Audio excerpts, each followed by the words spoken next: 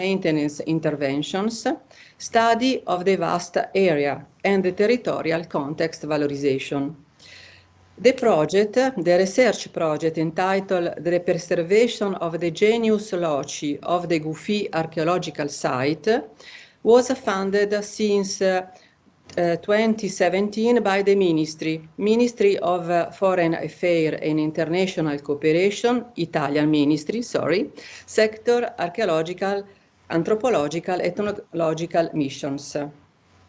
The project proceeded with the collection of the documentation and the knowledge of the Gufi site in its quantitative, material, and conservation status. The research prefigured a propedeutic scenario for its conservation and reuse.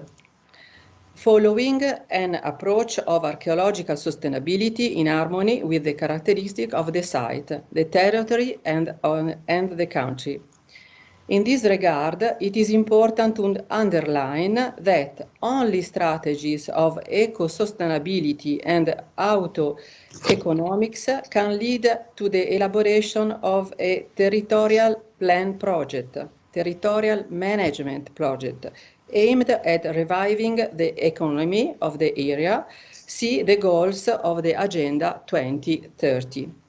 The prosperity of the valley in its villages, including Gufi, is linked to the close relationship with the surrounding territory, north, south, ancient caravan road, modern transit site, and to the autonomy of water and food. We want to remember the extraordinary granaries, Calat, Gela, Grenier. Grenier that were also ancient fortresses in case of enemy attack. Now, authentic and Berber identity documents monuments. This territory still retains the morphological and hydrographic peculiarities that justify the Berber settlement choices, even if today the places have been abandoned, unfortunately following a recent flood.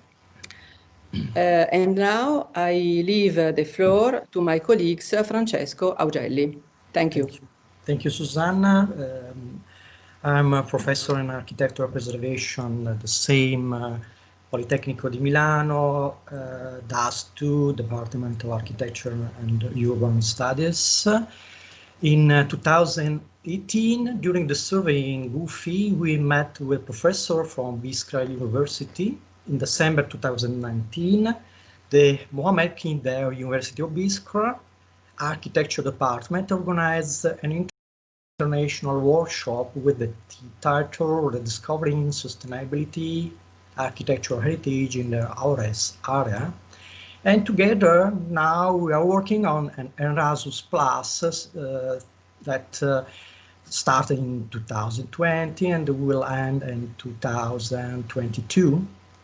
The main goals of collaboration with the University of Biskra are to recognize the value of that kind of landscapes and settlements and to develop a sharing of professional perspectives in the field of protection and valorization of vernacular architecture, including material, immaterial, and environmental heritage preservation for their transmission to the future generations. In Italy, in Algeria, but also in many parts in the world, the daily abandonment of ancient settlements and their progressive disappearance, because considered no longer so advantageous for the modern lifestyle and from the economic point of view, creates problems not only to the historical buildings and to landscape, but also to the hydrological system of vast territories that for centuries have been modified and especially structured to the eco-sustainability exploitation of the resources and of cultivated areas. So also the historical and traditional buildings made of stone, clay, and local wood are unfortunately in diffuse deterioration condition and abandonment, and so under risk to be lost forever. A significant part of the economy of Algeria was founded on palm tree, from which the fruits were mainly obtained by market but also the timber for construction of significant parts of the historical buildings and artifacts for everyday life. The new research in partnership with Biskra University and Politecnico di Milano will have a focus also the pulpwood, so with its fibers and with experiments on bioinnovative materials for the preservation of historic buildings in the laboratory and on site as well. And as you can see in the slide, there was no lack of opportunities for conviviality and for build of new friendships with the Algerian colleagues.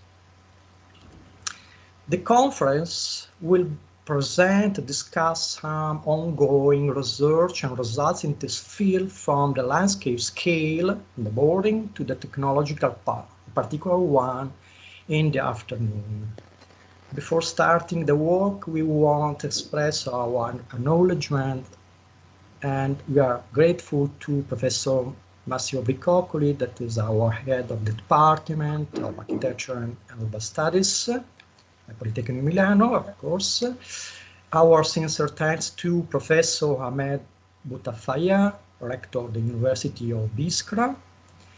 We would like to express our thanks to the authorities of Algeria for this wonderful opportunity for research and international cooperation. In particular, we would like to thank His Excellency the Algerian Consul Ali Regel from the Consulate General of Algeria in Milan.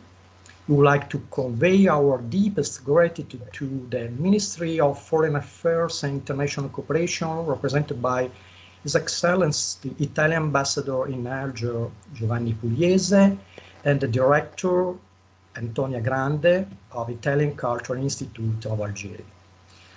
We would like to remember with great esteem Professor Rida Atoui, Baji Mokhtar, University of Annaba, without whom the Algerian adventure would never have come to pass. Our thanks also to all the colleagues who accepted the invitation to present their studies and to all the participants to the conference. Last but not least, to our friend, architect PhD Nelly Cattaneo, for her peculiar work to the conference organization. Then I propose to everyone during the presentation to enter any question for in the Teams chat. Now I leave the floor to my colleague Susanna Bortolotto to present the first speaker. Thank you. Thank you, Francesco. And now we can start the conference. I am pleased to introduce Professor Massimo Bricoccoli, Head of the Department of Architecture and Urban Studies of Politecnico di Milano. Hello, Massimo. Hello, everybody. I'm very pleased to welcome all of you in this virtual department. Unfortunately, we don't have a chance for meeting, but we can enjoy how easy it is to connect in these ways. So I'm very pleased to be opening the seminar. And looking at the program, on the one hand, I think it's a sign of how our department, which is the Department of Architecture and Urban Studies, covers a very broad range of disciplines, of topics, and of places. So with Susanna Bortolotto, I already had the chance to say that very often I'm envious of the beautiful sites she has the chance to work on. And this is very peculiar of some colleagues who are really working intensively in other countries. And I think the seminar today will really bring us in very relevant sites, not only Maghreb, I read, but also in other regions which really deserve all our attention. Our department is a very large department, and we are currently engaged in a national program which is funded by the Ministry of Research in Italy, and it's called, it's dedicated to territorial fragilities. I think this is really a very good frame also for the discussion we will have today, because you're dealing with very relevant sites which have really a very high value, but are at risk or are at risk of being fragile because of development or because of other sorts of disinvestment. And the other frame I think it's worth mentioning is Erasmus+, because it's quite incredible how a program which was meant at the beginning just as a chance to have students mobile, so to move students, has been more and more a chance, not only in Europe, to work across the countries to develop research and cooperation among universities. So I'm really glad that I can see that our department is involved in a cooperation with Biskra University, which is opening up definitely to new developments.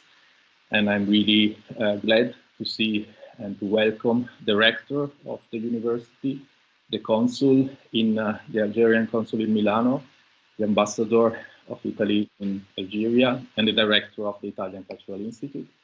And I can ensure on the side of the department all the support any project you will be developing will need and deserve for the future. So thank you very much, and good work, and enjoy the day. Thank you. Thank you, Massimo. And now we are pleased to have with us as a representative of rector of the University of Biskra, the Professor Noureddin Zammouri. Good morning. Hello.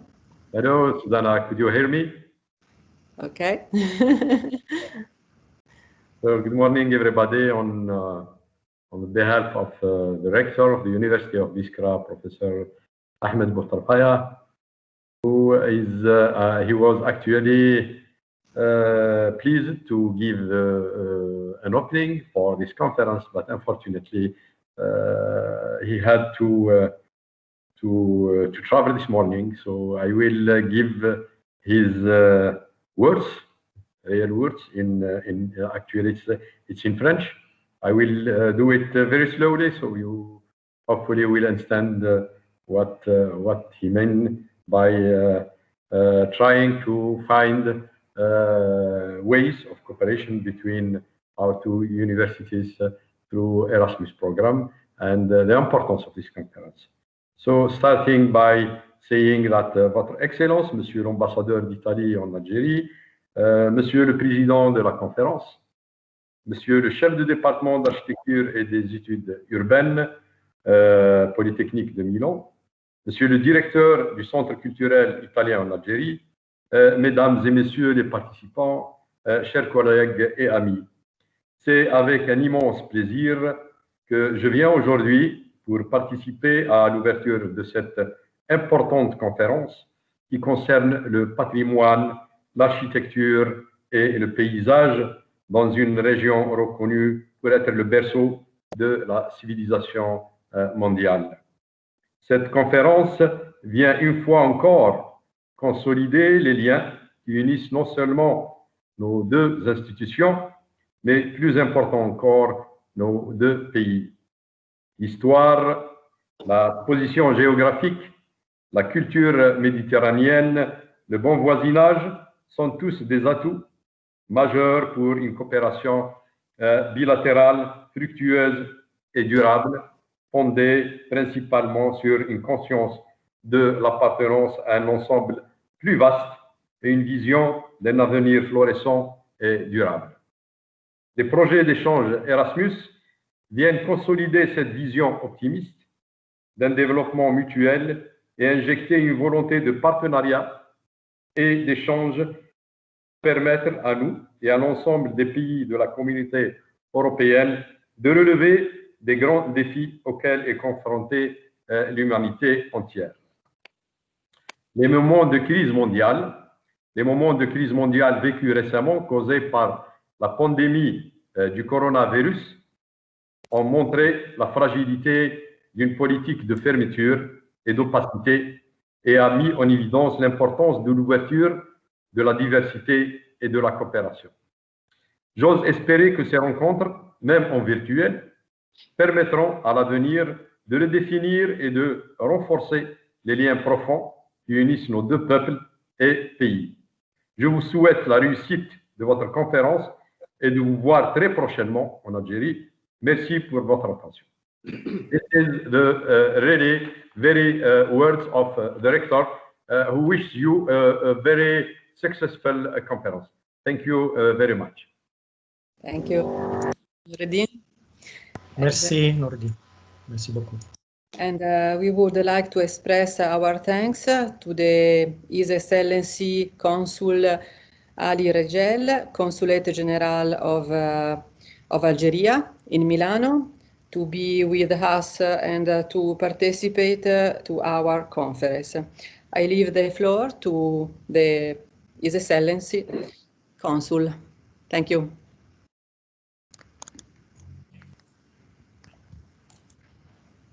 Thank you very much, Professor Bertolotto, for giving me the floor. I will intervene in French. I prefer that. Bonjour à tout le monde, à tous les hauts responsables qui animent cette conférence. Je tiens tout d'abord à remercier les responsables de l'Université Polytechnique de Milan et particulièrement ceux du département d'architecture et des études urbaines pour m'avoir invité à me joindre à cette importante rencontre scientifique qui rassemble d'éminents professeurs et de chercheurs venus d'aires géographiques diverses pour partager leur expérience et leur savoir sur des thèmes intimement liés à notre passé, à notre présent et à notre futur, à savoir la préservation du patrimoine culturel matériel et immatériel et sa valorisation pour le bien-être des populations, pour la préservation de l'écosystème et de la biodiversité ainsi que le développement durable. J'ai écouté avec beaucoup d'intérêt les interventions fort intéressantes des professeurs Bortolotto, du professeur Francesco Ogelli, du professeur Massimo Bricocoli, chef du département d'architecture et des études urbaines de l'Université Polytechnique de Milan, et le professeur Noureddin Zemouri, représentant le recteur de l'Université de Biskra. Je saisis cette occasion aussi pour féliciter Son Excellence, M. Giovanni Pugliese, ambassadeur d'Italie à Alger, pour sa nomination en qualité de haut représentant de l'Italie dans mon pays, en le souhaitant plein succès dans sa noble mission. La présence des chercheurs algériens à ce rendez-vous renseigne, si besoin est, de l'intérêt que porte mon pays à ce genre d'initiative, ainsi que de soutien du consulat général à la coopération décentralisée, notamment entre les universités et les centres de recherche algériens et italiens. Parmi les projets promus entre le département d'architecture de l'Université Politecnico de Milan et l'Université de Biskra figure bien évidemment le projet intitulé « La récupération des genus loci du site historique de Gofi », qui se trouve dans la région des Aurès de Batna, qui possède un patrimoine culturel et archéologique des plus importants. Comme vous le savez, ce projet supervisé par la professeure Susanna Bortolotto vise à proposer des plans et des préservations de la conservation du territoire dit fragile. Les balcons de Gofi, qui constituent un contrefort méridional dans le massif des Aurès, ne peut que constituer un lieu idéal pour une telle coopération dans le domaine de la préservation du patrimoine matériel et immatériel de l'Algérie. Le choix de coopérer avec l'Université de Biskra s'est basé sur deux éléments principaux, qui sont la connaissance du territoire en question et le développement par l'Université de Biskra de recherches sur les caractéristiques architecturales du bois des palmiers comme un matériau traditionnel pour l'innovation durable et la bioconstruction moderne. Le projet a 3 objectifs principaux. Le premier est scientifique, approfondissement de l'état de connaissance de l'habitat de Goufi au cours des 5 derniers siècles. Le second, politique, insérer l'archéologie, la gestion dans la valorisation des biens culturels dans la dynamique de développement local, ainsi que la promotion de la coopération décentralisée entre l'Algérie et l'Italie. Le troisième et dernier objectif concerne le volet de la formation afin de transmettre le savoir, l'échange de documentation, l'entraide pratique en termes de diagnostic et les méthodes de conception pour la valorisation architecturale. C'est dans cette logique que le consulat général d'Algérie à Milan n'a ménagé aucun effort pour offrir toutes les facilités nécessaires, le support et le suivi pour les concernés. Et en effet, les visas octroyés dans ce cadre sont établis rapidement avec une validité de longue durée afin d'encourager les chercheurs, les professeurs, les étudiants et les professionnels dans ce domaine de faire leur travail dans les conditions les plus optimales. Mesdames et messieurs, l'opportunité m'est offerte aujourd'hui pour saluer la dynamique et la mobilité qui s'est créée entre les académiciens des 2 pays. Plusieurs étudiants ou professeurs ont séjourné à Milan et d'autres se sont déplacés en Algérie. Politecnico a accueilli cette année 8 étudiants algériens, en dépit des liés à l'urgence sanitaire de la Covid-19. Ils ont pu terminer leur programme et des professeurs aussi de l'université de Biskra ont également donné des conférences à Milan sur la qualité et les caractéristiques d'isolation thermique et sonore du bois des palmiers.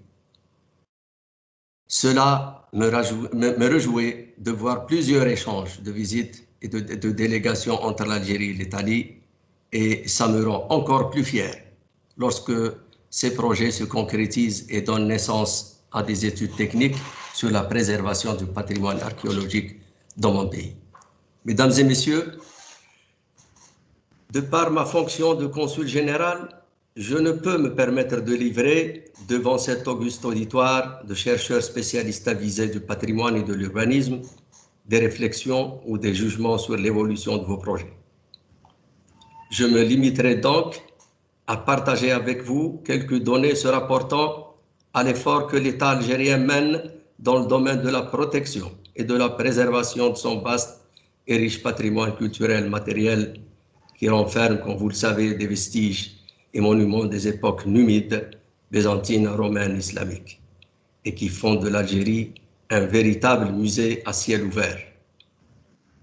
Mon pays a consenti tout au long des 2 dernières décennies des enveloppes budgétaires colossales pour la mise en œuvre des plans de restauration et de réhabilitation des différentes kasbahs et des sites archéologiques et a bénéficié dans cette œuvre de l'expertise de l'UNESCO, de l'Union européenne, des centres et instituts de recherche notamment d'Italie, d'Allemagne, de France, de Turquie et des États-Unis. Et je cite à titre d'exemple le projet de restauration du musée de Cherchel avec la collaboration des experts allemands et italiens et américains, ou la tenue à Alger en janvier 2018 de la réunion internationale d'experts sur la conservation et la revitalisation de la Casbah d'Alger, dans le cadre de la recommandation concernant le paysage urbain historique adopté par la Conférence générale de l'UNESCO en 2011. Ce travail donc de restauration et de préservation de notre patrimoine se fait en collaboration avec les autorités locales et la société civile, et ce, dans l'objectif d'intégrer ce patrimoine dans le développement durable et la préservation de l'environnement global. Outre le patrimoine matériel, dont 7 sites sont classés par l'UNESCO sur la liste du patrimoine mondial, l'Algérie s'attache à promouvoir son patrimoine culturel immatériel, y compris les éléments culturels qu'elle partage avec les pays voisins. À ce stade, l'Algérie a pu inscrire 7 éléments sur la liste représentative du patrimoine culturel immatériel de l'humanité à l'UNESCO, qui a d'ailleurs participé au développement économique et à la promotion de la destination Algérie au plan du tourisme. Avant de conclure, mesdames et messieurs, je réitère la disponibilité du consulat général à accompagner les institutions et organismes de recherche italiens et algériens dans l'exécution de leurs projets de recherche en leur facilitant, comme d'habitude, les démarches administratives de part et d'autre et de se poser comme vecteur de la transmission de l'information et de la documentation. Je souhaite plein succès aux travaux de votre rencontre scientifique et merci de votre bonne écoute.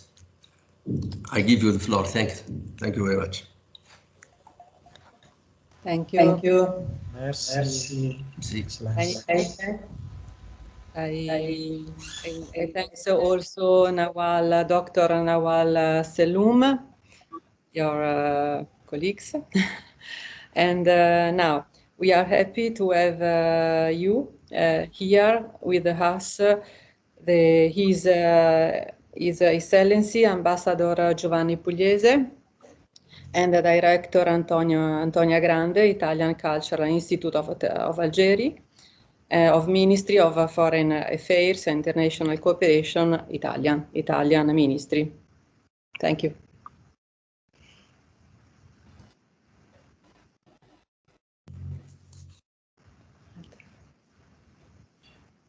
Comincio io? Yes, sì, scusi. Okay, good morning to everybody. And I'm very happy to be here and to to help also all our Algerian friends to better understand. I will also speak French, if you allow me. And donc, tout d'abord, j'aimerais saluer le consul à Milan. Merci beaucoup pour ces mots. Et c'est très bien, je suis très heureux de vous connaître aujourd'hui et peut-être on aura l'occasion de se voir en personne. J'aimerais aussi saluer les chefs de département, les professeurs, les chercheurs et les étudiants qui participent aujourd'hui. Et je les félicite bien sûr avec le Politecnico de Milan, avec l'université de Biskra et avec le professeur Bortolotto et le professeur Augelli qui ont déjà parlé. Et mes remerciements pour avoir, dans une période si difficile, été réussi à organiser cette conférence. C'est très important. Et le thème est intéressant, passionnant, et il y a une participation si large d'experts, donc les travaux vont être très intéressants. L'Italie, je parle au nom de mon gouvernement, attribue une importance primordiale à la connaissance du patrimoine culturel et à sa préservation, et ça c'est naturellement en conséquence de notre histoire et de la présence d'un nombre très élevé de vestiges anciens sur le territoire italien. Dans les siècles, l'Italie a pour autant pu développer une expertise qui est reconnue dans le monde entier et un réseau d'institutions spécialisées dans la conservation et la protection du patrimoine. J'aimerais nommer quelques-unes de ces institutions. Donc, tout d'abord, il y a le ministère pour les biens et les activités culturelles et du tourisme, qui a un réseau sur tout le territoire national qui se développe avec les superintendences. Les superintendences protègent, restaurent, valorisent les sites archéologiques et architecturaux qui ont une importance historique. Après, on a l'Institut central pour la restauration, l'Istituto Superiore per la Conservazione e il Restauro, qui est l'institution la plus importante en Italie pour la conservation du patrimoine et pour la formation d'experts dans ce domaine, et dans lesquels on accueille aussi les chercheurs de l'étranger. Et enfin, plus récemment, on a aussi créé un nucleo tutela del patrimonio culturale dei Carabinieri. C'est un corps de police qui vise à réassurer à l'État, aux musées, aux légitimes propriétaires les œuvres d'art disparues à cause des vols ou de transferts à l'étranger pour la vente sur les marchés noirs. C'est une initiative très importante.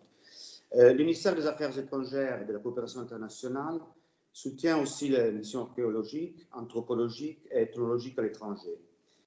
Ces missions représentent non seulement une activité d'études de très haut niveau, mais aussi elle constitue un instrument très précieux de formation des opérateurs locaux et de transfert des technologies dans le domaine de l'archéologie, la restauration et la conservation du patrimoine culturel dans lequel le système italien rejoint un niveau d'excellence qui est reconnu dans le monde entier. Les missions archéologiques représentent aussi un moyen très important de dialogue interculturel et de coopération au développement dans certains pays et régions dans lesquelles les missions archéologiques constituent la seule présence culturelle italienne. Ce système, bien sûr, il comprend aussi les universités, les polytechniques, le Conseil national de recherche et les entreprises spécialisées dans les techniques de restauration. On a déjà parlé ce matin du balcon de Bouffi, donc de la vallée de l'Aurès, de ce projet de coopération archéologique dans lequel l'Italie participe, aussi avec un financement du ministère des Affaires étrangères. On en a déjà parlé, on en parlera encore, mais je voulais souligner l'importance de ce projet parce qu'il vise à former les étudiants italiens et algériens sur les techniques de conservation et de valorisation et à transférer la conservation et la gestion du patrimoine, ayant d'imaginer un projet de réutilisation du lieu comme site touristique, et on serait très heureux de contribuer à développer ce site comme un site touristique qui est lié à d'autres sites archéologiques de la région. J'arrête ici. Ce que j'aimerais ajouter enfin, c'est que j'espère, comme ambassadeur d'Italie en Algérie, de pouvoir contribuer à développer d'autres collaborations avec l'Italie dans un patrimoine qui en Algérie est particulièrement riche et qui est souvent pas très connu. Donc on aimerait intensifier cette collaboration avec l'Algérie pour développer des projets aussi futurs. I thank you very much for your attention. I turn back to English and I wish this conference all the success it deserves. Thank you very much. Thank you very much. Microfono, Susanna. Thank you, Ambassador. And if it is possible to Director Antonia Grande. Okay, it's good. Oh, well. Nesta? Okay. Hello? Posso cominciare? Buongiorno a tutti. Good morning, everybody. I will speak in French as the consul and the ambassador, if may I. Bonjour à tous et à toutes, et chers ambassadeurs, chers consuls, chers chefs de département et professeurs, chercheurs, étudiants. Je me félicite aussi avec professoressa Bortolotto et professeur Ogelli qui ont organisé une conférence si importante sur un thème si passionnant, si intéressant et qui va ouvrir, j'espère, des nouvelles voies de recherche sur ce thème qui est si important. La protection du patrimoine culturel architectural et du paysage est, comme bien l'a dit déjà l'ambassadeur d'Italie, un des domaines dans lesquels l'Italie a des atouts importants et une spécialisation ancienne. En fait, comme l'a déjà dit l'ambassadeur, nous on a un système en Italie qui s'est développé autour de la conservation du patrimoine culturel et architectural.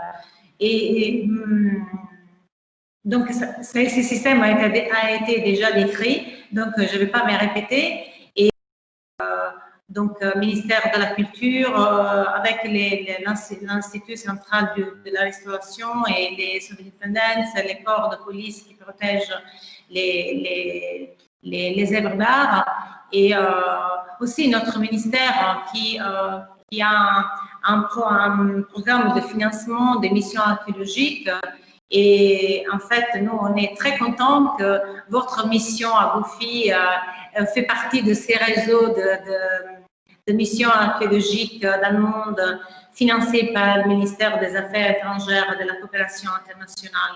Ces missions sont un peu partout, sont en Asie, en Afrique, en Amérique, bien sûr dans le nord de l'Afrique, dans les Proche-Orient. Et donc, sur le terrain, les ambassades, les instituts culturels, ils collaborent avec les missions pour donner un avis qui permet qui garde les contacts, bien sûr, avec les architectes, avec les archéologues qui sont sur le terrain, et qui donne les avis à notre ministère pour ouvrir la voie au financement. Donc, c'est très important la relation que nous, les instituts culturels, on établit avec les ambassades, bien sûr, avec les missions archéologiques sur le terrain. Et comme a été déjà dit, dans les bassins méditerranéens, il y a une présence très importante de restes, de ruines, de vestiges de différentes époques. Et donc, toutes les études, toutes les missions peuvent aider, bien sûr, les spécialistes à comprendre tous les développements des différentes civilisations qui se sont suivies dans les mêmes lieux. Et comme a été déjà dit bien par les consuls, l'Algérie est très riche. L'Algérie est très riche en vestiges, en ruines de différentes époques, et on a des restes de l'époque romaine très, très importants, et peut-être ça, c'est pas très connu à l'étranger. Et donc, dans ces domaines, il y a beaucoup de possibilités de collaboration entre l'Algérie et l'Italie. Et donc, nous, comme Institut culturel ici présent en Alger, on envisage d'organiser plusieurs initiatives pour valoriser les travaux des archéologues, des architectes, des conservateurs en Algérie. Et donc, favoriser aussi la collaboration dans les secteurs de la formation. Et parce qu'on a déjà été contacté par exemple, l'école de Tipaza, et on espère de revitaliser la collaboration entre l'école de Tipaza, l'école de conservation de Tipaza, et l'Institut central de la conservation à Rome. Donc, en revenant sur votre thème, la connaissance, la recherche, la préservation et la réutilisation dans les territoires vernaculaires fragiles représente un thème de très grande actualité. Il est lié, bien sûr, à la protection du paysage et de l'environnement.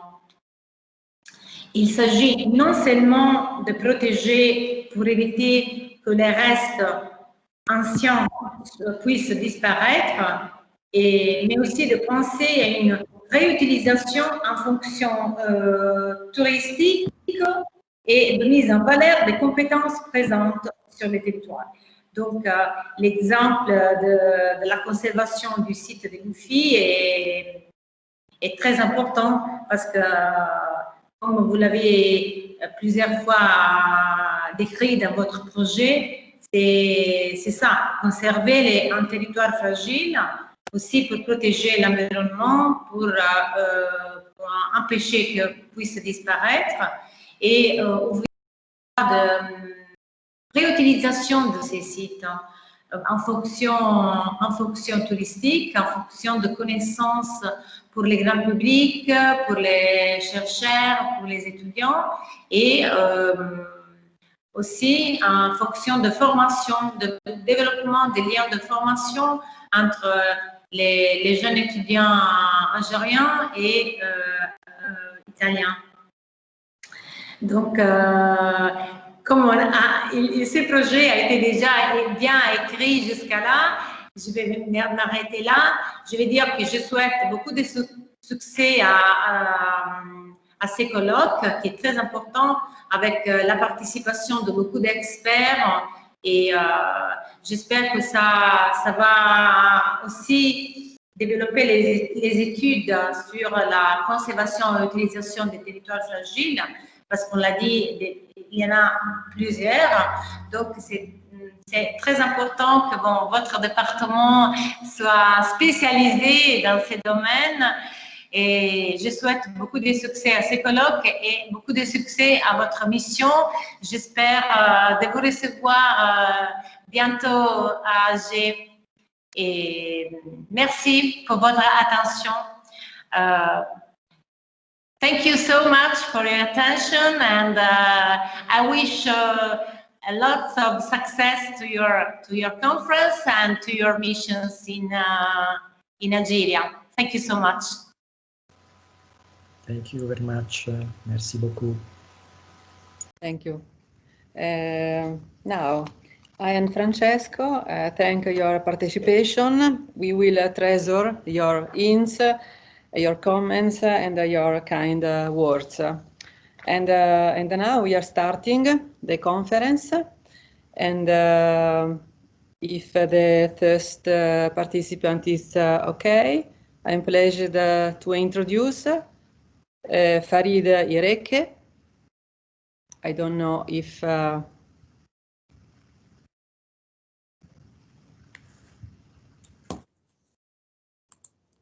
Hello. Hello. Good morning. Good morning. I don't see you. I can see you. Oh yes. Okay. It's good. It's okay. It's good. Yes, good morning, everybody. Good morning. Farid is a PhD student in heritage in the Ausonius Research Unit at Bordeaux, Montaigne University. His work focuses on water-related cultural landscape and historic gardens in the Maghreb. Peculiarity Algeria. He graduated from the Sorbonne, Paris, Nord in biogeography of territories and sustainability development. He trained as a landscape designer at the École Supérieure du Paysage du Versailles. Yes, thank you, Farid. Thank you. Good morning, everybody. Allow me, before beginning my communication, to thank my dear Professor Zemouri, that I salute, Professor Ogeli and Professor Bortolotto for the holding of this colloquium. Just as I thank Dr. I will share, my presentation here. Is it okay for the presentation? Yeah, it's okay. It's okay? Yes. Okay. So I thank to Dr. Najat Arwa, who invited me to communicate on one of my research topics. I would also like to thank all the staff team that organized this and prepared this webinar. My communication will focus on gardens and hydraulic engineering developed in the Beni-Snous bioregion. As a landscape architect and a PhD student researcher in heritage, I am interested in cultural landscapes, especially water-related cultural landscapes. In last February, just before the confinement, I was invited by the CNRPH and the Center for Andalusian Studies at Tlemcen to carry out a preliminary excursion to the Beni-Snous with a view to a multidisciplinary scientific excursion for the study of this bioregion, which today remains landlocked and little known. My approach during this preliminary excursion, it is okay for the sound? Yes, it's okay. Thank you, Farid. Thank you. My approach during this preliminary excursion was a sensitive landscape approach on geography, topography, hydrography, and especially an immersion in the irrigated gardens of the Beni-Snous. So what I'm going to show you here during my present communication corresponds to my observation and preliminary field investigation, knowing that this is an ongoing study. I will speak about the outstanding universal value of water-related cultural landscapes. My case study saw the water in the gardens of Beni-Snous. My research is focused on cultural landscapes, especially those related to water, which are increasingly rare in the outskirts of cities, as they are being eroded by urbanization. Living cultural landscapes are also threatened where one would not expect them to be. And therefore, my hypothesis, in order to try to perpetuate and maintain those cultural landscapes, is to include them in the definition and criteria of labeling of UNESCO. The living cultural landscape concept, among cultural landscapes, we can distinguish the living landscape, which is the one that retains an active social role in contemporary society, closely associated with the traditional way of life and in which the evolutionary process continues. At the same time, it shows clear evidence of its evolution over time. The water-related cultural landscapes that we present for analysis can be classified among this definition, while at the same time providing outstanding universal value. Why labeling? Against what? What to protect against? As you know, the cultural and natural heritage is increasingly threatened by destruction, not only through traditional causes of degradation, but also through change in social and economic life, which aggravate them by even more formidable phenomena of alteration or destruction. The degradation or disappearance of cultural and natural heritage property constitutes a harmful impoverishment of the heritage of all the peoples of the world. Some cultural and natural heritage properties are of exceptional interest and need to be preserved as part of the world heritage of mankind as well. I just define some criteria. Outstanding universal value means cultural and or natural significance which is so exceptional as to transcend national boundaries and to be of equal inestimable value for present and future generations of whole humanity. So for my case study, I mentioned three criteria that are fundamental. The first one is representing a masterpiece of human creative genius.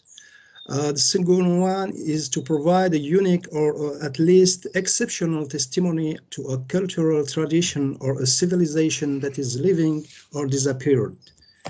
The third one be an outstanding example of a traditional human settlement, traditional land or sea use representative of culture or cultures, or human interaction with the environment, especially where the environment has become vulnerable under the impact of irreversible change.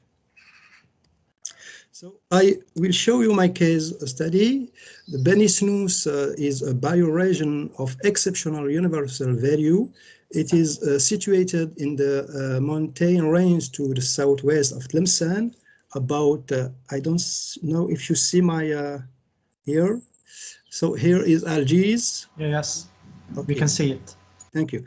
Tlemcen is here, and the region of Beni-Snous is here at the boundaries between Algeria and Morocco.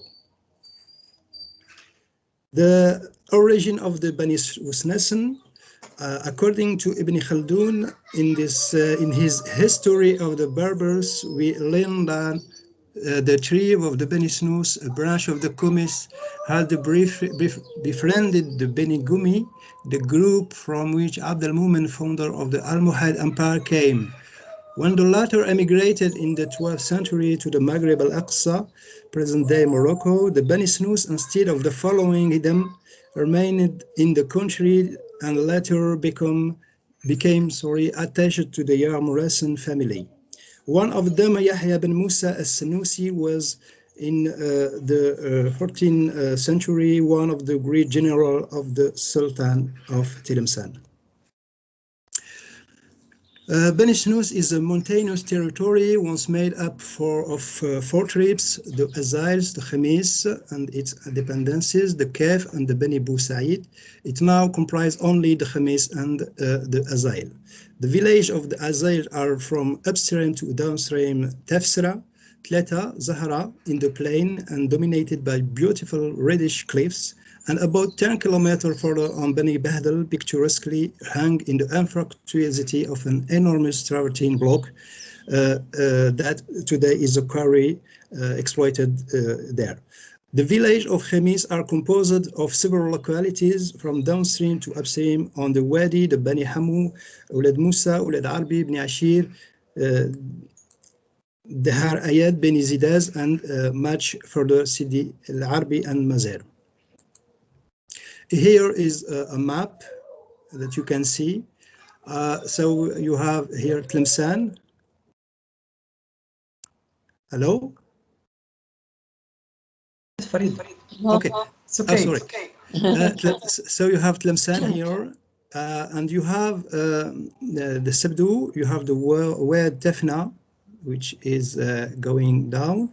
And here you have the water catchment area of the Beni-Snous, and like you can see the pearl necklace villages of this bioregion. Wad Khamis is a vital resource. So Wad Khamis is here, this wadi that connects to the Tafna Wad. Is all those settlements owe their existence only to the presence of the precious Wad Khamis. It is he who brought the narrow strip of alluvial land that the inhabitants cultivate in its wild gorge. It is the one who irrigates the crops. It's the one who provides drinking water to the inhabitants.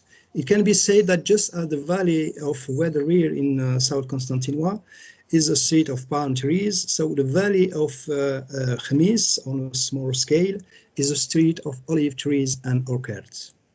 So you can see here the situation on a Google map capture image. So the mountain here, the water catchment area, here is the dam of Beni Bahdel, and you can see here the villages and the border with Morocco.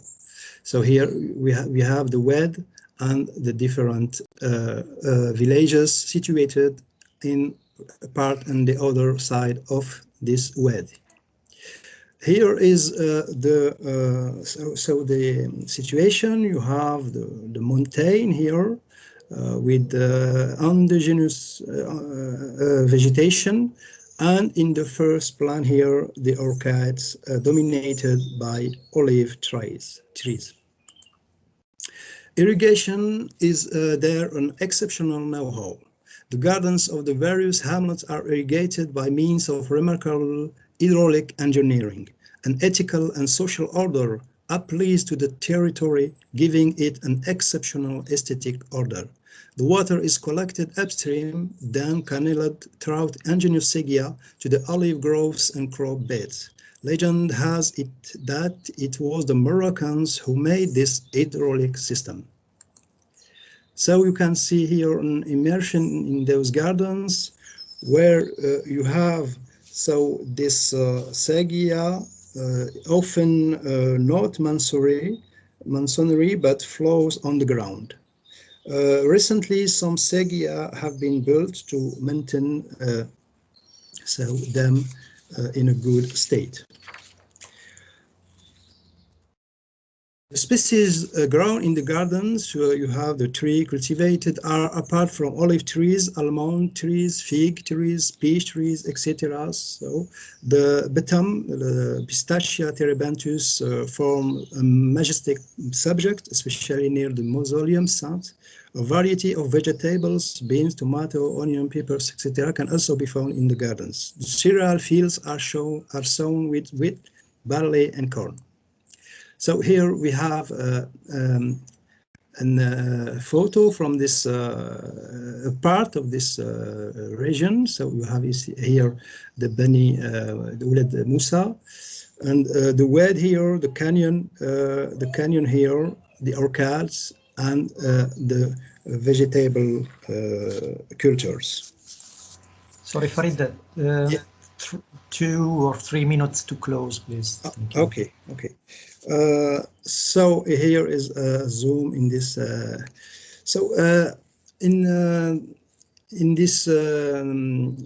In the non-irrigated area, we can see the Camerops emilis, Zembouge, rosemary, thyme, asphodel, Cecilia, mastic, carob, ferula, fennel, etc. We have also conifers as juniper tree and tuja. Here is the non-irrigated area. There is two kind of hydraulic technique, the SED dam, the Tafsra, Khamis, Ulad Arbi, Ulad Musa, and Beni Ashir.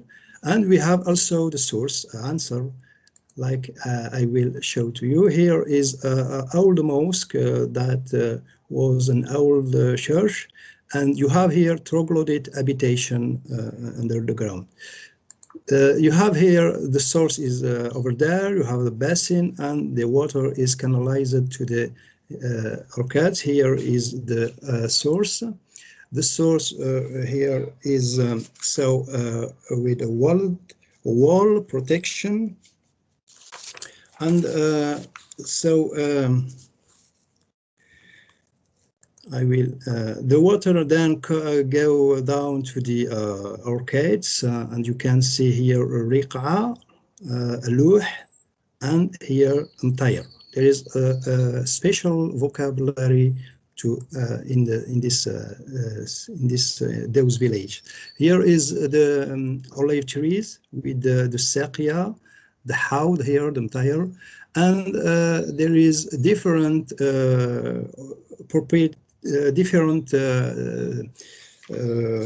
so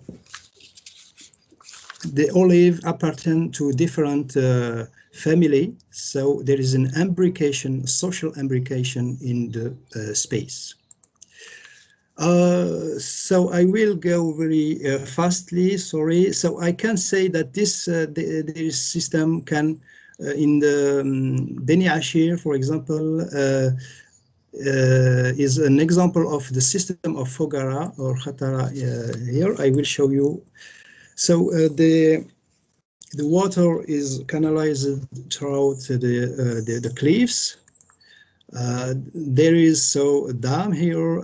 The water, the wed is continued, and the water is going throughout the qanat.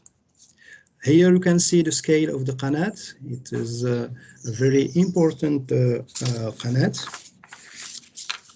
And for the social and ethic, the distribution of water, you have Nuba.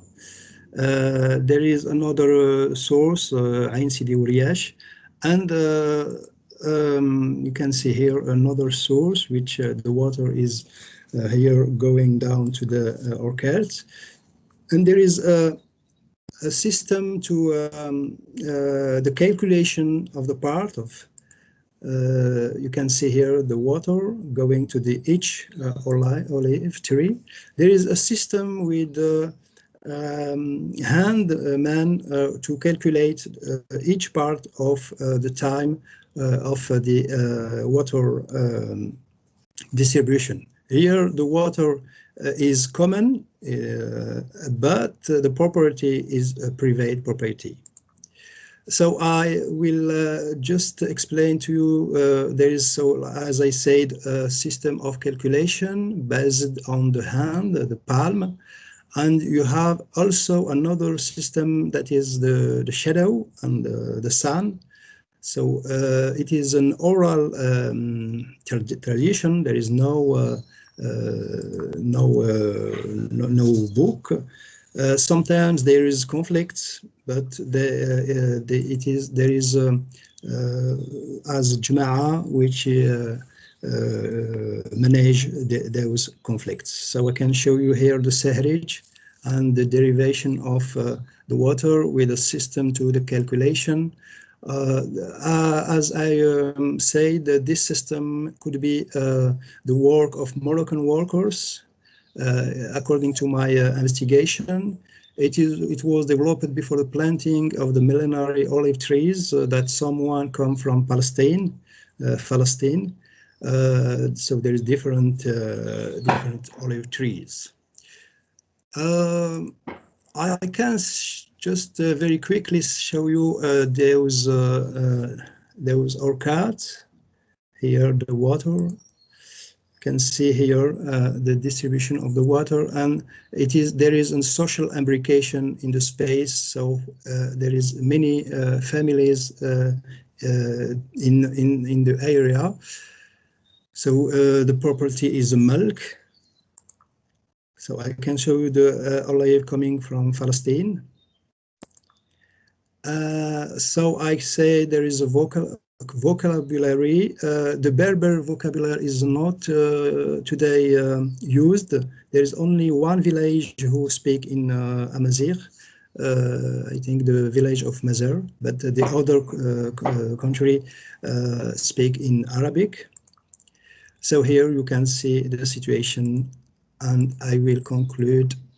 So, Beni-Snous, a heritage valley of exceptional universal value to be passed on to future generation. The valorization and heritage enhancement of the river and its source is self-evident due to its model of sustainable development ahead of its time. The village, which are urbanizing very fast with the demographic expansion and the abandonment of traditional houses, should attract special attention to accompany the civil society and the political authorities to a territorialized eco-development of the bioregion of the Beni-Snous. Thank you very much. Shukran. Thank you, Farid. And Shukran, Farid. Very interesting, your research and the peculiar water system, Kanat, Seguyas, and so on. It's very good. And now I leave the floor to Asmae Bouinate, a professor of tourism geography at the Faculty of Letters and Human Science of Mohammedia at Hassan II University of Casablanca, Morocco. And okay, thank you. Oui, bonjour. Yes, her research is particularly interested in tourism and heritage and sustainability issues in oasis areas, and specifically the oasis from Figuig in the east to Gelmim in the west of Morocco. Thank you.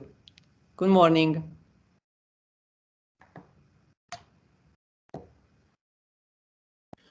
Oui, good morning.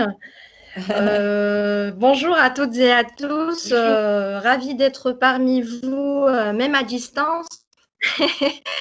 En espérant vous rencontrer directement dans le futur proche, Inch'Allah, si Dieu le veut. Donc, merci pour l'invitation et merci donc pour de très jolies et très intéressantes présentations qui m'ont précédée, soit les allocutions, soit la présentation donc, du collègue algérien. Ma présentation va porter sur la route des 1000 Kasbah au Maroc, qui est un circuit touristique de valorisation de l'architecture en terre et des territoires oasiens. Alors, la route des Kasbah, c'est quoi? Il s'agit d'un circuit touristique qui date déjà de l'époque coloniale française et qui, en venant de Marrakech et en traversant le Haut-Atlas par le col de Tishka, donc les touristes entament ce qui est appelé dans les catalogues et les brochures touristiques comme la mythique route des 1000 Kasbah. C'est vrai, 1000, c'est un peu une exagération. L'inventaire, bien sûr, est un petit peu moins que ça, mais pour appeler un peu au mythe de l'Orient, donc le conte de 1000 et une nuits, donc la route des 1000 Kasbah, c'était une connotation donc très valable pour la commercialisation. Et donc, cette route, géographiquement parlant, elle s'étire de Rachidia. Donc, quand vous voyez sur la carte, Rachidia, elle est là. Donc, jusqu'à la région donc, de Ouarzazate, ce qu'on appelle la Hollywood marocaine. Et ça regroupe au fait les différentes vallées présahariennes de Draa, Toudra, Dadès et Ziz, qui sont toutes des vallées donc, considérées comme des destinations touristiques du tourisme oasien, mais aussi tourisme culturel. Et que finalement, la route des Kasbah a mieux valorisé donc, cette architecture en terre et aussi ces territoires oasiens.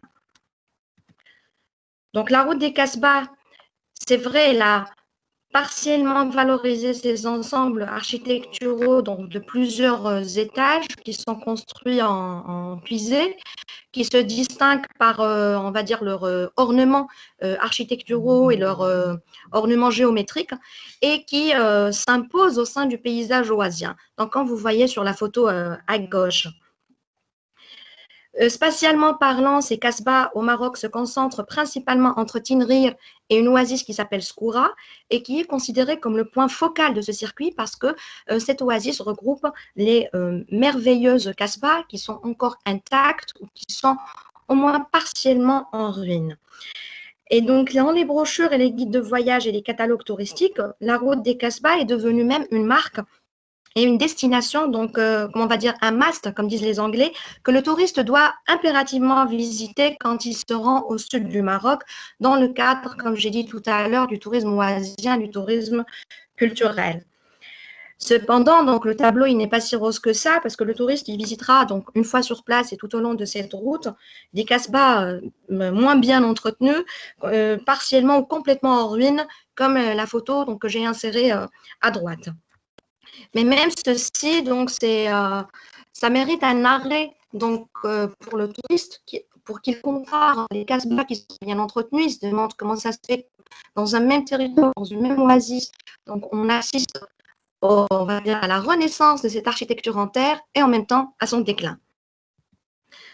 La route des Kasbah, donc, comme j'ai dit au tout début de cette présentation, elle ne date pas d'hier, elle est déjà initiée à l'époque coloniale donc, française et elle était souvent dessinée sur les affiches touristiques comme vous voyez sur cette diapo et elle était une sorte de démarcation territoriale de la destination Maroc, surtout ce qui était qualifié du Maroc profond, qui est d'ailleurs une expression aussi reprise dans les catalogues et les brochures touristiques d'aujourd'hui, voire le Maroc antique, c'est-à-dire authentique, c'est-à-dire par opposition au Maroc urbain des grandes villes et des grandes métropoles.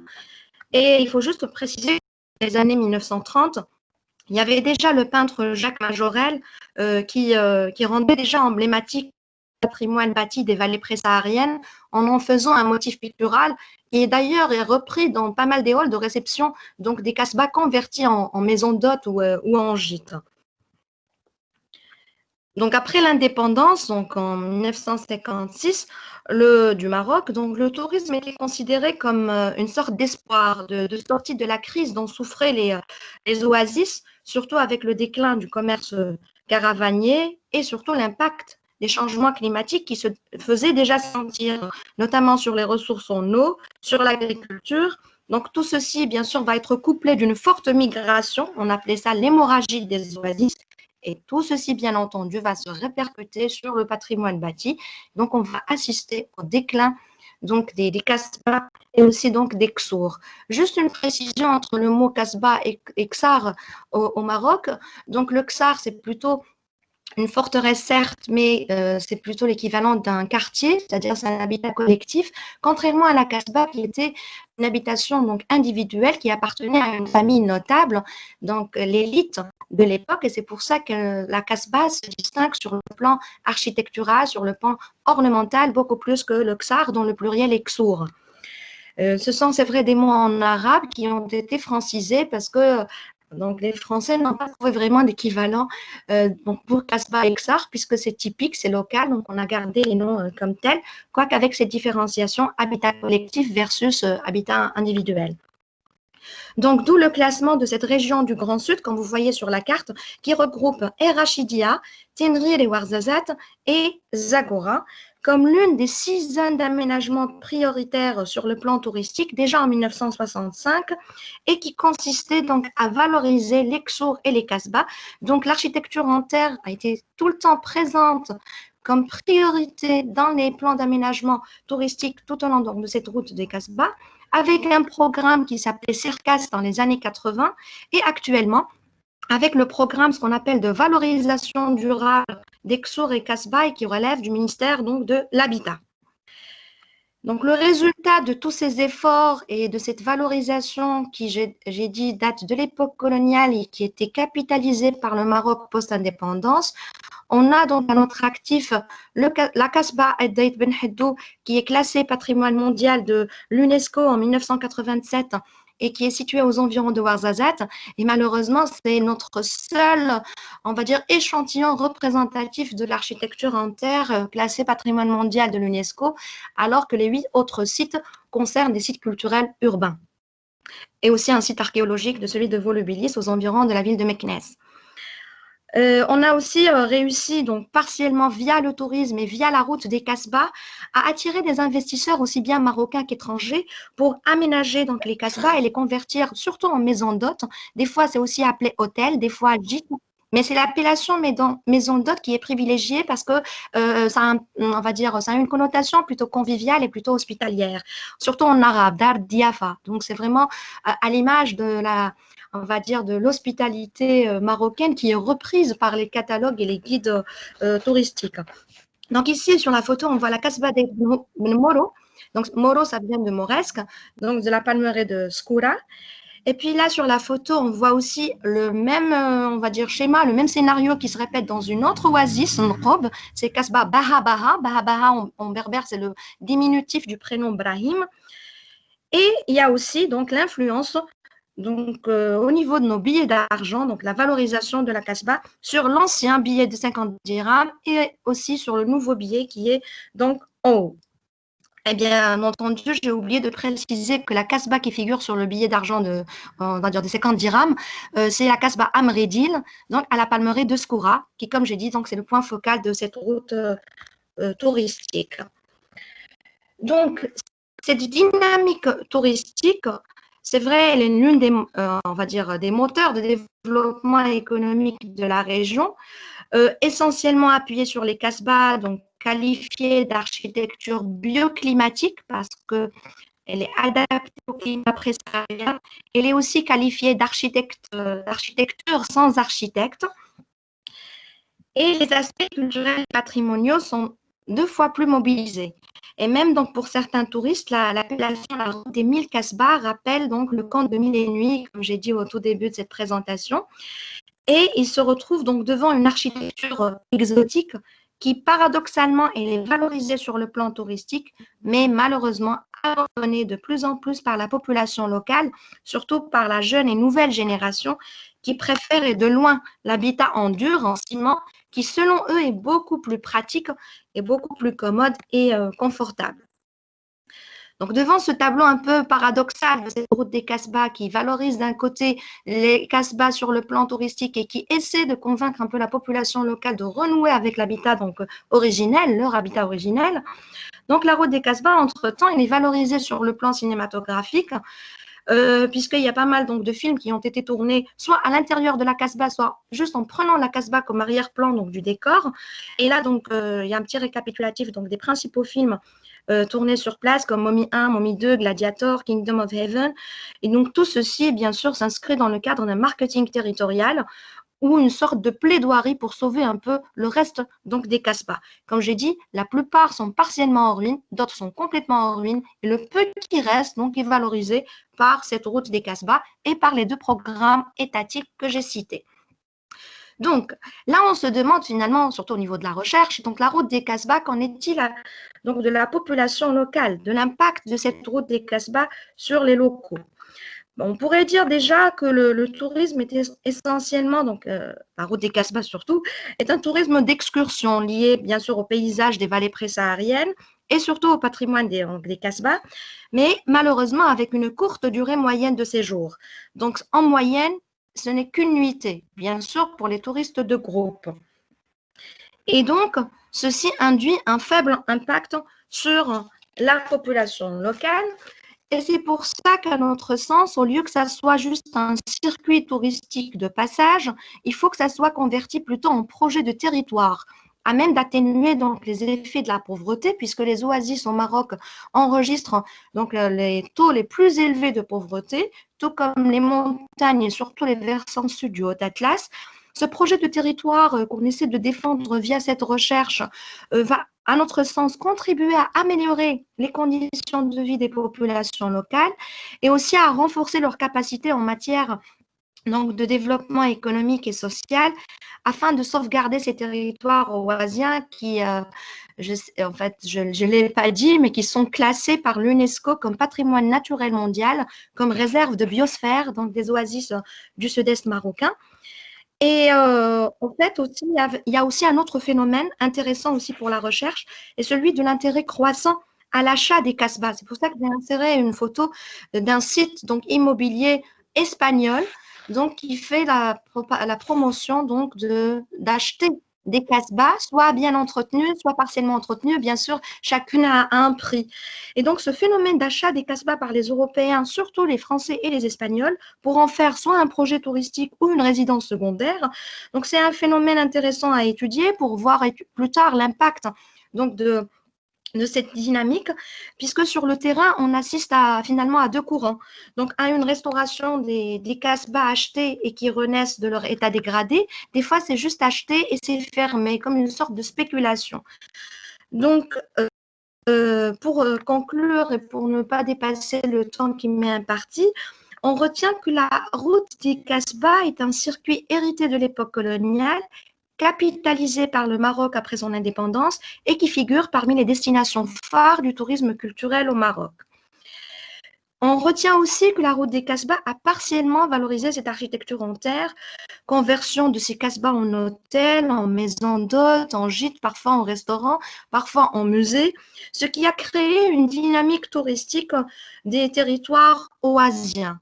Par contre, on déplore une courte durée moyenne de séjour, un faible profit de la population locale, d'où notre recommandation pour un projet de territoire axé non pas uniquement sur le secteur touristique, mais plutôt sur le développement de toutes les ressources territoriales dont regorgent les oasis, notamment l'agriculture, l'artisanat, et bien entendu dans une perspective donc, de développement durable. Voilà, donc je vous remercie de votre attention et je reste à l'écoute donc pour d'éventuelles questions ou demandes d'éclaircissement. Merci. Merci. Many thanks, Professor Asme, and thanks to the important focus of this contribute about the heritage system, XUR and Casbah, but also the ancient caravan route as a new tourist itineraries, but also material and immaterial heritage. Many thanks, Asma. And now, Alberta Cazzani, our friends, our colleagues, Politecnico di Milano. Alberta is architect, PhD in Conservation of the Architectural Heritage, Associate Professor in Architectural Preservation at the Politecnico, Alberta works on the issues related to the preservation of architectural heritage, especially in relation to cultural landscapes, rural landscapes, vernacular architecture, historic roads, parks and gardens. Un saluto ad Alberta. Hi, thank you to everybody. Thank you, Susanna. And I guess it's a great opportunity, this one, even if we are, unfortunately, just all on web, not just to meet each other. And for what I saw until now, wow, there are like beautiful place. So it will be really a wonderful opportunity to work together and to share experience, and hopefully that 2021 will be a better year to travel and to join with people. And today I am going to show you, and I hope it will be. Please, Asme, you have to close your presentation.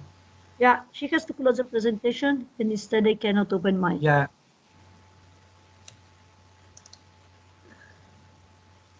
Professor Bovinate, you have to close your presentation, please.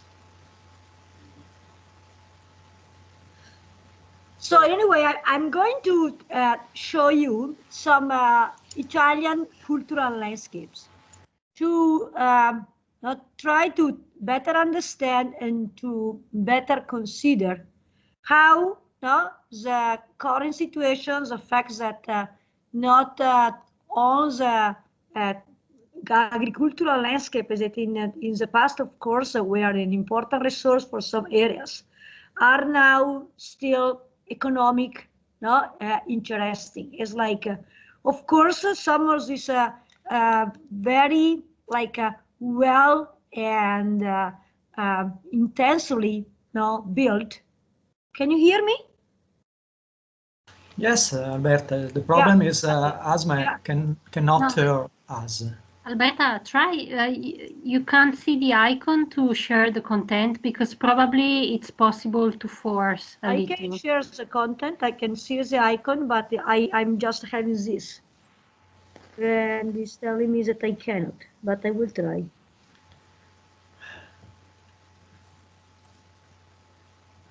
Can you see my screen now? Not yet. I guess you cannot if there is another screen there.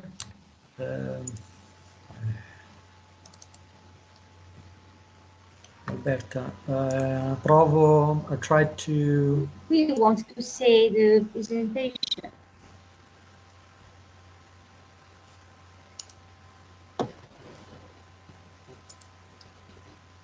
Can you see it? No. No, I can see your. See your face. Because I'm sharing your PDF, Alberta. But as I sent to Francesco too. Francesco, lo mandi a me, magari essendo io organizzatore posso, non lo so e non sono sicura, ma magari riesco a forzare. Proviamo, ma se l'altra persona non chiude... We are seeing it. It's good, you are seeing it, no? Now seems she closed. Prova, Alberta. Yes. Thank you. Alberta? See, I am trying again. Okay.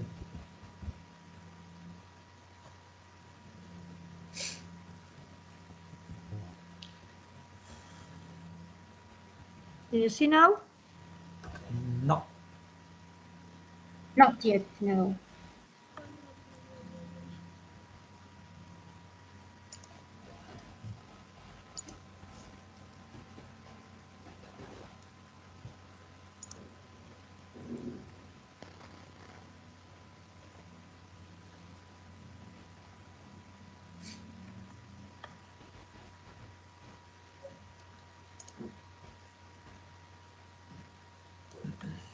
And now? I cannot. Susanna? Yes, I cannot. Sharing. You say it is sharing, I don't know why it is not sharing.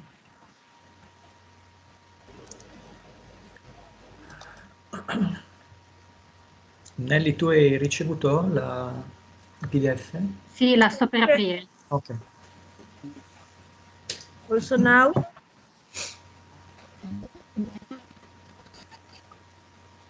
Sorry about it.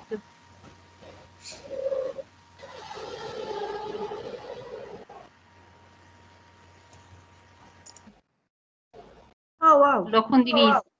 Great. Io l'ho condiviso, si vede? Sì. Ok, great. Sì, sì, Yeah. Quindi, ok. Alberta, mi dici tu quando cambiare, ok? Okay, thank you. Okay, wonderful. Okay, so you can go on now. Thank you. Okay, so I was telling you that I am going to show you some particularly agricultural landscape in Italy, as that has of course some problems of decay, but still show us an intensively and complicated man work. And just to start, of course, it's important to remember that it is in some way easier to think of the landscape like a natural beauty, and we can go on. So like the landscape of the Alps, or Nelly, you can go on. Nelly, you can go on. Nelly. Okay, thank you. So like a place where the natural values are considered the most important one. But of course, also referring to the, no, wait. What did happen? Nelly? I cannot see the screen now. You need to go back, please. You need to go back, please. Back one. Okay, can you stay there for a second? Thank you. Okay. So, okay, so now I think there's a little delay between my change of the photo Yes, and for sure. of the slide and what you can see. Mm-hmm. Okay. So now it's the seaside. Okay, now so we started from the fact that the landscape, it is easy to think the landscape like a natural beauty, and that could be a mountain landscape or a sea landscape. And so now we can go on, and instead of referring to the European landscape convention, we have. Can you go on now, please? Okay, great. Now we have instead to think of the landscape as a link between natural and historical aspect, and as a result of the man and nature work. That is, I guess, a definition of landscape that we all has to consider, and also the fact that, of course, landscape. You need to consider landscape like an area as perceived by people.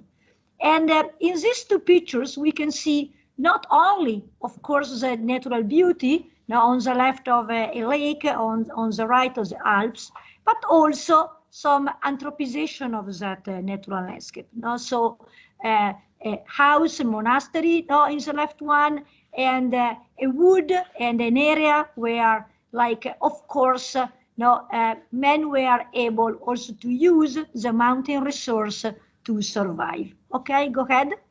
And in all this, so considering the landscape like an area where nature and man work together, I guess we can be really conscious about the fact that, for example, also a water agricultural landscape, so a plain landscape.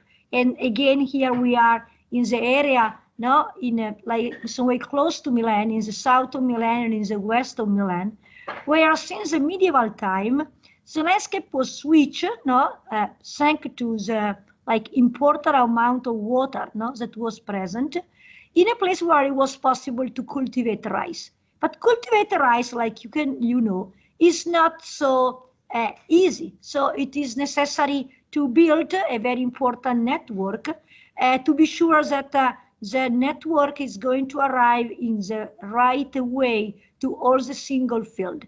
So on the in this slide, now up on the right, you can see just the plan, the scheme of a rice field, and how complicated that was. how in some way hydraulic engineering, but of course instead was the tradition and the ability and the knowledge of generation by generation, we are able to set this landscape also with road and with row of trees in order to provide some screen from the cultivation rice to grow in a better way. So what I'm saying that if you look at this landscape, you are considering this landscape something not so anthropized and built, but instead there is an unbelievable amount of work in all this system. And of course, all this amount of work is for us today an important heritage to analyze, to consider, and of course to protect. And I had also on the left a map, an old map, that is a military map of the end of the 19th century, where we can really recognize all this system, the system of the channel, the system of the main channel, and instead all the system of the secondary channel, and all the textures, the complexity texture of all this complicated landscape. Okay, go ahead.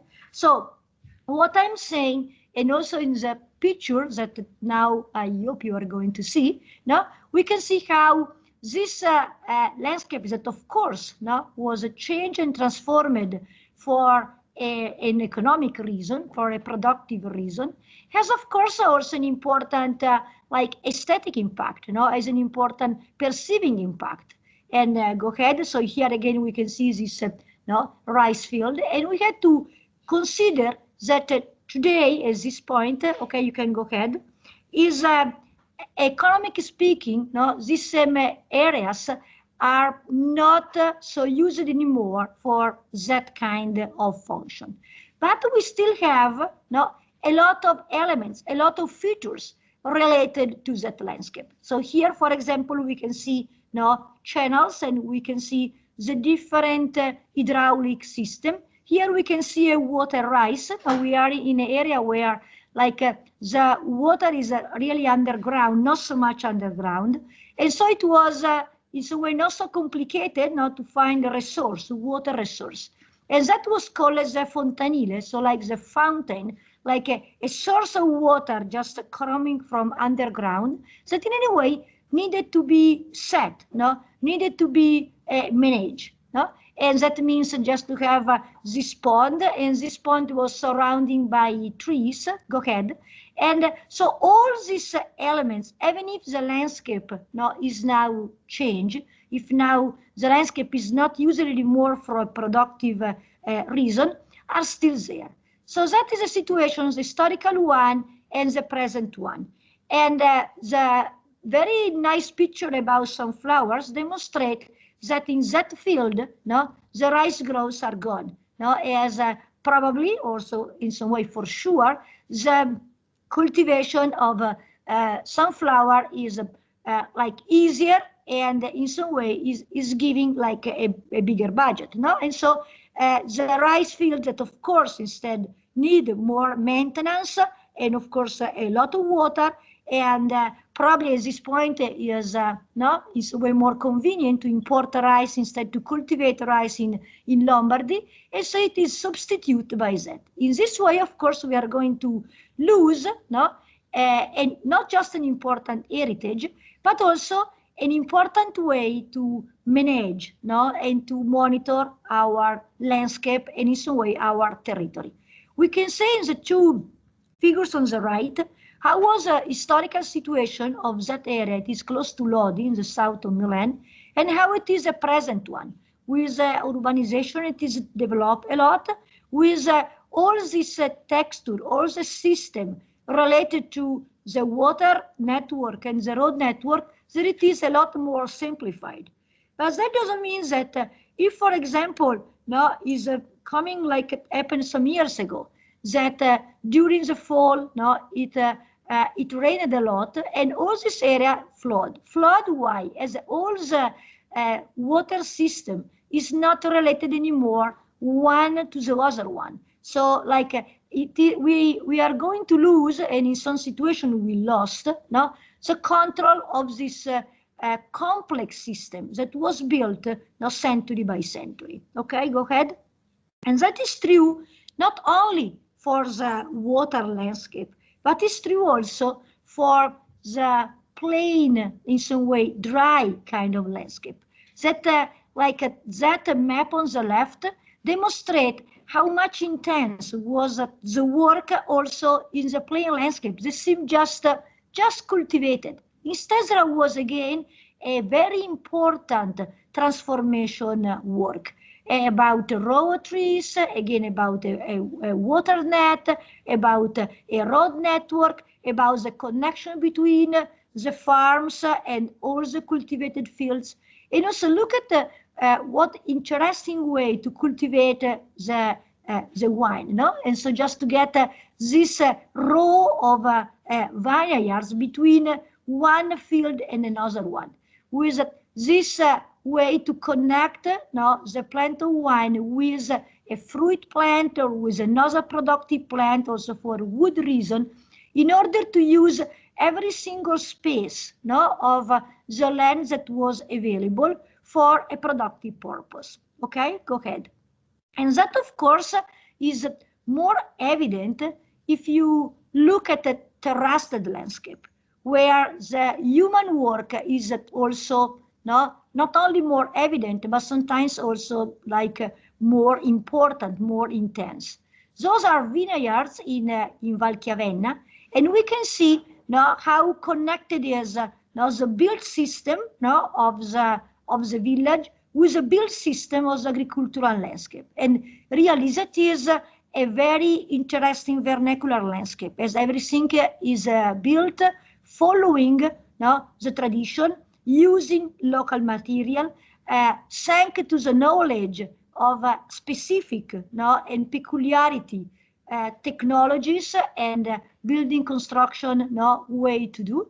And also, of course, everything is related. So the support of all these vineyards are related to the fact that all the wood around this area are made by chestnut. So we can use the chestnut wood in order to provide this kind of support for the vineyards. Okay, go ahead. And that is true also in a more intensive work. Here we are on Garda Lake, where since again very, very ancient time, definitely we have a written document about around the 16th century, and they consider this cultivation already a very important one, like all spread. But also we have some Roman site on Garda Lake, and they are already speaking about the cultivation of olive groves. The cultivation of olive groves was not so easy, so it was necessary to set and to transform the hill in this terraced place. And you can see these olives are now monumental trees sometimes, often cultivated with laurel, like in this combination. And the fact is we are like all set in this terrace made the fact that it was necessary to try to have these trees like growing a lot, so just to use all the available space in the best way. And I put just for like in some way to keep in mind that all this heritage in some way was very well described also in old cartographic maps. That is a very nice map. It is a private map that was surveyed by a noble family on Garda Lake. And you can see in the map is it was done in the 1726, 1728, and we can see how well represented was this landscape with all this terraced, like with all these groves that of course represented a very important source, a very important economic source. Okay, go ahead. Go on, please. And so right now we can still look at this landscape So Garda Lake had a very intensive work, but of course is a landscape, but it is not so easy to maintain, as we need to maintain all by hand. It is like no mechanization possible. And here we can see how not so easy, easy just to pick all the olives. And also just that is not just a little suggestion about how this guy is still using a very traditional and old container that was done just to provide the best way to pick the olives. So go ahead. We have to consider that this is a very important heritage. Very important heritage if you again consider all the work that is there, all the monitoring that was done on all these hills, thanks to the work of all the farmers from the past.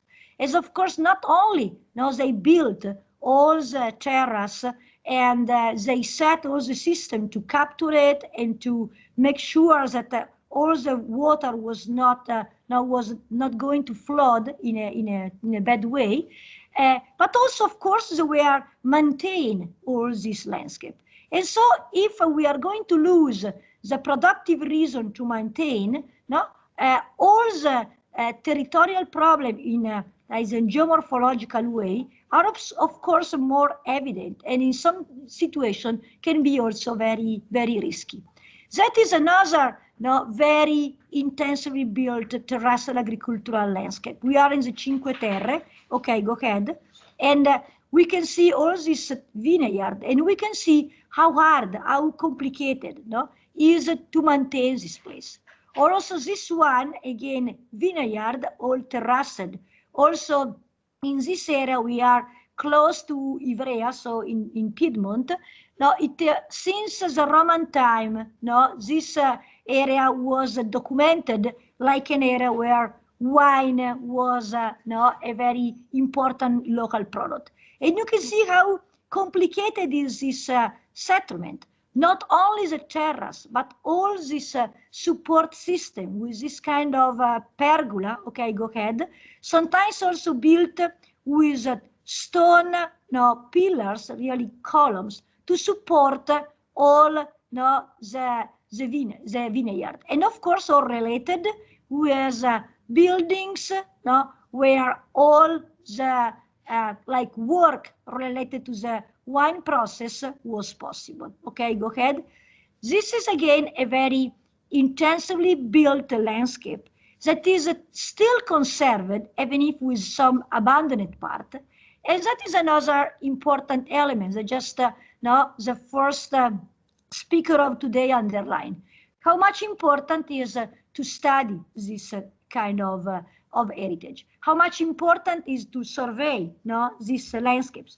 Of course, even if sometimes the vastity of these areas is considerable. So it is not only to be focused on one single building, but it is be focused on a complex system, sometimes without a very defined bordering.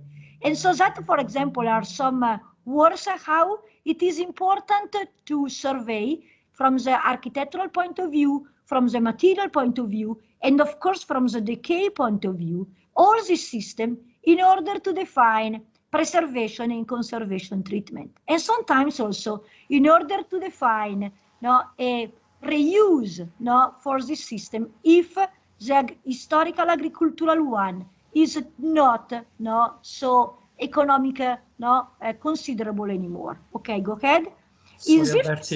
Sorry, yeah? Roberta, 2 minutes to close, please. Yeah.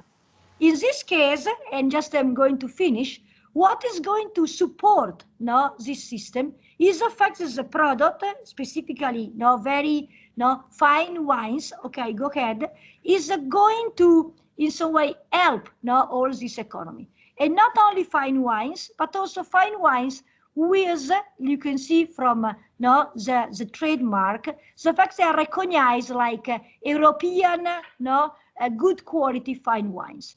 And just to finish this other example, that is the Valtellina built terrace agricultural landscape. We can just show this picture in a quick way. Also here we can see how dense was this construction, and how complicated was to transform these very steep hills in place that instead could give a very important and fine product. And again, you can go ahead if you want, if you can. And again, it is important not only to survey and to know this heritage. And in the picture on the right below, we can see, for example, an area that is now totally abandoned, but we can still see how much this landscape is cultivated. And again, go on, please. Related to the fact that this area is now an area that is promoted and it is supported, economic speaking, by the fact that the wine it is produced here is an unbelievable good quality one. And so there is a strict relationship between the high cost of this, it is really, we can define an heroic agriculture, with the fact that the product is still a product with a lot of value. Go ahead.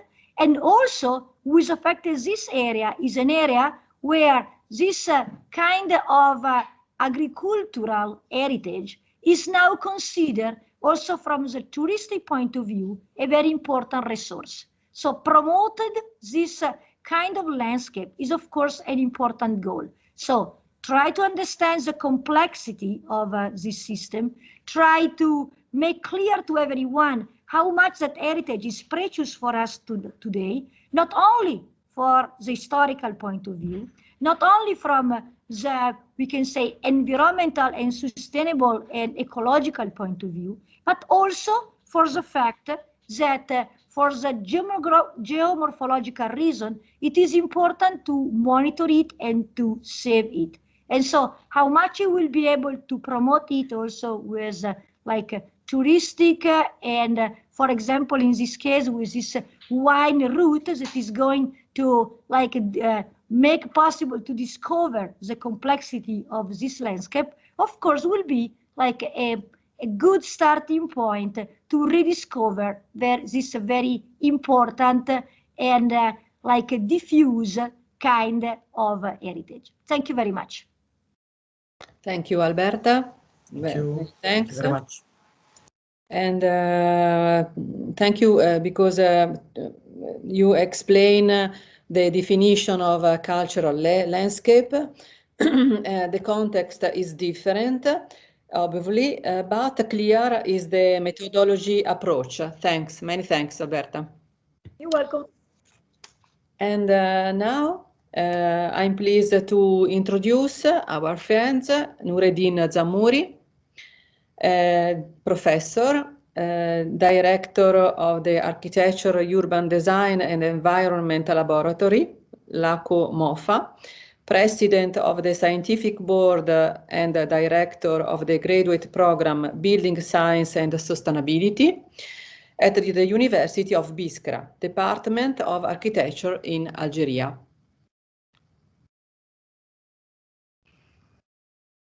I don't know if Nureddin. Yes. Okay. I'm hearing you, but I'm trying to get my presentation. Yes.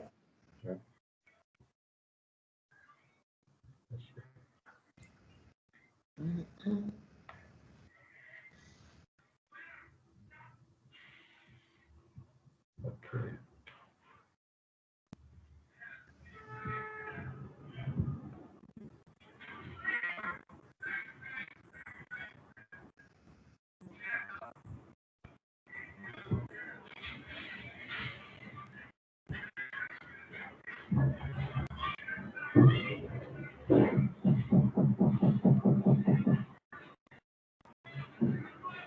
Can I help? I don't know. Yeah.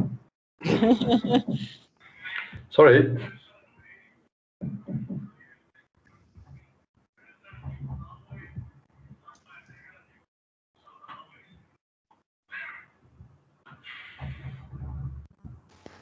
So actually, how we get to the presentation should Should we partage d'écran?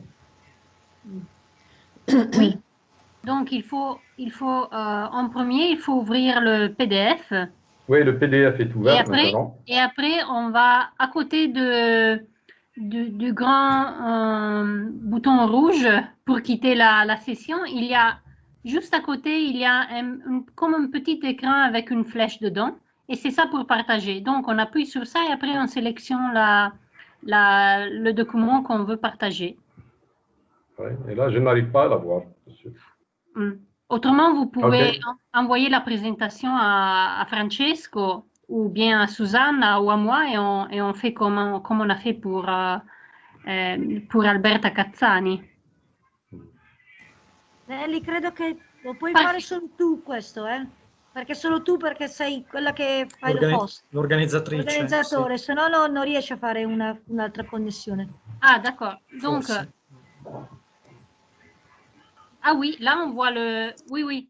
Mais vous avez partagé pas le document. Oui. Donc là, il faut arrêter le partage. Et, arrêter le partage, oui. Oui. Ou bien, et quand vous allez encore partager, oui. Il faut sélectionner le document que vous voulez partager. Donc, oui.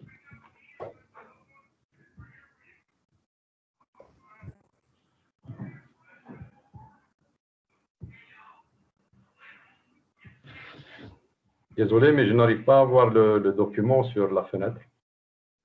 Mais vous l'avez déjà ouvert. Oui. Oui, je l'ai déjà ouvert. Il est ouvert en format. Donc si vous voulez envoyer ça, envoyez-le. Oui. Ah oui, on le voit. Très bien. Vous le voyez maintenant? Oui, oui, on le voit. Vous voyez? Très bien.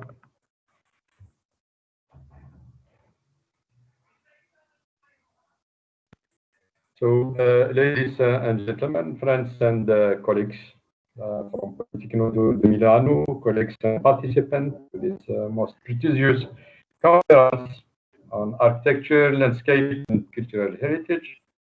Our best and warm regards from Biskra, Algeria.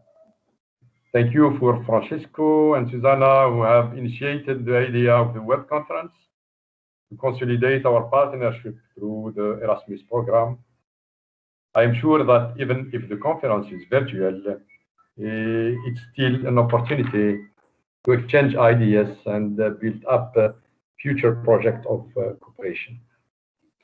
The coronavirus pandemic has shown the fragility and the limitation of our technology and knowledge, and the power of the culture of sharing, cooperation, and collaboration. No man is an island, and no man will never be an island. We will always need each other.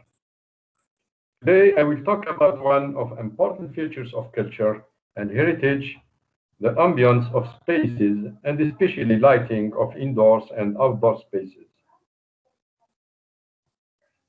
And the title is Lighting and Paysage, a Question of Culture.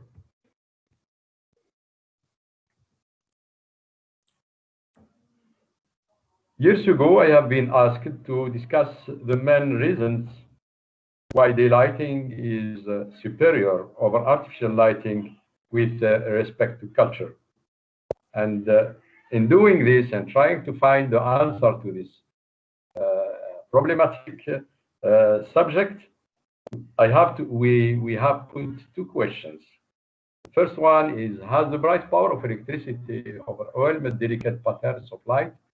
Have cultural differences in the appreciation of light diminished with the imposition of international light work?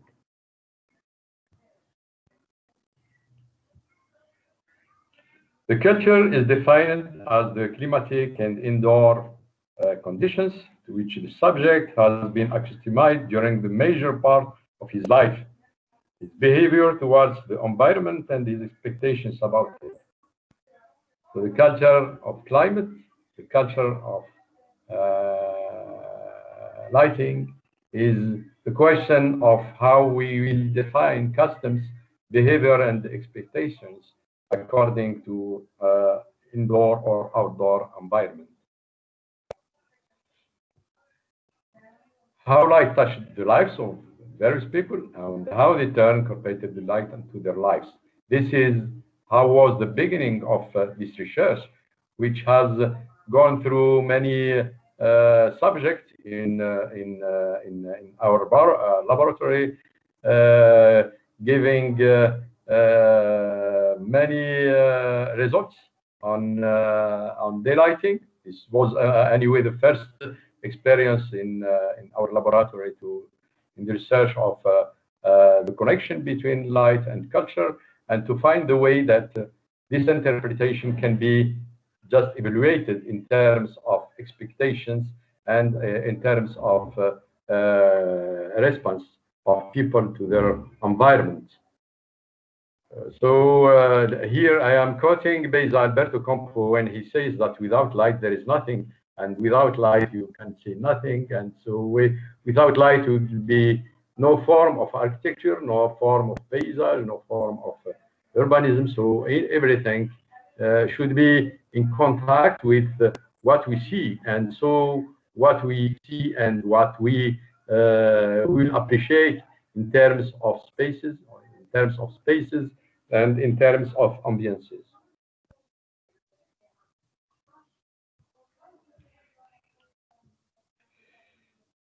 And so when we look at light, and light in general, no difference between daylighting or artificial lighting, the experience with people and the way they perceive the spaces is one of the important Sorry, Nureddin. object.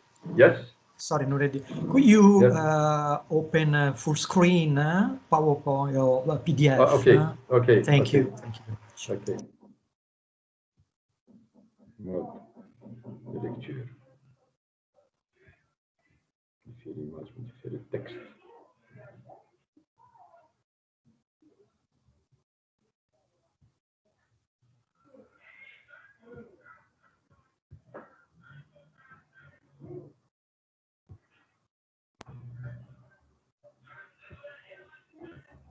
Mode de lecture, pas d'image.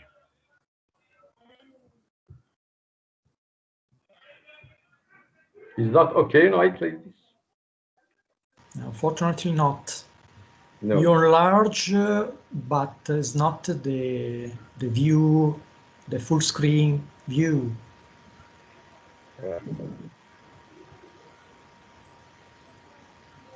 Try to look at the modifier. Modifier. Or because you haven't put a presentation button, so I don't know where is it.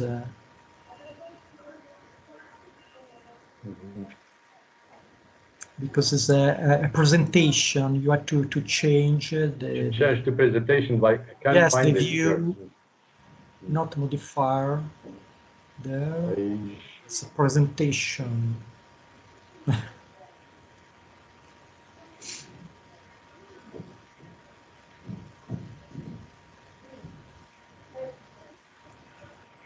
Page.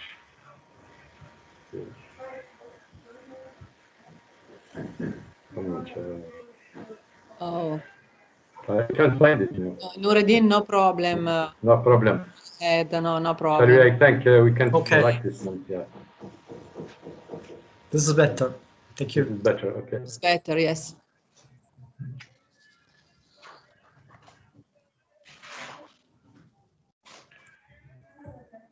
Okay, so from that point of view, so we'll go directly now to see what should be the effect of the environment. So spatial environments, so hot and arid regions on luminous environment, where we are experiencing a lot of sunshine, a lot of daylighting, and the difference between what we try to find strategies of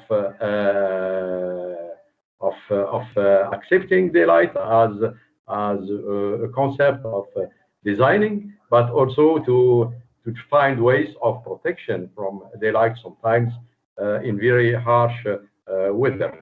So it's a way of saying that this kind of climatic regions and specificities of the regions will give the architects the tools to in the way to track the lighting and to use it fully inside or outside the buildings.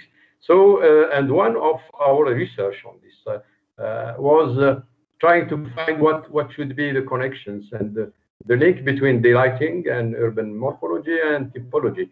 And we have started some work here in Biskra 2 years ago and defining type of morphologies and doing some measurements and monitoring and daylighting. And the results are very amazing in terms of diversity, in terms of specificity, in terms of data.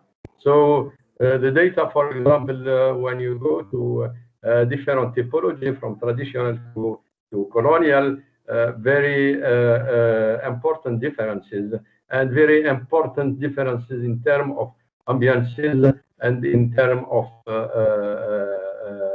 seasonal differences.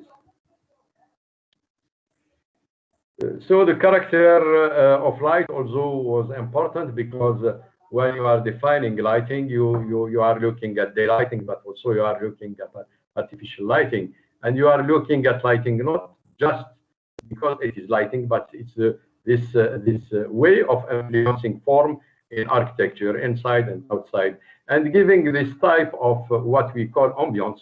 And in terms of ambience, when we look at hot and arid regions, we generally go to what we try to find the best way to heat, but also to reduce heat from the outside. And from that point of view, we are working on daylighting, but also trying to find ways of protection, as I said in my previously. And this time, it is not just trying to avoid the daylighting and to accept it sometimes, but also to work with shadows, which is one also important elements in the composition of architecture and the composition of ambiances. So it is not just light, but also darkness. And when we look at after the development of the electrical appliances, we know that we rediscover a new world in terms of lighting. So you have the daylighting, for example, here it's Las Vegas, and you find that daylight and the artificial lighting will give different images of the paysage, different images of the architectural form, different appreciation in terms of ambiances. It's just quality, and quantity, but it's also the way to define the relationship, as I said previously, between electric light and darkness. And what Baron Claude sur le Sentier de la Lumière said is that l'homme moderne réinvente la nuit. He reinvented the night because he tried to find ways of lighting which is completely different from daylighting, and which gives different ambiances in terms of living and appreciation and so on. So if we look at what happened before the introduction of electrical lighting, it's that the darkness was more apparent. The night was black with many shadows. We have many different ambiances in terms of levels of lighting, but also many different ambiances and many different appreciation of spaces according to the levels of lighting. And here I want just to report that when we look at this interaction between daylighting and artificial lighting, I have referenced some work done by Tanazaki and the Praise of Shadows, or his book The Praise of Shadows, when he speaks that the bright electric lamp destroys all sense of Japanese shadow, which is one element of the architecture and of the space of the Japanese. On the contrary, when we look at what John Stewart Collins, and in his book of The World of Light, he says that electrical lighting is sins against lights. It's easy to use, and the consistency of electric light has led to overlighting of the world and breaking the traditional relationship between space and between ambience. So what's the difference now when we see that if you look at the two tendencies in terms of that we are overexposing our worlds, our towns, our architecture to lighting, and then trying to see also that we are losing a lot of elements in architecture, in traditional architecture. We are overlighting the world, and we are losing mystery and cultural environment. Architects also like Kisho Kurokawa in many of his projects has spoken about what quality of light within the architecture. It is not just the form of architecture, but it's also the different of type of what you get from differences in terms of spaces and in terms of different type of lighting, daylighting, artificial lighting, but also combining daylighting and artificial lighting.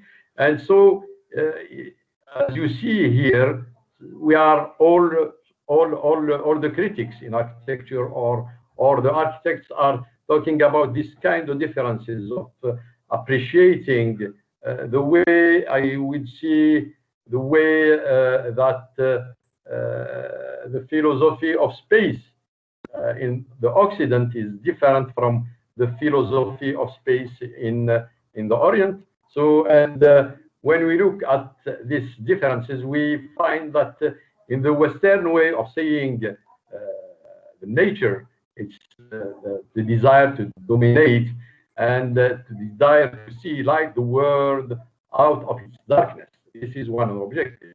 But when we look at what the Eastern concept of lighting is, this compatibility with nature and the acceptance of the environment, going from nature and going to nature, from it and to it. And here I want just to add that even in some other specialties, like for example the sensitivity to discomfort glare perceptions in the perception of spaces, there is a lot of work which shows that people have different sensitivity. For example, in Middle Europe, where we are adapted to low luminance conditions, and that, for example, in the Middle East or North Africa, where the sensitivity is more adapted to higher luminance conditions. So lighting, and the lighting in general is, as you will see here, is very complex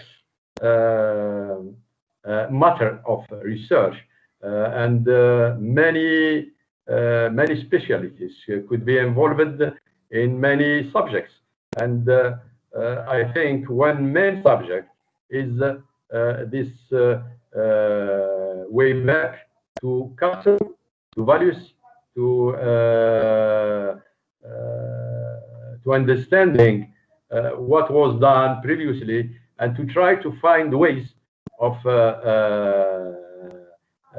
rediscovering lighting and paysage in lighting according to cultural dimensions. and encompassing history and epoch. And with this, I finish my presentation. It was just a sum up of ideas and a sum up of work which has been initiated in our laboratory. And I hope that you have appreciated the presentation. And thank you very much. Shukran, Nureddin. Interesting. Thank you, so. Thank you, Nureddin. You pointed out the important rule and original point of view of the light perception in relationship with heritage in different scale, inside, outside, architecture, and the urban center. Thank you very much. Good. Thank you. And now, Ken Satorai is here with us. Thanks. Ken Satorai, architect, graduate in architecture at the Constantine University. She is currently a PhD student at the University Mohammed Kider of Biskra, with a thesis entitled Urban Agriculture as a Cure, in order to improve the urban life of old oasis cities, cave of study, Biskra. Okay, go ahead. Sorry, Nureddin, you had to stop sharing your screen and so on. Thank you.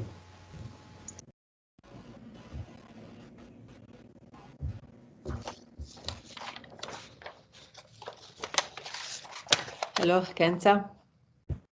Hello. Hello. Thank you so much. First of all, I would like to thank you, Professor Bortolotti and Professor Ojelli, for giving me this chance to participate in this event. I will be and to present my research theme. And so I will be, is my presentation is shared?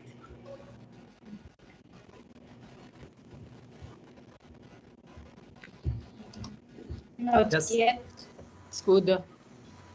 It's okay.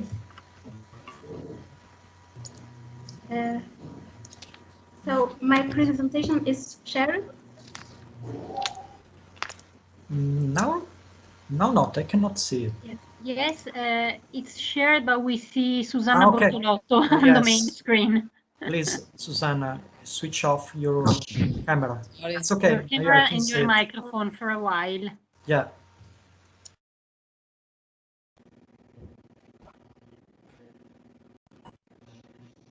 Please, Kenza, go ahead. Should I start? Yeah. Susanna, scusa, puoi chiudere la tua telecamera? Ok. It's okay, thank you. Okay. So, yeah. So I will be like presenting a part of my research theme. It is like our first observation of our case of study. It is like our reflection about some problems in the city and our like some solution. So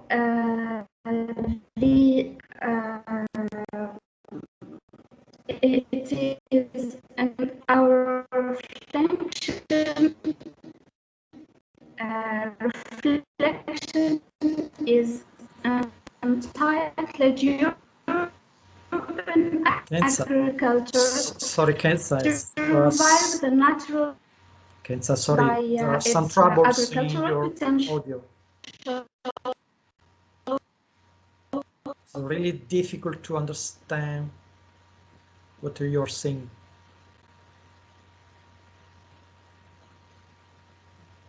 Yeah, the audio has some problems, Kenza. There are some problems with the audio. She disappeared.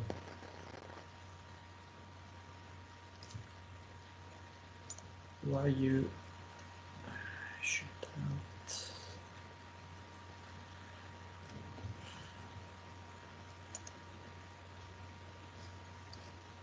Kenza? Is everything okay? Can you hear me? Yeah, better yes. than before. Yes. I cannot see Okay. your presentation. I do. Okay, go ahead. If everyone can see.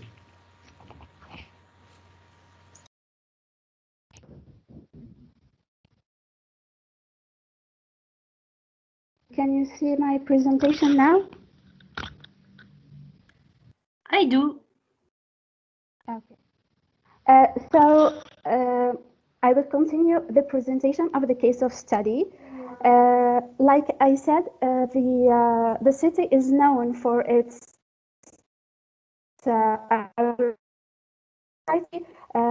is also known since the dawn of time for its attachment for agriculture. And the agriculture is a part of everyday life, and it is even a way of occupation in the city. The city has known several periods of urban evolution over the time. Each period added new aspects and new forms to the city. We try to illustrate this by this map that shows the different urban tissues or fabric existing now in the city. We have like 3 types of urban tissues referring to the French colonization. We have the colonial city at the north, the old cores or the traditional cores, the old city of Biskra at the south, and also we have finally the post-colonial tissues. The 3 maps on the left shows this notation of this urban dynamic, and also shows the detachment of the palm trees from the city. This loss of the Oasis character and the urbanization that like took place over the years with like force. This situation has like an impact on the ecosystem of the city, and we posed our question: how could we intervene to remedy or to improve this current situation? To do so, we need to frame and understand the context of our case study. We did like an analysis of the city garden or city waste relationship over the years. The aim of this research is to focus on the ecological past of the city, so we can take lessons from it and propose our solution, which is urban agriculture as a way for the regeneration of the city waste relationship. So we will start by the pre-colonial period. This map shows the old course of the city. At the time, the palm groves represented about 90% of the spaces. It was dominant, and this in the small sketching that we show that it exists. We had a line of structural lines. They were the segia or the means of irrigation system, like we call him here segia. They were the structural lines, and like we see the roads follow this direct guidelines. And so the impact of the topography was strong, and the topography impacted the shape of the urban tissues, the road, the organization. Also at that period, the palm groves represented the rooting factors for the settlement of the community. So there was like a socio-agrarian connection between the palm groves and the community. The palm groves was a source of social life, also a source of an economic life. We see in this like presentation on the right, a small representation of a part of the houses, like the architectural scale. We can find the jnam, like we call it, small gardens, frequently present in the Awlad houses. So we pass to the colonial period. The colonial city was implanted or installed on the north of the Awlad cores, and with like a new fabric tissue, with large roads, the opening of the streets. But even in this new fabric, we can always find the garden. The garden was present in different forms, types, like we will see in later in the presentation. And the maps on the right shows the colonial city and the presence of the gardens, also the presence of the water canals, the traditional ways of irrigation, the seglia, that still existed, like crossing all the city. So from this two period, during this two period of time, the urban evolution have known a smart progression of the gardens from agri-waste activities to an agri-urban activities in the colonial period. And to show this smart progression, we did like a table. We tried to mention all the types of gardens that were existed in the at that period of time. So we have here a classification of that of those types of gardens. With each garden has his own purpose, products, stakeholders, the people who were responsible for it, and we did like some illustrations. So first of all, we have the Jnina as a first type. It is a small garden, we have like specialized in non-food products like medicinal herbs, flowers, but we frequently can find one palm tree or tree. It is like for creating a microclimate suitable for the plantation. We did like an illustration here for this type. We passed to the Jnan, which is more bigger than the Jnema. It is a garden that have all the local and local products, seasonal and permanent. We can find also the non-food products like the medicinal herbs and aromatic plants.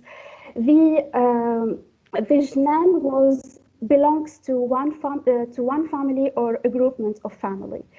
Then we pass to a palm garden, which is a regroupment of a number of Jnans. And this, like the local inhabitants used to live from this, from their production. And we can find different type of organization of these palm gardens. We try to do a small sketching of different types. Like the first, we have the cultivation of crops like wheat and barley under the palm trees. And the second, and this sketching shows the multi-layer farming from the as a first shelf of the palm trees, then comes the fruit trees, and at the end at a last shelf growing vegetable growing. So those were the types of gardens or palm groves that existed in the pre-Carolingian period. The colonial period has introduced or integrated a new types of gardens. We have the parks, squares, and public gardens that were destined for recreation, but also they were productive because they had like palm trees that were productive. And the colonial period has brought new vegetal species to the city. We have, like in the public gardens of London Gardens, several hundred of exotic and local species. Sorry, Kenza, 2 minutes to close, please. Thank you. Okay, we came to an end. Then we have the private gardens and the private properties that were also productive and self-sufficient, and also the gardens in hotels and public institutions. For example, we have the garden that was in the hospital La Vigerie. This garden was managed by the sisters. They used the products of the gardens to supply the hospital's kitchen. The aim for this second table is to show the level of preservation of these activities. So we see that, so we did a classification of the agricultural spaces and gardens that still exist in the city today. We have the private gardens and houses, but they are like most more than before, and most of them doesn't have the palm trees anymore. We have also some micro palm gardens that still exist in the south of the city, but they are in like a critical situation. Many of them are old and in a critical situation. Okay, then we have the public gardens that some of them are a heritage from the colonial period, some of them are new, but the public gardens have lost the productive purpose. They only kept the recreation and the decoration functions. Also, today we have a new type of garden. It is actually initiatives done by the citizens. And they intervene on their neighboring space by creating and arranging gardens in the vacant urban spaces. It is a way of expressing their needs for those spaces. And as a last example or type, we have some peri-urban agriculture around the city. It was actually the result of a project of a planning of a developed project planned by the Agency of Regional Planning, but unfortunately the project could not be executed as it was designed. But we have only few plantations that were born at the north of the city. So the current image of the city shows the critical situation and the loss of the oasis character. To reclaim that old relationship between the agricultural activities and the city, we propose urban agriculture as a tool for planification and also as a space creator to reconnect the community to their like once used to be an oasis city. After analyzing the garden-city relationship, garden-society relationship, unfortunately, the socio-spatial context with the oasis is like lost, but the tolerance and the society and the needs, the social needs and the environmental needs to those spaces is still exists. And the challenge today is to draw attention to these activities and to put them in a legal frame in order to meet the current need, the nature and the city. That's all for my presentation. Thank you for your kind attention. Thank you, Ken-san. Thank you. Thank you very much.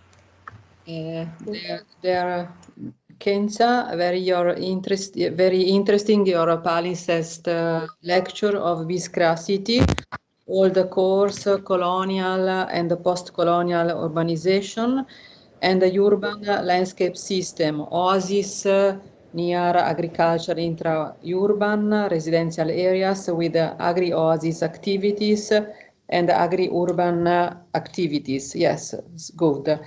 We hope to have you in the future as a guide to visit this peculiar system in Biskra. Yes, thank you. Okay. Pleasure to be with you. Okay. Okay. And now, Nelly Cattaneo. Here I am. Ciao. Hello to everybody. Nelly Cattaneo graduated in architecture at the Politecnico di Milano with a PhD degree in preservation of architectural heritage at the Department of Architecture and Urban Studies of the Politecnico, with a research concerning transport infrastructure during Eritrea's colonial period. Okay, thank you, Nelly. Yes, okay, I'll try to put... Okay, so the topic of this presentation concerns the effects. Vista. Can you hear me? Vista. Yes. Okay. Full screen. Yes, it's full screen now. Thank you. Thank you. So the topic of this presentation concerns the effects of the infrastructure for transport on the local building culture, with a specific focus on the infrastructures built in the late 19th century, early 20th century by the Italian colonial occupation along the Massawa-Asmara axis in Eritrea. And this axis in the late 1930s was the most infrastructured area of Eastern Africa. And we all know that transport infrastructure have many effects and side effects on culture and landscape. So just to provide basic historical outlines of the case study, in this map published by an Italian explorer in 1887, it's visible the main network of the caravan routes in these red lines. I don't know if it's very visible, but this is the only map I could find. And all these caravan routes were connecting the harbor of Massawa to the highlands, which are at over 2,000 meters above the sea level. And the center of the network is Massawa. From here, a fan of routes, of traditional routes, reach the islands at different locations, as you can see. After the occupation of Massawa by the Italian army in 1885, a basic carriageway was built so that the army could reach the highlands with heavy weapons. So this road did not correspond to the traditional routes, which were indeed very steep, because the use of carts by the Italian army required a much lower grade. But the railway was the transport system considered literally the most perfect. During the so-called scramble for the continent, in the African regions without navigable rivers, like in the Eritrean case and also in Algeria, the real competition between European colonial powers in the exploitation of the lands was actually based on the efficiency of harbors combined with good penetration railroads. In Eritrea, the building of the railway started from Massawa in 1887 and reached Asmara in 1911. And this created the first permanent link between the coastal lowlands and the highlands, which were and still are two different and complementary cultural landscape and systems. The different rainy seasons, in fact, have always generated a seasonal transhumance up and down towards the green pasture lands, and transhumance as well has always been a vehicle of cultural hybridity. The railway soon became the most important element for mobility and transport, also for Eritrean people, and therefore a new vehicle of cultural exchange.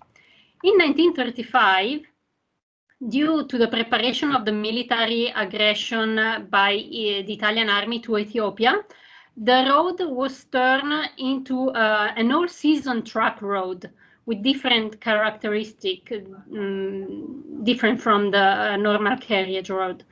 And the more and more common use of cars and trucks made it less advantageous to use side routes and shortcuts, which were suitable only for pack animals and pedestrians. And so the traditional routes slowly lost their importance. Then in 1937, also 75 kilometers long ropeway was fulfilled, but it was dismantled quite early in the 60s. But its impact on the built landscape was very light, but with the road and the railway, it contributed in perceiving the Eritrean territory as part of a unique country in spite of internal cultural differences. So why choosing the area next to transport infrastructure as a case study? So it is quite evident that specific phenomena concerning local building culture in this area are strictly related to accessibility and therefore to cultural and material exchange. We will try to point out some key elements to improve also nowadays understanding of vernacular architecture and its relationship today with informal housing. Vernacular architecture deals with climatic problems and also proper use of local resources. So it is necessary to focus on a more specific segment of the territory from Massawa to Asmara, which is very varied because it goes from the sea coast to over 2,000 meters. And we will focus on the Tigrinya traditional villages on the mountains and on its two main types of houses in use, the Agdo and the Hidmo. So traditionally, most Tigrinya villages were set quite far from the main routes, and in the non-Tigrinya lowlands along the coast, that was actually an obvious strategy because being along a caravan track means sharing with hundreds, thousands actually, of camels, water and pastures. But also on the mountains, being close to trails was a problem because the easiest paths were often taken by the Ethiopian armies, permanently engaged in maintaining the control on the borders. This led the mountain villages to be built in safe positions on the top of the mountains away from trails. Even marketplaces were outside the village, as you can see on the right pictures. The social structure of a village was based on a complex land tenure system, and the ownership of land was the distinctive peculiarity of aristocracy. And the size of a village had a limit, which was around 200 people, because that was strictly connected with local agricultural resources. The traditional housing was based on the use of local abundant resources, mainly raw stones, straw, wood, and chica. Chica is a mix of clay soil and manure as a binder and a binding material. The most common trees used for beams were Juniperus, Olea, and Euphorbia candelabra, which is a variety of euphorbia that can easily reach 6 and more meters in height. This was true for both types of traditional housing, which were the Agdo, and the Hudmo, which have different shapes. So the Agdo has a round plan. Usually the diameter is around 4 or 5 meters. The stone walls are maximum 2 meters high, and the conic roof is made of wood beams covered with straw and vegetation. After the rainy season, the yearly rainy season, it has to undergo maintenance, and extra maintenance is also needed in certain areas because of termites. The Hidmo as a rectangular plan. The walls are made of stones, and often one side of the building leans against mountain rocks or a terrace stone wall, so that it is possible. The choice was mainly to try to avoid building the fourth wall, but only building 3 walls. The peculiarity of this type of building is that part of the flat roof is sustained by wooden pillars and is structurally independent from the walls. The space left between the wall and the wall top and the roof is probably necessary to let the smoke of the fireplace out. The roof creates an external covered area around the house called afgebela. And the last layer of the roof is soil. The result of this kind of building is a very mimetic housing, especially when it is set along terrace fields. In the same village, it was possible actually to find both agdos and hidmos, as we can see in this photo of the original village of Asmara, where you can see a hidmo here and many agdos componing the village. According to several evaluations, to build a roof for a hidmo, it is necessary to use around 100 trees. For a hagdo, the number could be around 30. This use of natural resources had been in a sort of balance for centuries before the colonial occupation.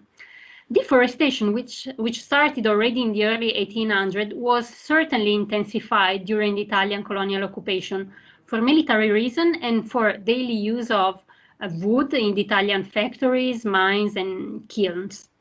Deforestation was particularly intense along the road for 2 different reasons. It was easier to transport and sell the wood, and it was possible to reclaim the bare land in profitable position for other purposes. The colonial government planted fast-growing trees like eucalyptus along the road to prevent from soil erosion during the rainy season mainly, and soil erosion due to flushing water had huge effects on the maintenance of the roads and of the railroads themselves. The Pax Colonica had made it quite advantageous to settle along the road and by the railway stations, instead of occupying isolated places on the top of the mountains. The villages of Ginda and Batkalla, Nefasit and Arbaroba, here we can see Arbaroba and Nefasit, are quite clear evidence of this trend.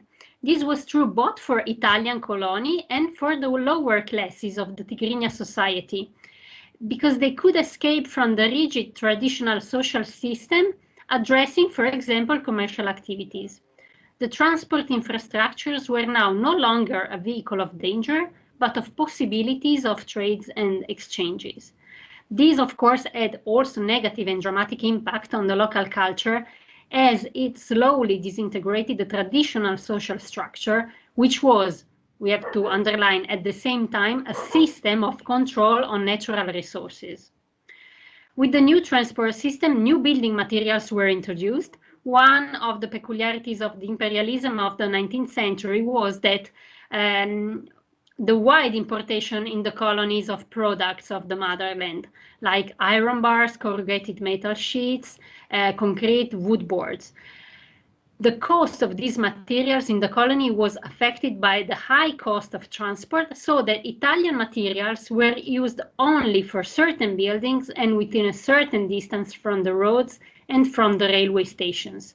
Only lime and bricks were produced in the colony around 1900 because they were necessary for the construction of the railroad. Later in the 30s, the huge amount of concrete needed for the ropeway trellis basements boosted the creation of the first Eritrean cement factory. These materials became more and more common for Eritrean workers and builders who had their training, especially in the railway yards. Far from the transport infrastructures, not only the traditional housing was not so much affected by the new building materials, but even the colonial government adopted local building techniques because they were cheaper and faster. This was true for the accommodations of the officers around Italian forts, as we can see in these pictures of a fort on the highlands in 1890, but also, for example, as we can see in this other picture of 1893, showing Godofelassi, the first agricultural village for Italian settlers, where, once again, the choice of building agdos was based on economical issues, and it was also justified by the fact that the colony, Italian colony, came from the poor Italian countryside, and their dwellings back home were much more unhealthy and inappropriate than the Tigrinhas agdos. Still in the 30s, agdos were considered much better than the so-called Italian casetta, that is the simple rectangular house built in Eritrea by the Italian medium-class colony. The casetta was covered with corrugated metal sheets, and it was considered not very appropriate, even according to Italian architects of the time, because its shape opposed too much resistance to wind compared to agdos, and its metal roof was extremely noisy during the rainy season, and its insulating performance was very bad compared to both agdos and idmos roofs. In the military sector, the Eritrean soldiers were settled around the forts in a camp composed of agdos called tukuls, which was in a non-appropriate name used by Italian, as it was the name of circular huts made of vegetal materials used in the coastal lowlands. Their arrangement around the fort was based on rows and lines as a reference to the rational order of the Italian colonial presence, in this regard of the complexity of relations of agdos in a traditional settlement. The so-called tukul became, in a second phase of the Italian occupation, the name used for any circular Eritrean building, and it was later used only to host non-European people. In a new settlement, it became a way to distinguish the dwelling for Eritrean through the round shape, until it became a merely formal reference in the 30s, when even solutions with bricks were used, thus cutting off any local building tradition and keeping only the shape of the traditional building. But let's go back to the point. What happened along the road and the railway? The resources, the natural resources changed because the natural landscape had changed and because new materials were easily available. Moreover, the road and the railway as vehicles of cultural contamination had an impact on the local building culture and on the local cultural landscape. This process is still ongoing, as many formal and informal settlements have been growing after the independence from Ethiopia in 1993 along the Massawa-Asmara road. And here the friction between traditional and industrial world is evident. Being along the road today means accessibility. That is of paramount importance for many of these low-income settlements which lack of basic services. But along the steep mountainside, the road and the railroad are also a protection from the flashing waters during the rainy seasons.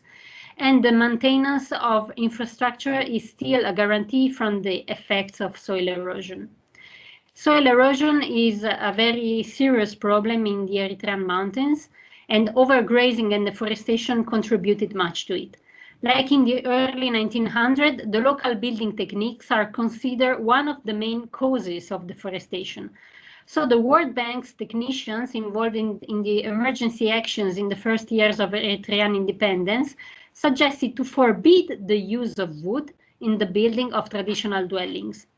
Afterwards, the Eritrean National Environmental Management Plan pointed out that the HIDMO was one of the main causes of deforestation. If you remember, about 100 trees are needed to build a HIDMO roof, and in 2001, the Ministry of Agriculture stated that it was possible to cut a tree only with a special permission by the ministry. At the same time, reforestation plans have been carried out, but the results are still to come.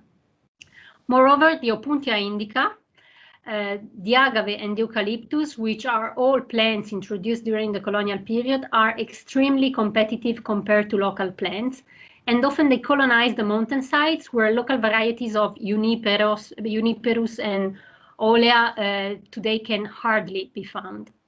The impact on the local building culture of the difficulties in the forestry management accelerates the hybridization process of local building culture that includes now the use of commercial materials, in particular corrugated metal sheets. The size of these new dwellings is the consequence of the size of metal sheets, which are usually 90 per 200 centimeters, and their multiples, of course. The round shape of the agdos do not fit the use of metal sheets, as you can see in this picture. Therefore, the culture related to this kind of building is going to disappear quite soon, unless the management of forestry resources improves. Even in the Konso region in Ethiopia, which is a cultural landscape inscribed in the World Heritage List, some traditional circular dwellings with thatch roof have been replaced by rectangular ones to be able to use corrugated metal sheets, which need less maintenance. So the relation between transport, natural and cultural landscape, local building culture is crucial today as 100 years ago, but the effects today are much faster. It is therefore of paramount importance to engage a serious program concerning natural resources first, to reach a balance between cultural and natural landscape, and to provide the proper conditions and possibilities to local building cultures to survive. At the same time, along the transport infrastructures, it is possible to see in advance a part of the future cultural changes that makes roads and railroads an important observatory for any safeguarding measures. Thank you. Thank you, Nelly. Thank you, Nelly. Thank you, Nelly. Thank you for a description of a traditional vernacular houses in Eritrea, but also your contribution is interesting also for the Biskra context.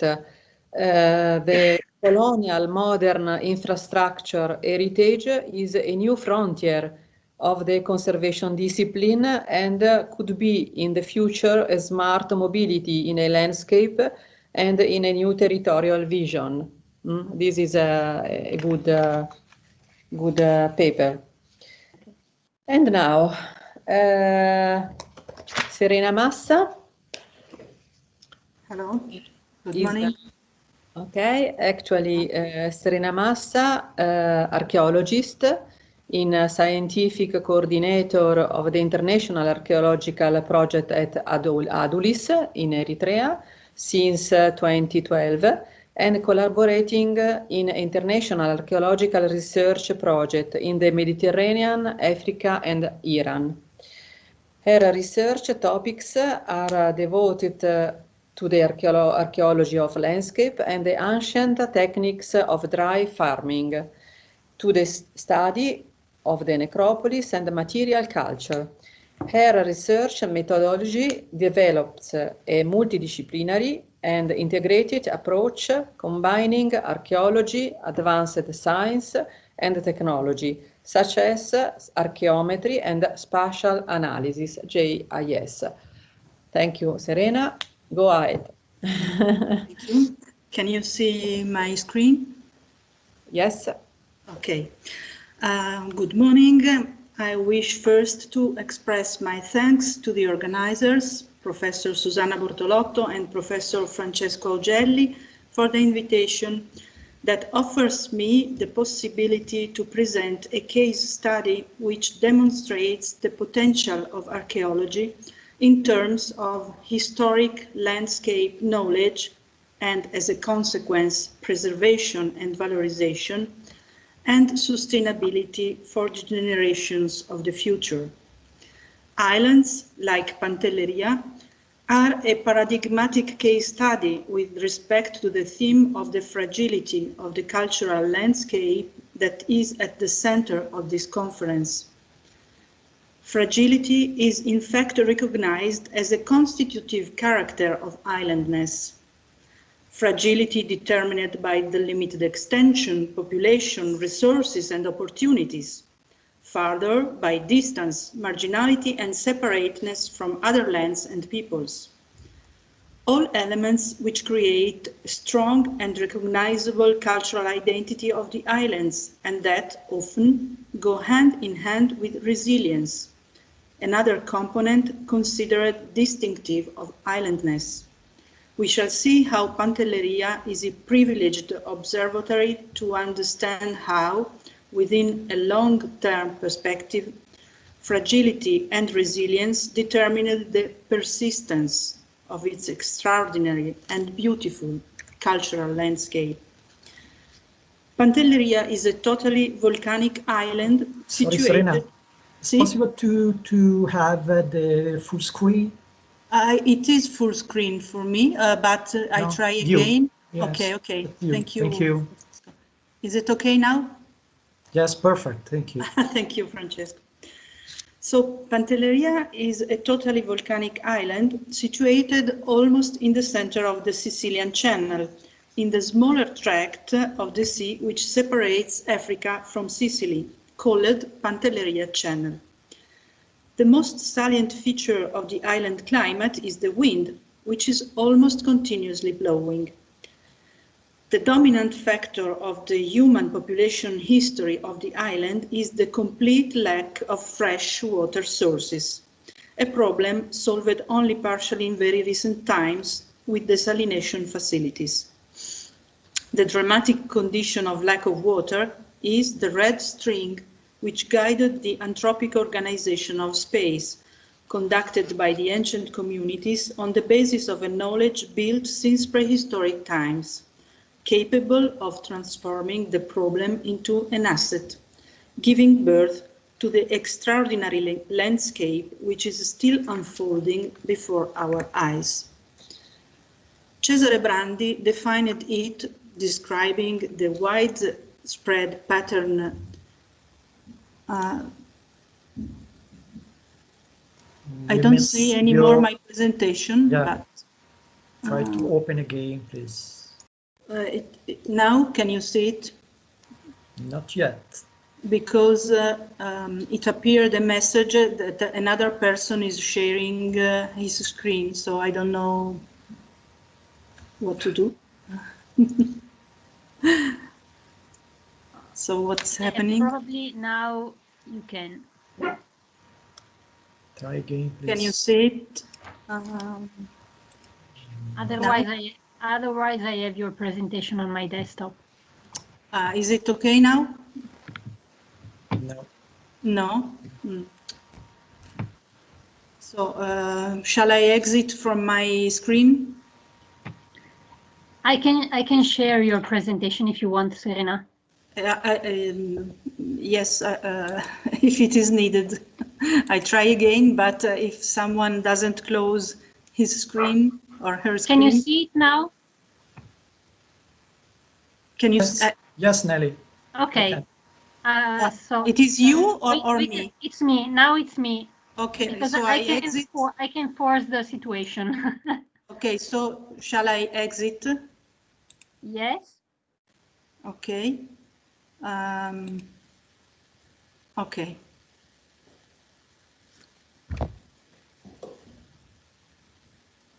Okay, we were slide number 3, this one.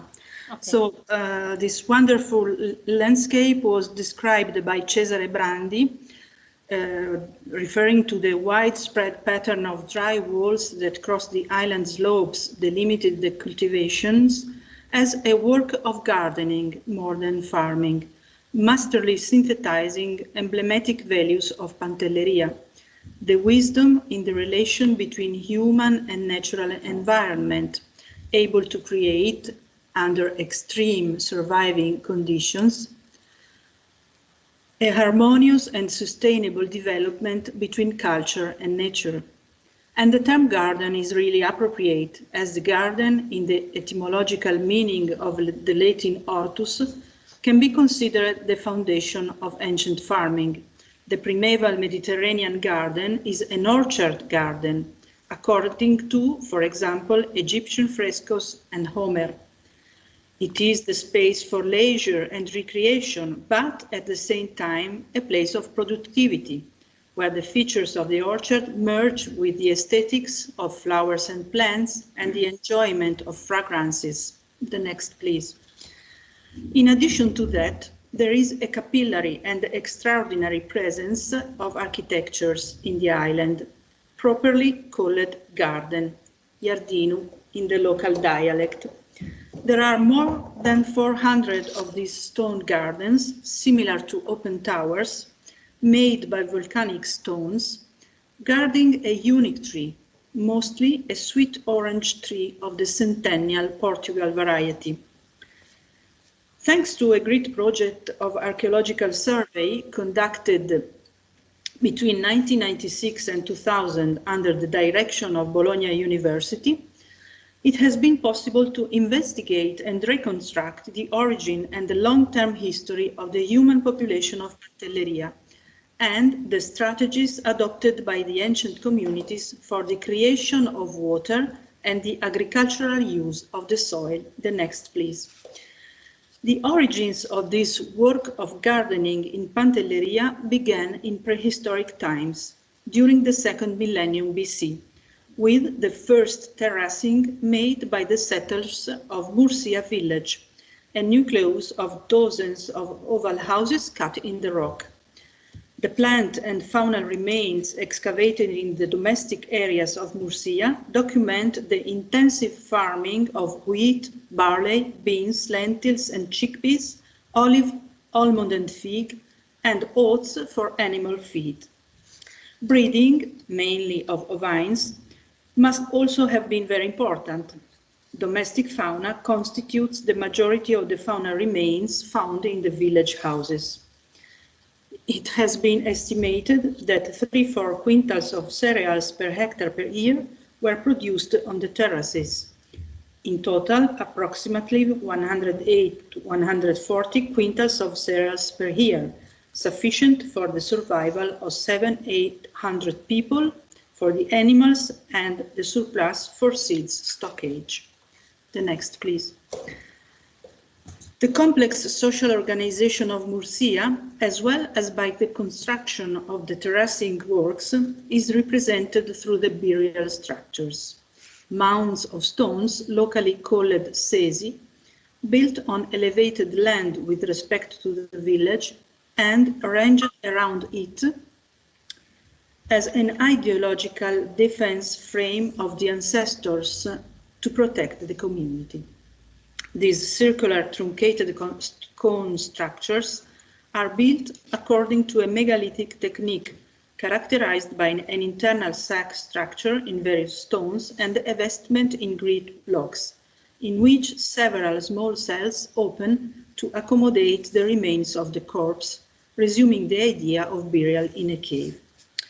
Between the end of Murcia settlement, suddenly abandoned intact towards the middle of the 16th century BC, for not yet known reasons, and the end of the 8th, early 7th century BC, there is no trace of any other settlement in that chronological interval. By the end of the 8th, early 7th century BC, Pantelleria, which name at that time was Iranim, is interested by the settlement of a Punic colony, one of the oldest Carthaginian foundations in the Mediterranean. The next, please. The methodology of the archaeological survey, combined with the GIS spatial analysis, has made it possible to identify in the territorial organization an order that largely depends on the factors of distance, accessibility, location, nodality, hierarchies, scale of sites. The next, please. Thus, the challenge was to read in the distribution, density, and reciprocal relationships of the artifacts' dispersions, mainly ceramics, the possible modality of occupation of the territory, its settlement, and productive organization. Once it is established, the next, please, that the density level of artifact dispersion is linked with the practice of fertilization of the fields, and the extension of fertilization in ancient times is correlated to the use of land, cultivation methods, and ownership of the lands. The reading, conducted diachronically, made it possible to understand the transformation processes over the long term. The next, please. So, it has been documented that in the historic period, the agricultural exploitation of the island started during the Punic phase, signaled not only by ceramic scatters, but above all from tens of Punic cisterns in the whole territory, and its development over time until the productive soil covered about 80% of the total surface of the island. Although a great variability in the size of properties exists, extensions between 0.3 and 0.5 hectares seem the normal size for a family farm in the Greek and Roman period, while, as regard to the size of the buildings, it is believed that a small farm from the end of prehistory, ancient times, and the Middle Ages in the Mediterranean, in suitable conditions of cultivation and visibility, can occupy an area with dispersion of artifacts of 20-30 meters in diameter. Small agglomerations, villages, are larger than 1 hectare. More than 4 hectares are considered minor centers. The next, please.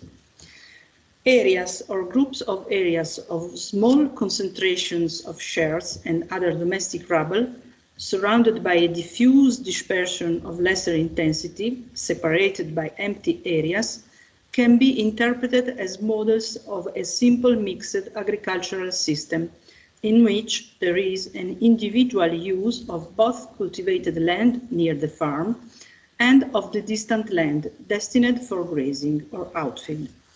It is the most recognizable model characteristic of pioneer settlements within which the social hierarchy is low or absent. These simple mixed farming systems seem to have been overcome in the northwestern sector by the evolution towards a specialized system that occurs in the 4th century BC. In this period, the distribution of ceramics is characterized by a large continuous area with very high density, in the vicinity of which the localized concentration multiply within a diffuse low-density dispersion. This model seems to imply the existence of a town, a center of consumption and exchange, and the adoption of specialized crops with the sudden expansion of farms in areas previously not used for agriculture. The next, please. A completely different case could be represented by the plain of Ghirlanda, the unique alluvial plain, relatively large, and also the unique without ceramic scatters, but plenty of Punic cisterns. This evidence can be explained by the destination of the plain to specialized cereals cultivation and fallow rotation. The use for grazing solved the problem of manuring transport that was very high. The differences in the settlement extension, the model of agricultural land use conceivable on the basis of the density variation of surface materials, as well as the quality of the material documents, are elements for the recognition of a hierarchy of them, presumably the reflex of a social hierarchy composed of small and large landowners. Farms with less than 2 hectares of land did not guarantee subsistence, and, not surprisingly, these are located next to the urban center, where the small landowners, not engaged full-time in agricultural work, given the limited nature of their plots, could find additional economic resources by means of other kinds of paid work. Estates of larger extension, starting from at least 5 hectares, could afford to combine agriculture and livestock, as for example in the farms and rural villas spread in the central eastern area of the island, or in the nucleated settlements that have been recognized in the southern area. The hypothesis so far outlined about the agrarian organization of the island in the Punic and Roman time on the evidence deriving from the surveys, together with the information from the excavations and archaeological prospection in the area of the urban center of the ancient Pantelleria, returns a picture of great economic prosperity lasting until the Arab conquest. The next, please. It emerged also from the architectures and the sumptuous decorations which connote the public and private urban spaces, and from the pieces of architectural decoration, and fine ware repeatedly recovered in the rural settlements scattered in the territory. The last, please. These are the premises of the oldest history of Pantelleria that lie at the root of the present landscape of the island, where it is still possible to read how usefulness can become beauty.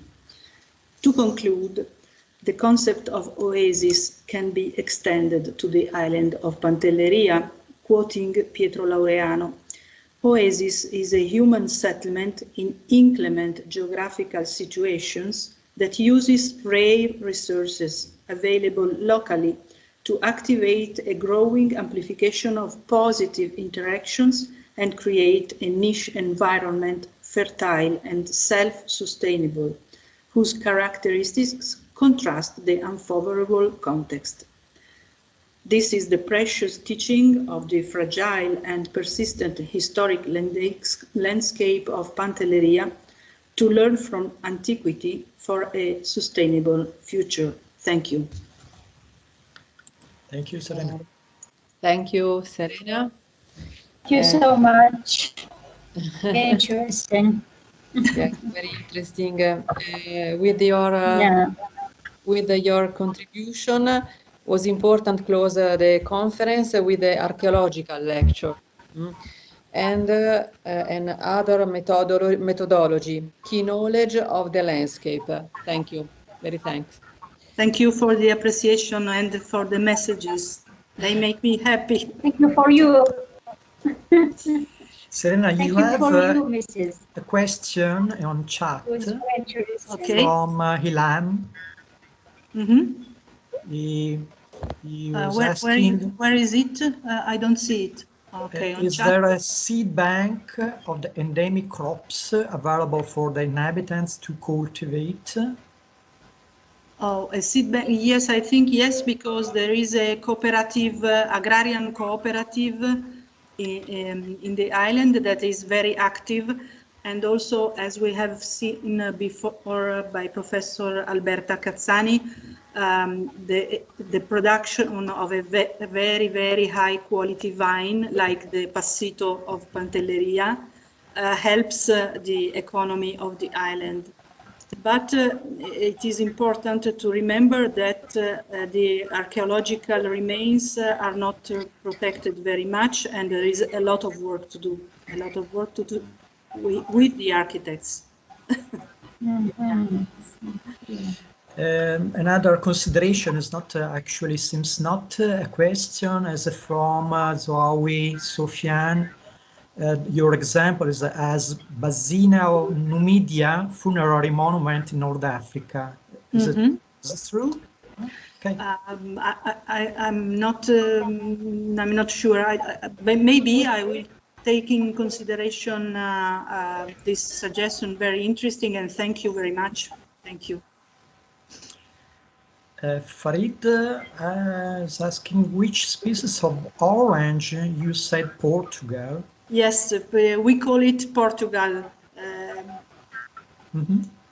It is centennial, very ancient. Name Portugal. Portugal. We call it Portugal. I don't know another name. Also in our dialect here in Liguria, so in the north of Italy, the orange trees are called Portugal.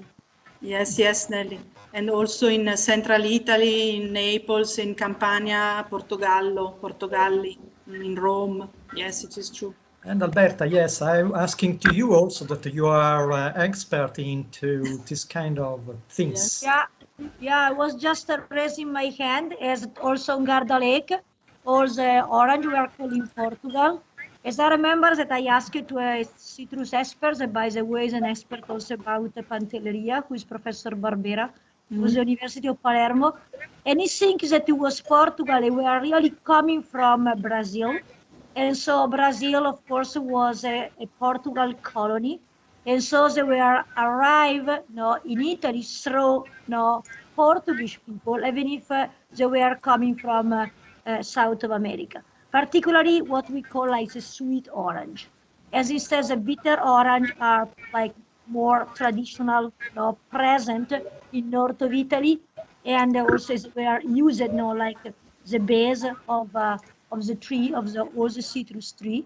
And so that probably is a kind of like traditional idea about the fact that that name was related to Portugal in this place. Of course, Portugal instead is not so famous for citrus cultivation, but of course I had a lot of business and trade related to the South of America and to Brazil particularly.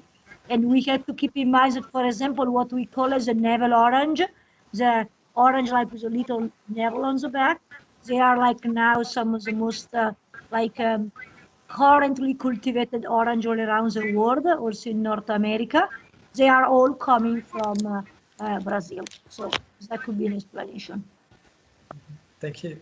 And Farid Excuse me? noticed about Arabic term Portugal. So similar. Very similar. Yes, yes. Sorry, it is yes, Portugal in Arabic.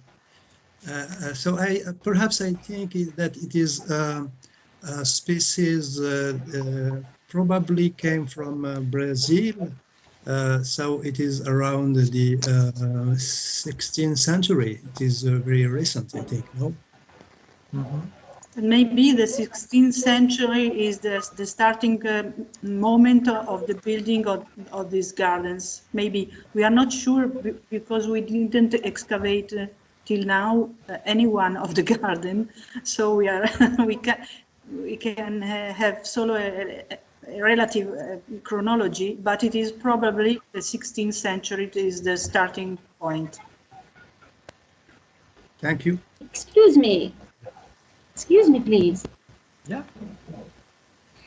Isn't orange from China?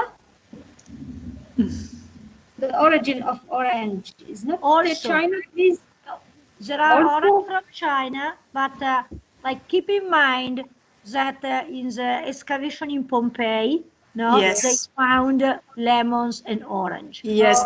So like in the Roman time, they were orange, and later orange in some way disappear, and lemons and orange, like also citrus family, came back like in the late medieval time. Of course, like the Arab culture, and that could be both from China or instead from China, from South of America. So the origin of citrus is really spread like around the world, and more Chinese species, of course, added to the most ancient one. But for example, some species that were cultivated in the 16th century in Italy definitely came from south of Italy, so from Sicily, as they were coming from all the Arab culture, probably not only related to the Chinese one, but also related to the South American one. Thank you very much. You're welcome. Question more for the speakers? I like the subject of Mrs. It's really very interesting, and I hope that this set will be recognized by UNESCO, I think.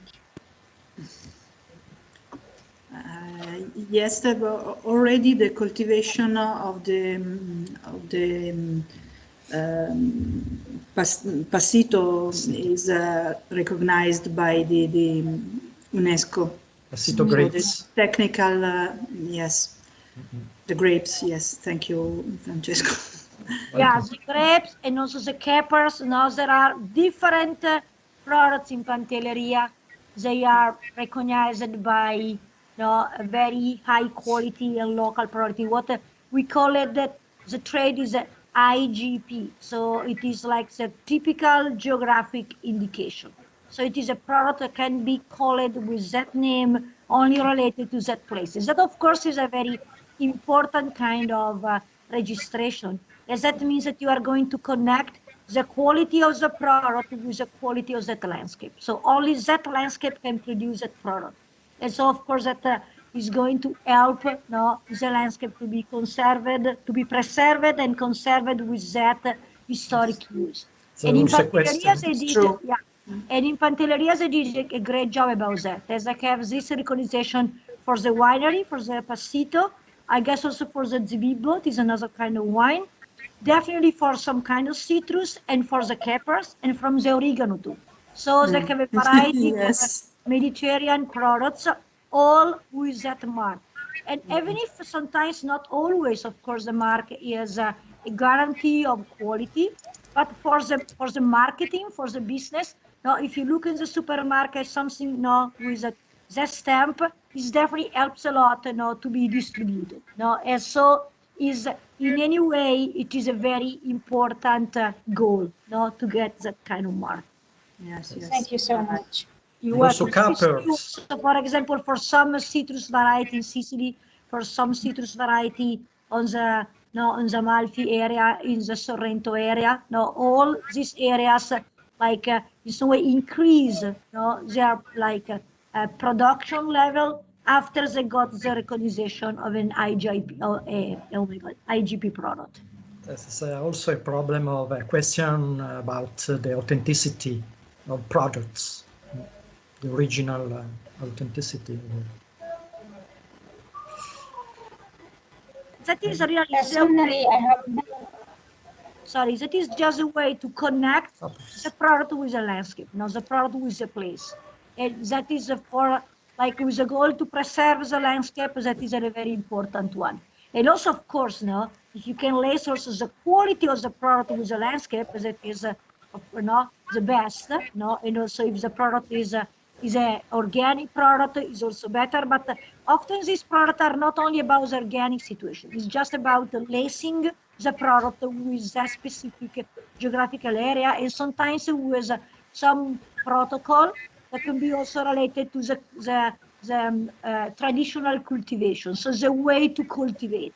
So it, for example, you can do an intensive cultivation as to guarantee that particular wine. You need to follow some specific rules.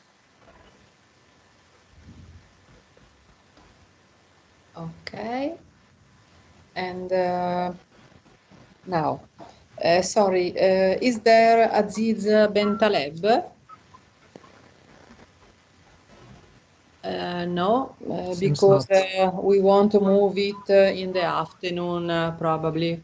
Okay. But she has problem with Teams. Teams programs. So probably she cannot join. Okay. Now, we can see you He in the cannot afternoon. He's a man, Aziz. Sorry? Sorry. Yes, Aziz is not Asmine. He cannot join. Yes, I called him and he still has this problem. Yeah. So he's trying maybe till the afternoon he will maybe manage or not. But he has already sent the presentation, but I know that he should present it himself. Thank you. Okay, thank you. We can see you in the afternoon at 2:30. Okay, thank you for your attention, and thank you. See you in the afternoon. Thank you. Thank you. Okay. Thank you. Ciao, ciao. Ciao. Ciao, ciao. Thank you. Thank you. Yes. Jude Lombardi, she's an architect, urban planner and restorer affiliated to the Duria Gate Development Authority, and considers herself a student of nature as much as an architect. In her point of view, she chooses to consider the tangible and intangible in creation practice, space, place, complexity, contradiction, memory, sensitivity, duality, beauty, spirituality, life, death, duality, vision, composition, order, and disorder are some of the keywords that she takes in consideration while exercising her ideas. This articulation of her background influences her creative process directly. She strongly believes that ancient culture lived peaceful with geography, and they should be revived. Her aim for an era of change which will benefit her country and reduce her to the antiquities. The presentation will be about Dumat al-Jadal, Archaeological Oasis, Museum of Traditional Agronomic Techniques and Astronomy, North or South Arabia. Thank you. Thank you so much for this introduction. I really appreciate it. Thank you. And hello, Professor Susanna. You've been missed. Tutto bene? Tutto bene, Susanna? Rispondi. Ci Yes, sentiamo. it's okay. Thank you so much. Thank you so much for having me today. So yes, I'm gonna share my screen now. Okay. Can you see my screen? Yes. Okay, so full screen. Okay. Okay, so I'm gonna read my summary that I wrote in my book. So this project covers the restoration, conservation, and the reuse of ancient agronomic techniques and astronomical tools to trace the sky through the seasons. My study links the relationship between man looking upwards to the sky and down to the land. These traditional methods survived locally until nowadays, and it's clearly reflected on our Arabian calendars. This intangible inherited tradition is translated into a museum through my project, study and analysis. It continues in a tour of a new village that has a dialogue with the past memories of the old village at Dir Islamic ruins. I specifically picked Domat al-Jandal as my case study to implement what I learned from preservation and restoration methodologies in Politecnico di Milano previously, which was called Adomato, because back on time until now, it is considered geographically representative as the gate to Arabia, a very resourceful oasis with water and agriculture. Over the centuries, it is believed that Domat al-Jandal served as an important station in the complex system of trade routes crossing the Arabian Peninsula. On the other hand, Domat al-Jandal has all the ancient features of a city in a small scale that could be observed and studied. So let's dig in with Domat al-Jandal. I think this is enough. Okay, so starting with what is the meaning of Domat al-Jandal? The term Jandal means stone, specifically sandstone and limestone, which is located in the territory. Where is Domat al-Jandal? So this is from Milano. It's located in north of Arabia, within the Arabian Peninsula. It is located in this spot, quite close to Jordania, Iraq, and Egypt, and the Sham. Within our Arabian Peninsula, we are divided into a couple of provinces. So the province of Domat al-Jandal is Al-Jawf, and my focus is this ancient village, which is the historical, archaeological, ancient core of Domat al-Jandal.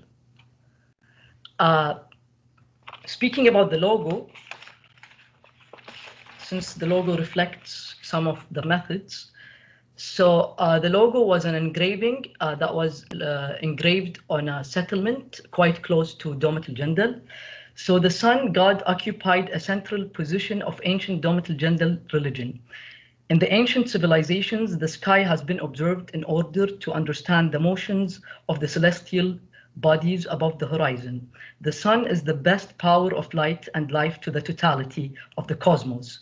With the almost universal connection of light with enlightenment or illumination, the sun is the source of wisdom. The study of faiths and practices dealing with the sky in the past has been attributed to the sun, the moon, and the prominent stars. The alignment of and orientation of constructions to significant celestial objects were a common practice. The orientation was an important component of the religious structure design.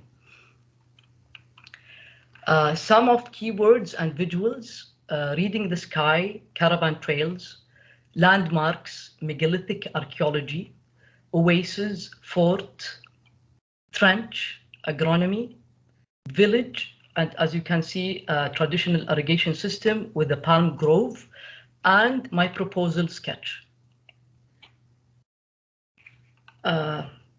Going through the historical analysis, which is state of art, first thing I wanted to focus on is traveling by reading the sky as a map, as it was an ancient tradition. Arabia's ancient souks. So this is one of the examples because I was digging and I couldn't find so much. So this is Al-Mashgar. It's located in Al-Hassa, and Al-Hassa is in the eastern region of Arabia. Why these two focuses is because this gonna reflect my museum. So I just picked the things within the history that I want to reflect today. But within my book, I listed lots of elements within the history. So studying the caravan trails and focusing on the ancient Arabian states and the souks. So as you can see within the map, let me just,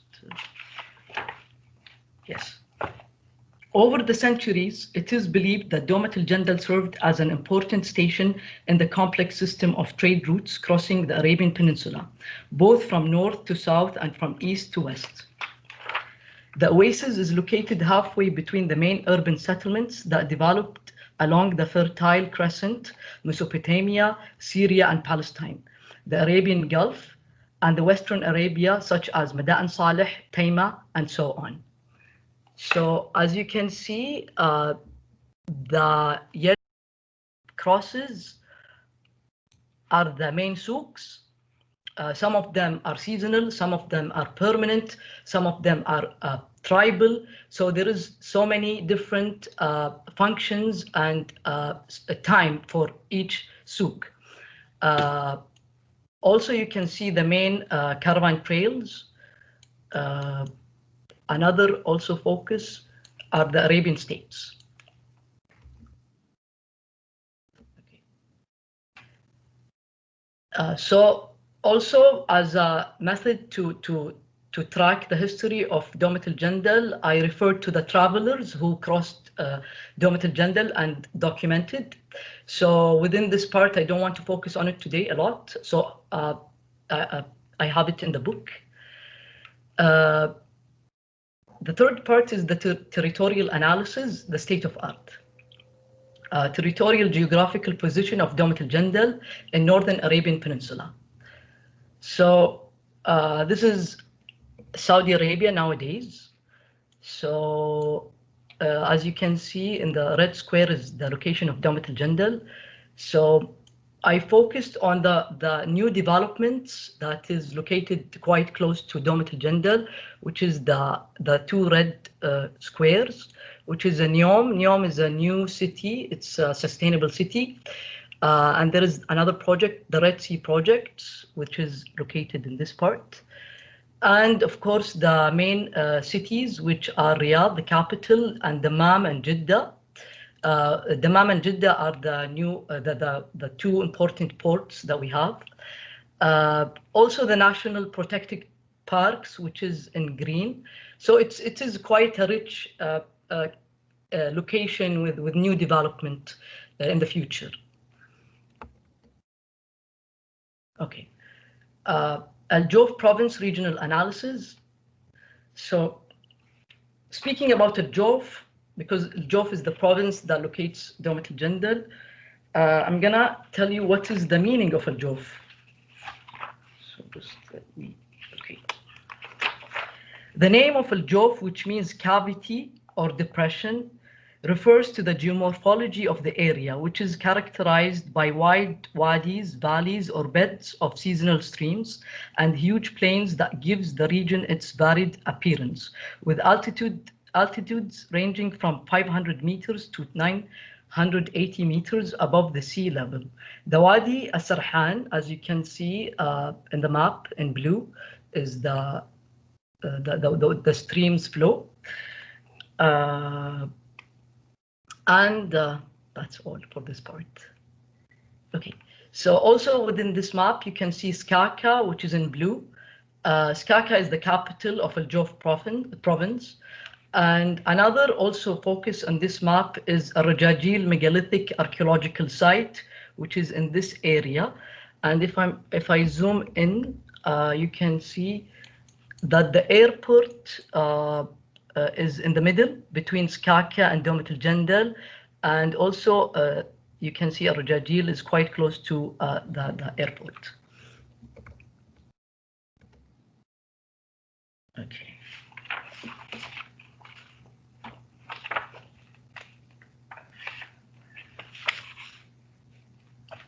Okay, I'm gonna just, okay. So speaking about megalithic, the alignment of the stones seems to suggest an astronomical connection. This is not immediately apparent from the ground level, but aerial images suggest a rough alignment to sunrise and sunset. It is also possible that the pillars were landmark for a trade route. Al-Jawf was a significant stopover, which I referred to within the caravan trails. Okay, going to the urban analysis, geological map and water resources. So zooming in to Domet al-Jandal, you can see in yellow is the main road. And here in the middle, you can see the historical core, which locates the studied village. And you can see a very clear separation between the agriculture fabric on the right side and the urban fabric on the left side. Also, regarding the criticism of Domet al-Jandal, I picked some specific topics that I want also to reflect on in my project. So first of them is the state of preservation, which is a very poor state of preservation. You can see concrete with some antiquity, some graffiti, and you can see the situation. Also, another critique is regarding the old souk interventions. So for them to be able to build the main road, they demolished the existing old souk, which was following the morphology of the old antiquity. So I was, these are the only maps I could find. So the demolishing was during 1920s, 20. So you can see they changed the composition of the souk just to respect the new road. And these are some poor interventions for them to create new markets, which that has nothing to do with the composition of the morphology of the antiquity. Also, continuing with the urban analysis, there's a serial visions, which now I started to develop Domet al-Jandal. So,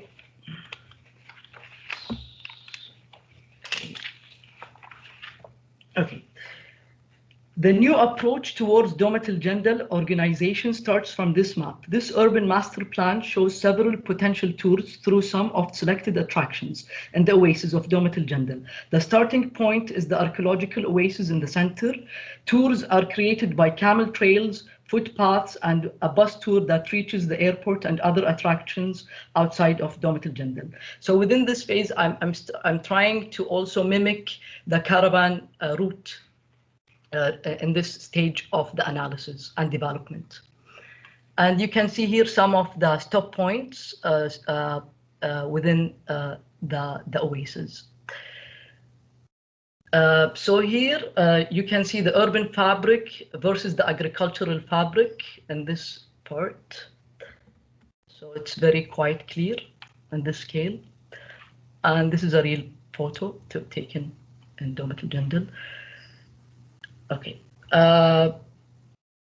Regarding the state of art, zooming into the archaeological oasis, you can see the fort. This is the fort. The name of the fort is Marid, which means rebel. because it's a really huge fort, very defensive.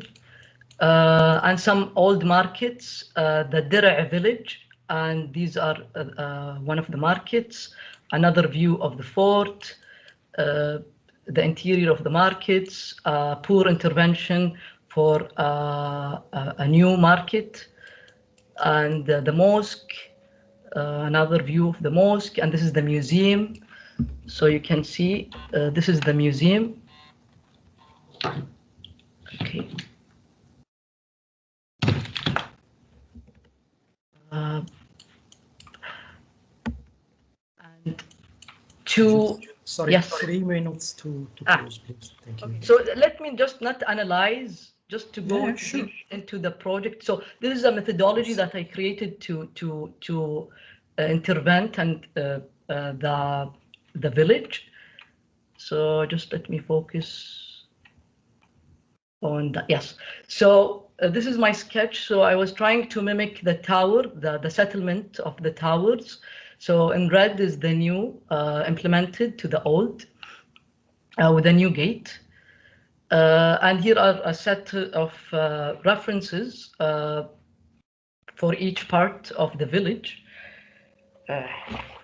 The project is quite complex, so yes. So within the zoning, you can see a public, economic, and social part, and I created archaeological and stratigraphy research and documentation zone, and also part of it is for hospitality. Okay. Okay, so here you can see the old with the new, and this is the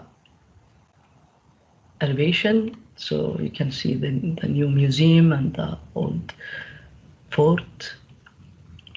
So I'm just so I used the method of the storyteller in the museum. So this was the theme and the feel that you will sense inside the museum. So the strategy is just to go, it's a horizontal analysis and the vertical analysis. So this is a person of Domital Jandal going horizontally, reading the stars, and then using the water streams and the flow in respect to the magnetic field and the orientation of the Islamic city to the Qibla, which has to do in a relationship to the megalithic approach, ancient approach to specific orientation and sacred orientation.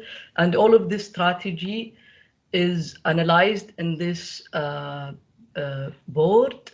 And I reached, I was focusing on the calendar, the agronomy calendars, which until now are used, but not scientifically approved or studied or investigated, because people now use it as a common knowledge, inherited knowledge.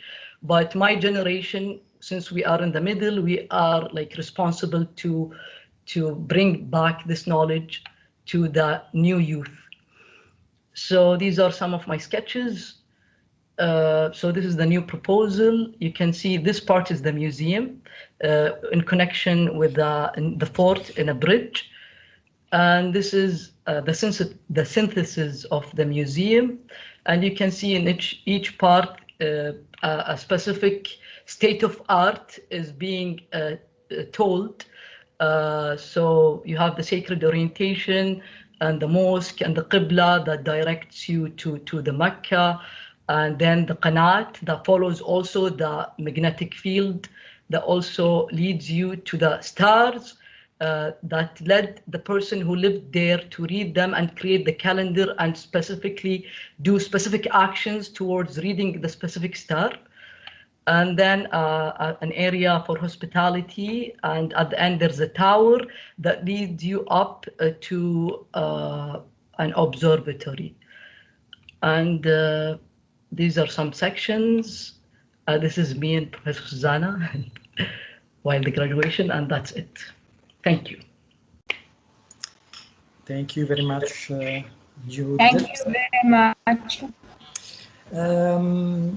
In the chat, Tamasga stated it seems like the city of Gardaya in Algeria, your example. Yes.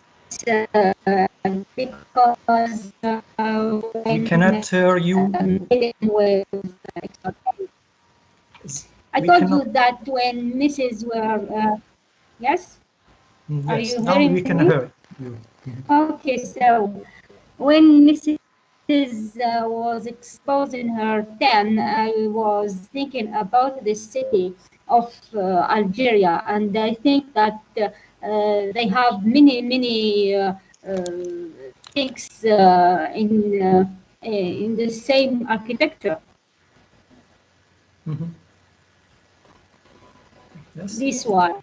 that is interesting. Yes, and Jude, the valorization activities there is started or not? This is just a studio, your studio for your thesis, but they actually no.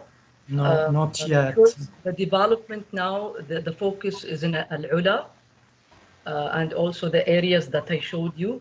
But of course, since the approach will reach to Dumat al-Jandal. Yes, really huge, rich things, items It's there. a little bit complex. I tried yes, to complex, but really nice, really nice.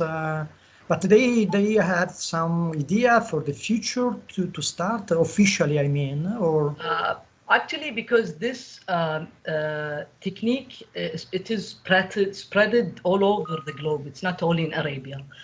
But I have an opportunity since the place that I'm working in is Dir'iyah. Dir'iyah is a bit with a morphology. It's the same as the morphology of Dumat al-Jandal, but with a different of material. In Dumat al-Jandal they use stone because it's but in Dir'iyah we use mud bricks. But I hope that I could implement this in Dir'iyah as a start. Okay. Because it's not only Arabian knowledge; it's a universal knowledge. Yes, sure. Also similarities with Algeria, because someone said about similar sites in Gardaya in Algeria, so that is interesting. So also you have some in chat compliments, congratulations about your studio, your presentation. Actually, I couldn't made it without the effort and patience of Professor Bortolotto. So, yeah. I'm sure about this because I know her well. So, Haifa is asking something to you. Actually, yes. Haifa is our chief. Yes, he's our chief in Dir'iyah. Ah, okay. She's our director. Nice to meet you. Hi, nice meeting you all. I just would like to thank Nujud Professor because she gave us a very great gift in Dir'iyah. And inshallah, you're going to see a lot of great things that made by Nujud. Yeah, thank you. Sure. Okay, thank you very much. Thank you. Bye-bye. Now, next... excuse me. Yeah. Excuse me. Just one question for Jude. Sorry, I didn't see your... Yes. As the fortification being a historical heritage, you don't have any problem with the preservation laws to make your project?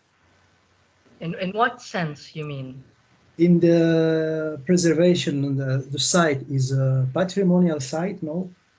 Actually, and for the preservation, I gave like a methodology, but my focus wasn't for the preservation because I just gave a manual. To me, was my focus was the intangible, the non-material stories that I want to reflect within the container, which follows the morphology. So I mimicked the village, so I created another village, but I didn't focus a lot about the technicality because it's there. There's a lot of research and lots of development regarding that. To me, is more the feminine side of the project, the sensitivity, and going through all of the, let's say, because we have the knowledge, we have it now. now what we need is what to do with this knowledge, how to address this knowledge, how to recompose and how to tell the story, because everything repeats itself. So this was my focus, because it's not just to document the past, it's more about to represent and regenerate, so create a regenerator. And also not only for the Arabians, it's just a global and universal language, let's say. So this was my aim. Thank you so much. Jude, we wait for visit as soon as possible the site. So you know. Thank you so much. I'll be glad. Because you are visiting Algeria, that is amazing, and so also other countries, wonderful countries. Thank you very much. Thanks a lot. Thank you, guys. Okay, next, Alessandra Battistelli, are you ready? Hello.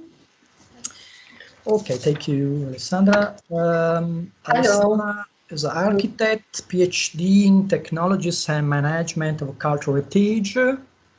Her experiences in research projects focused on conservation of building heritage, raw earth architecture, preservation, urban preservation, development by collaboration with university, Politecnico di Milano, Politecnico di Torino, and Uni Boyacá in Colombia, and with NGOs and foundations. The most significant work experience on raw architectural heritage concerns the position of technical coordinator of restoration of the Claustro de Santa Clara La Real in Tunja, Colombia, and of academic coordinator for the technical program in construction and restoration of the Escuela Taller de Boyacá, National Social Strengthening Program of the Ministerio de Cultura de Colombia. Since 2019, she covers also with Politecnico di Milano School of Architecture as teaching assistant in the Architectural Preservation Studio. Her presentation will be about Cepita in Santander, Colombia, a raw earth village and integral landscape heritage should be discovered, enhanced, and preserved. Thank you, Alessandra. Good evening to everybody, and thanks to Professor Rogelli and Susanna Bortolotto for inviting me in this interesting conference. Can you hear me? Hello? Yeah, we can. Okay. I'm trying to sharing the file. Can you see the file? Not yet, but we have to wait some. It's some just seconds. open. It's just on my desktop. And can you see now? No. No.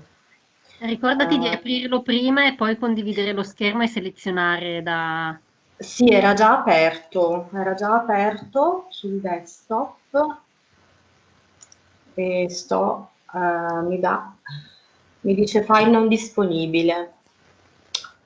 Se no lo faccio partire io, non ti preoccupare, come vuoi. Se vuoi provare ancora una volta, intanto io lo apro. Sì, proviamo. Dovreste vederlo adesso. Non ancora. Non ancora. Allora chiedo cortesemente a Nelly.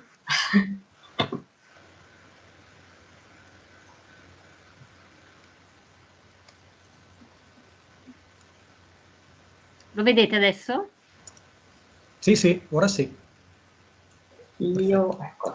Adesso l'ho messo nella to share in full screen. Okay.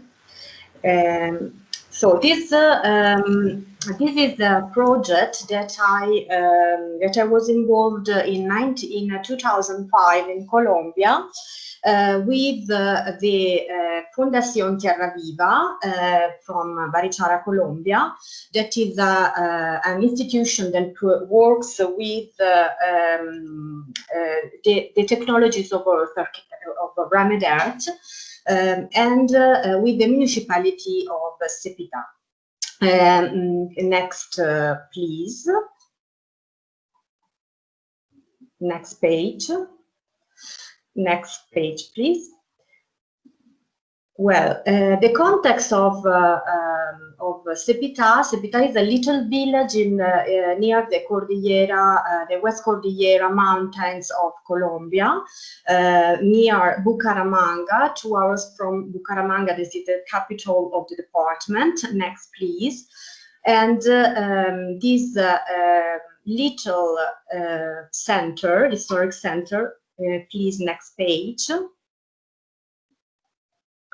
Is located in a canyon, down to a canyon near the river Chicamocha. It is about, this picture shows the street, the main street from Bucaramanga to San Gil to Sepita. Can you see the wonderful landscape and mountains and down the canyon? This is about 1,016 meters above the sea. And next, please, Sepita is down this canyon at about 150 meters above the level sea. And as you see, is a very, very little urban settlement from the colonial period, about 1750, and surrounded by wonderful mountains, a river Chicamocha on the right, and on the left the creek, a little creek. As you see, is very little, about 5 streets in the orthogonal grid, typical of the Damero, that is called the chessboard urban structure of the colonial period. Next, please. And it's next page, please. Is totally built in raw architecture.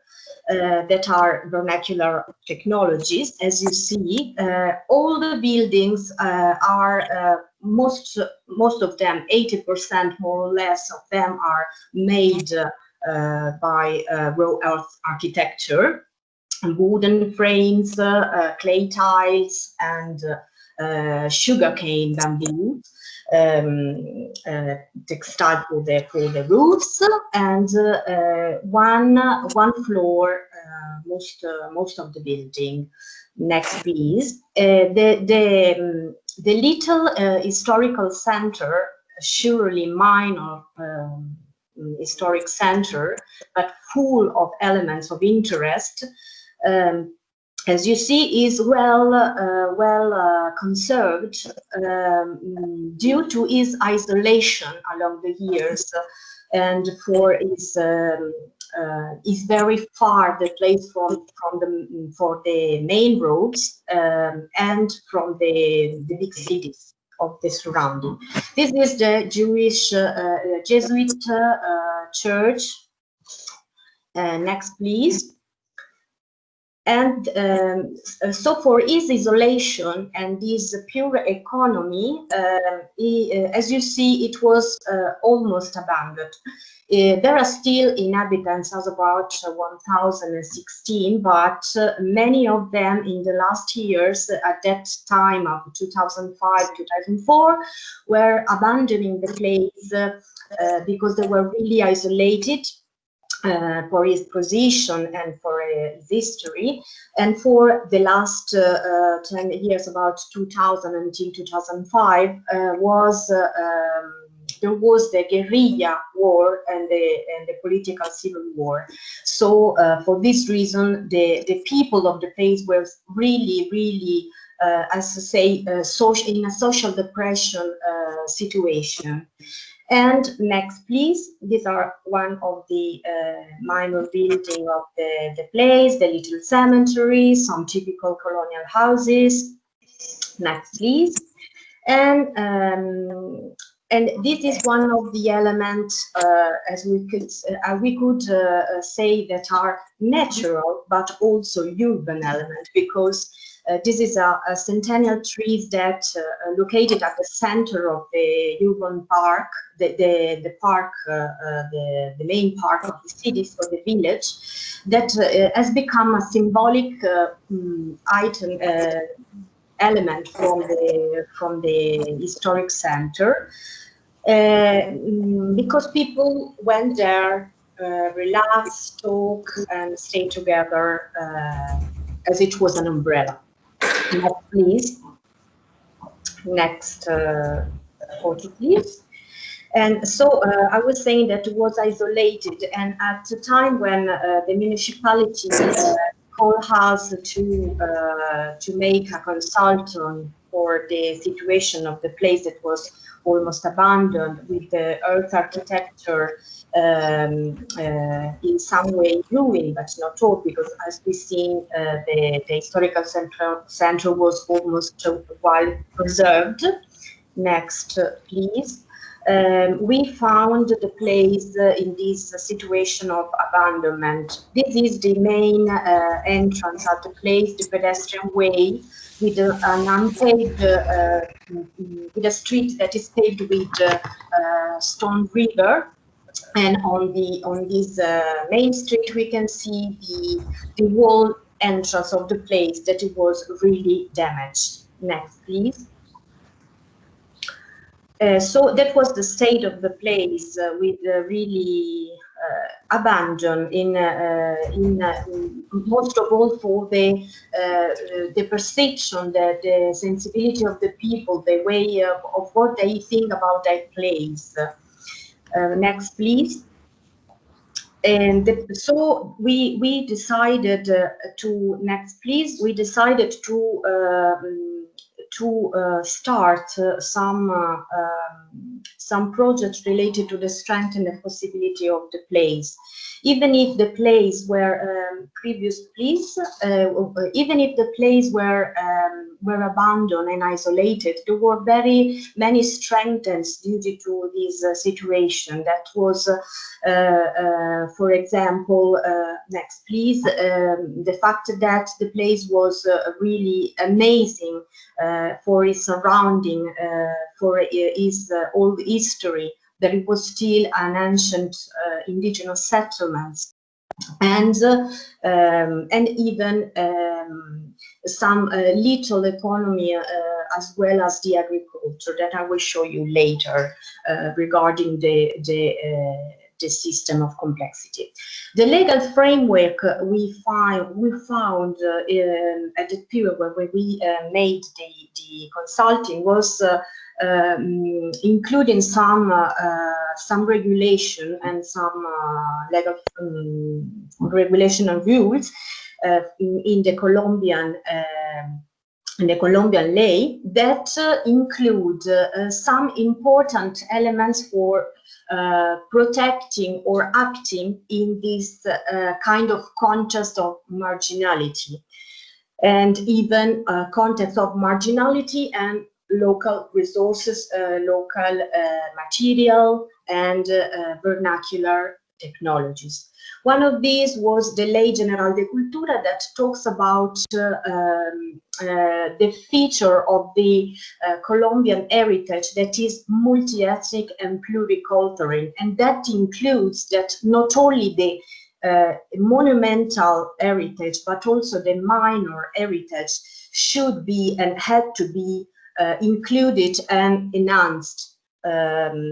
The other one is the Plan Nacional de Cultura that wants to impulse the valorization of every kind of heritage, both tangible or intangible. For us, the architects or the professional of this theme, of this issue, is that for us it's normal to talk about this, but not everywhere these kind of tools, so legal tools, are including these elements in their legal framework. So the other two rules, including the ciudadanía cultural, that means that is a duty and a right to build the culture strength, the culture development by the democracy and participation. And last one is the territory development rules that talks about equity of the use of land. And very important, the elements that UNESCO have included among the intangible heritage, the tapia pisada, the remnant earth technology, intangible in the meaning that is the savoir-faire of the technologies that were still alive in Colombia. Not in Cepita at that time, but yes, in Colombia. So under this legal framework, at this situation, we decided to start the project in these two steps. Next, please. There were two different steps of the project. The first one about recovery, restore, and build some. Next, please. Restore, preserve, and could you go next, please? Next page. Hello? Can you hear me? Che Alessandra c'è il ritardo nella... ok, sorry. Sort of delay. C'è sempre un ritardo. Okay, sorry. So this, but I cannot see now the, the PowerPoint. Anyway, it was the first step of our action regarding the revitalization of this depressed minor historic center, and to repair and recovery and preserve some historical building in raw remnant art, and use these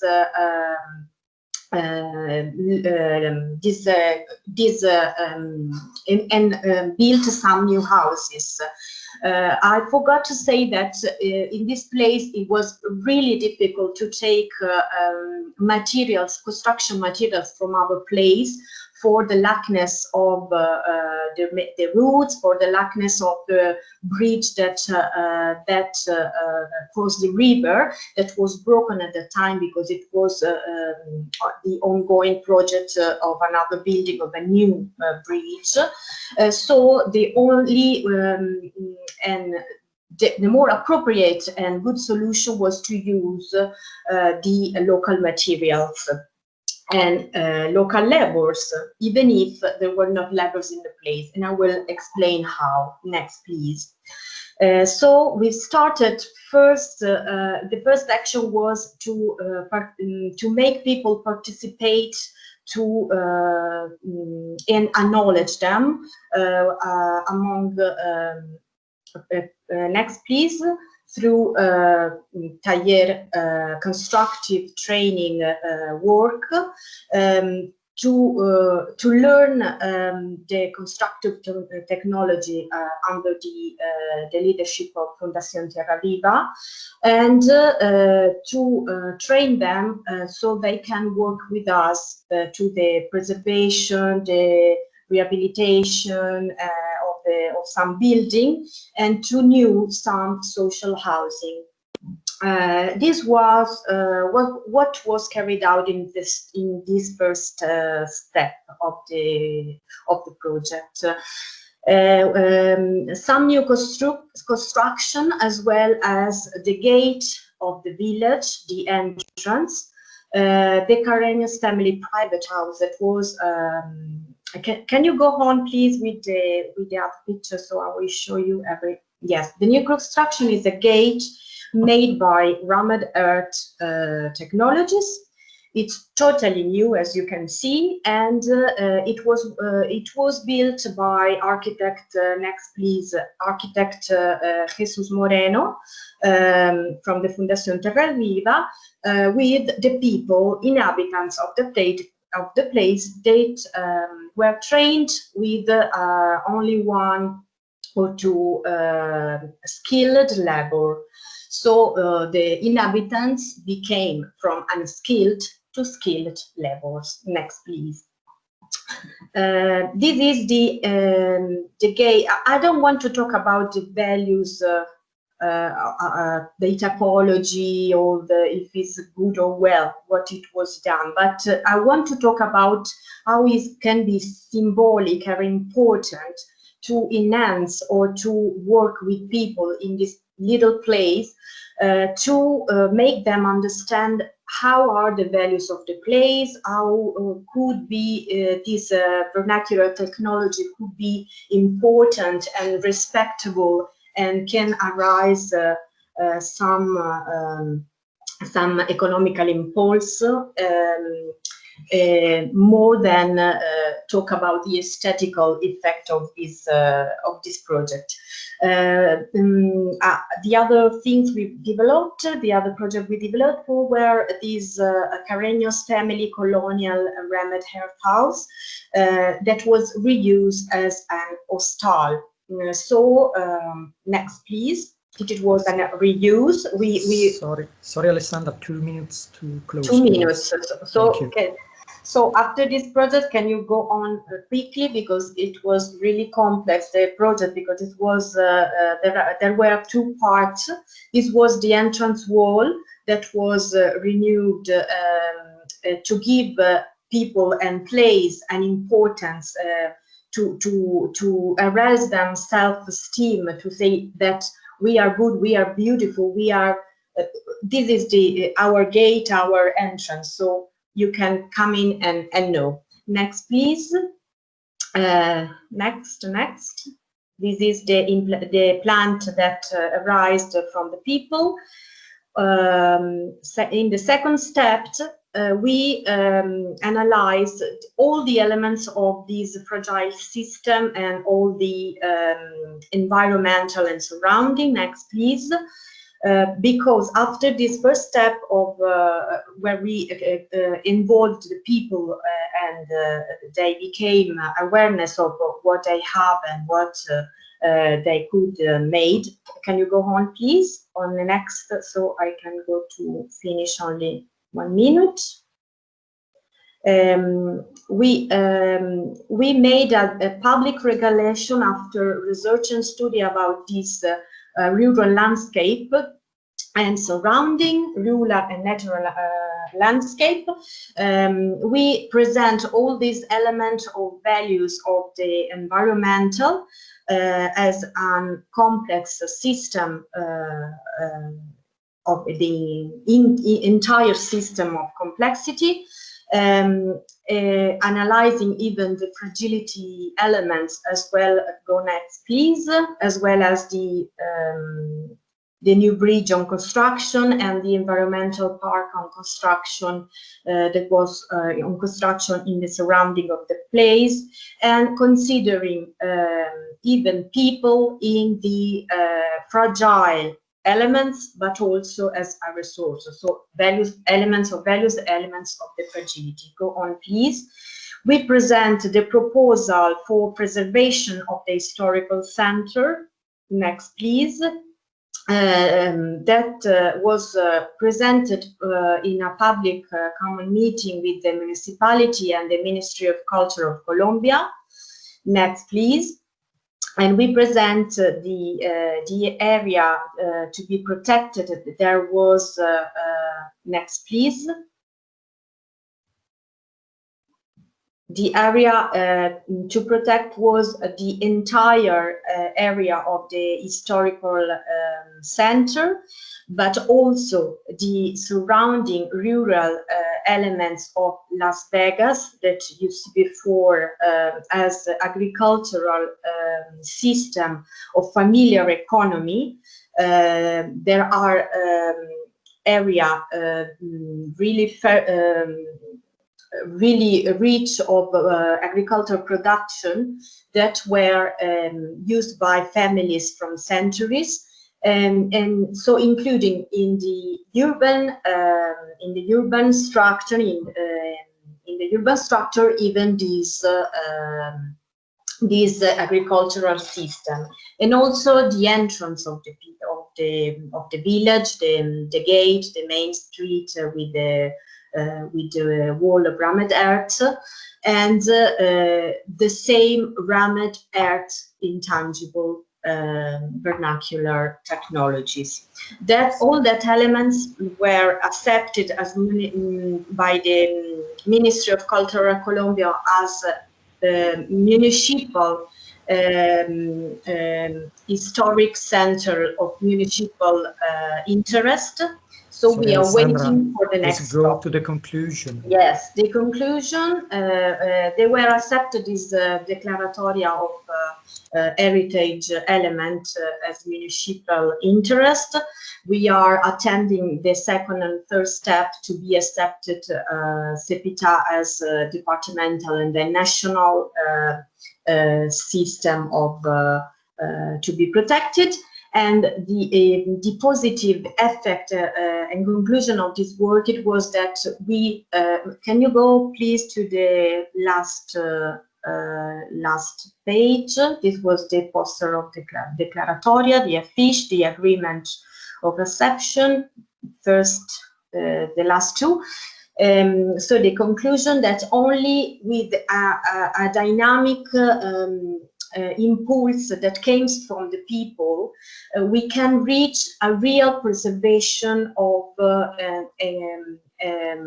our heritage. Because if you don't know, you can't preserve, that is clear. But in this case, where people didn't know anything about cultural heritage, technologies, etc., they only could achieve the protection with the sharing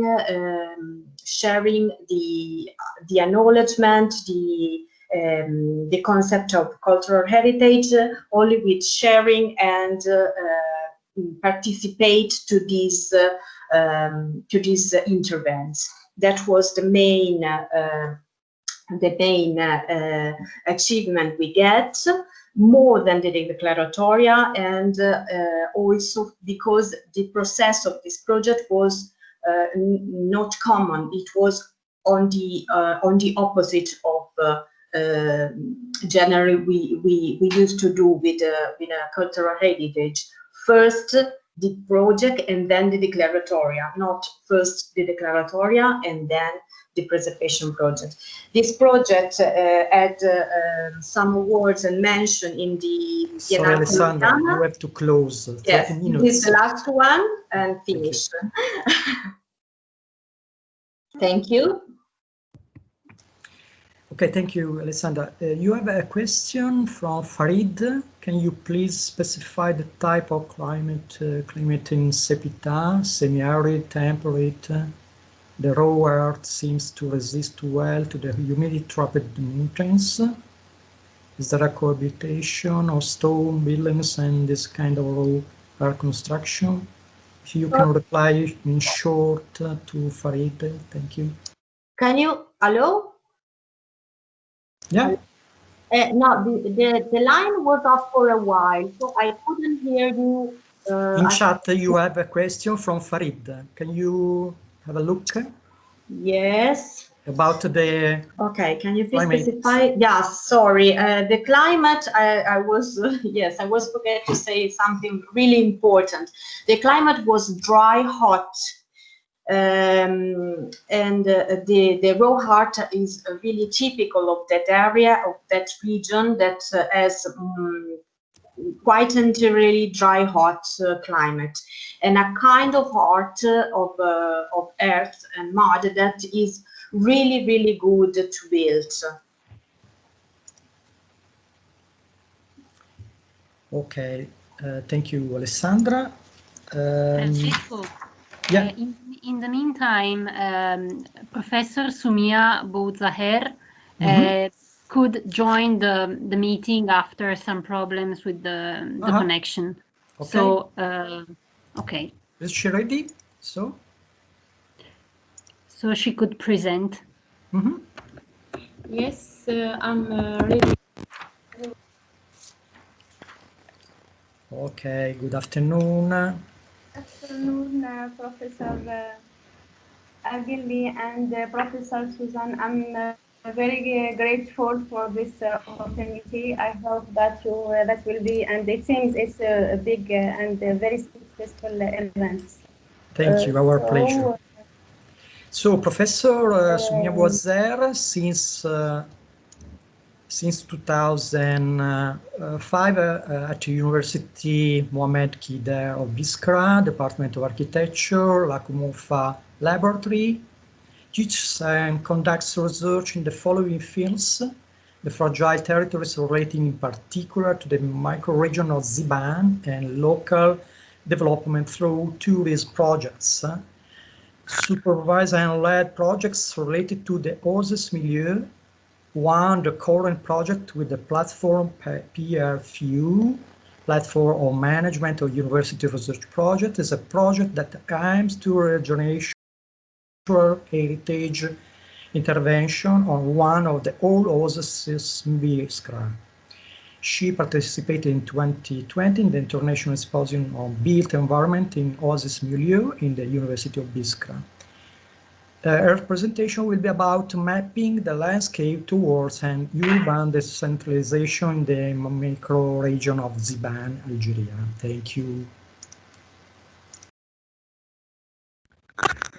So, thank you. As presented, our work will speak. Our paper will speak about mapping the landscape, the landscapes to create an urban decentralization. So, as presented in the Biskra lies in the southeast of Algeria. It was called. Sorry, I cannot see your presentation. It's my problem or general problem? I can't either. So you had to share your PowerPoint or your PDF presentation. Yes.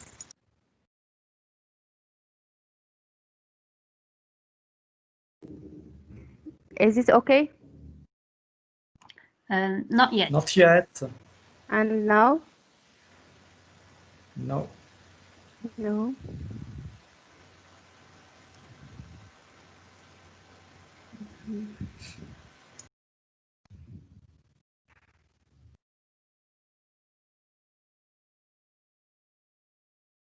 Yes. Yes. Can you see? Okay, perfect. We are at stage 2 now. Yes. Okay. So, Biskra lies in the southeast of Algeria. It was called the Queen of Ziban. As Ibn Khaldun called Ziban, Ziban is a group of small oases which can have an economical and agricultural subvention, and each oasis have his own identity and production since agrar or economic or cultural or in knowledge also. So actually we have as all old oasis big and problem of growing up of the population and the urban settlement, also land speculation of land.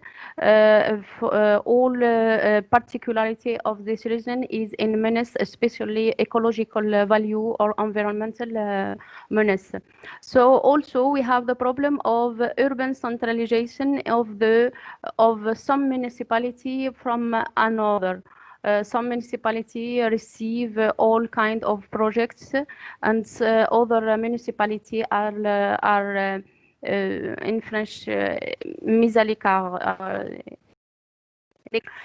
We have to resolve this problem. We have proposed a tourist circuit as an instrument of an urban decentralization. So we can promote and value the landscape potentiality of the region, and we have proposed tools and the mechanism to use to carry out local sustainable development for these regions.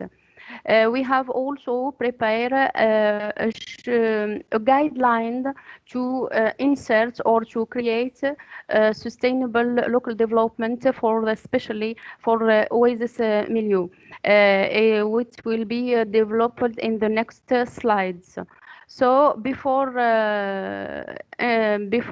speaking about this, the guidelines, we have to speak about the potentialities of the region and their problem or their constrictions. So, based on the monography of 2010, we have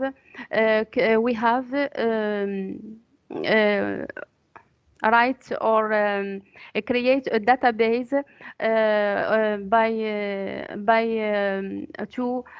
based on the different potentiality of each municipality as it appear in this two or three these two tables. Each municipality have human potentialities, as we can see in the first column. The second column, we speak about natural potentiality, especially forests, palm trees, and forest, and other animals potentiality like production of camels, horse, also cows, and other kind of animals which are use the lands. So as we can see, every municipality can have 2 or 3 or 4 potentialities that we can use to create our urban decentralization. Also, we can speak about agricultural potentialities when we speak about the green, the landscape of greenhouses, cereals, and pastoral surfaces or lands, and about hydraulic potentialities when you use sources of water, natural sources, or les barrages. I don't know how we call it. A barrage, I think that we call it. And that is about the different statistic potentialities, and there is other potentialities that are not written or here. Next, in the second table, in these tables, we speak about different problems in this region. We have climatic, ecological, environmental, and social problems, which are all connected to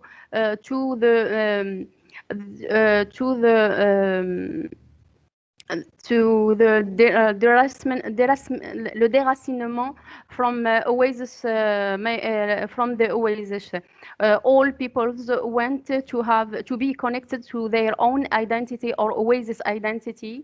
This ecologically, the fauna and the flora is in loss. We have a very bad social problem. We have a very bad repartition of population.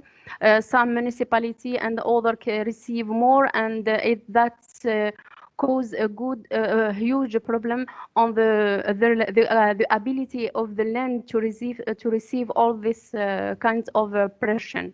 So another problem with three levels, as we see. In the public space, we have seen Kansas speak about the loss of beautiful practice of gardens. It's called Jnina. In the urban space also, we are using like the zone and the PO2 an instrument urban instrument it's not participate to promote the oasis particularities, and the regional level is about especially the loss of the local human establishments, which is the architectural identity of oasis milieu.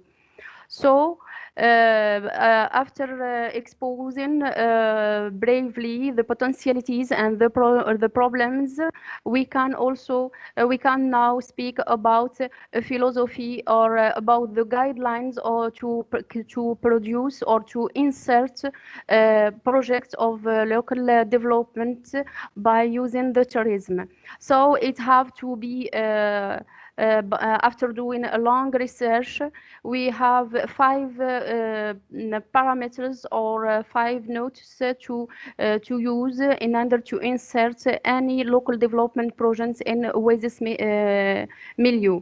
The first is to have a referential or a contextual philosophy.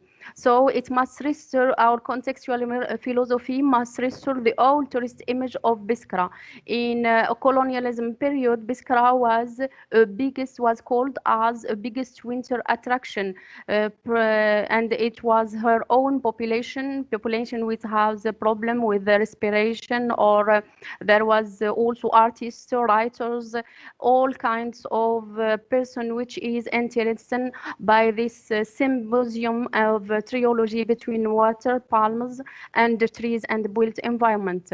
At second, we have to create development of an economic base for local development, and we thought as our neighbor Tunisia or Morocco, we have found that establishing in the insert of tourist dynamic can also create an economical dynamic for the local population. Promote also a common oasis culture, or it's not to promote, it's to it's about to revitaliser somehow la culture oasienne. So, and fourth point is to create some connection or link between different parts of this project. This project can be prepared or realized by the university of the researcher, hydraulics, the all direction, architecture or urban direction. From here, it can be a very connectful project for different sector. So at last is having a dynamic for urban space which can be showed in the different maps. So this is the summarize of all the projects, the philosophy, the schools, the problems, and the different opportunity. Also the tools, as we see. As the photos we can see here Alcantara. Here we can see some les gorges aussi, and mountains, the palm trees, and this is a farm vers Sidi Oqba. And this is, we can see vers el Hajib, c'est I'm sorry, in French, l'élevage des chameaux. And so we have created 5 maps to improve, and yes, everything is okay. Yes, okay. Wait. So we have to improve and to encourage this activity of tourism which is lost. So those maps must be able to describe less traditional space, green space, rural and urbanized or urbanized space, waters, forest, file, greenhouse, every. Also describe, locate the different elements of an organized space or given space, information necessary for the description of the landscapes also. So the first perception maps is realized by using Google Maps photos and Archicad software. So it shows us, I hope that's it's clear, it shows up the mountains which are high of 109,042 meters to the Saharan part. We have 2 kinds of Saharan. We have in our region the sand Saharan, and here at Ras Al Mi'ad we have the Rocan Saharan. Here we have the shot, which is amazing experience. Somehow here Alcantara we have les gorges as nommé en français, which is as through something which is very through. So The next map we have prepared also is about different urban and rural landscape. We can see that we have a huge repetition. Sorry for my English. Of the urban space as demonstrated.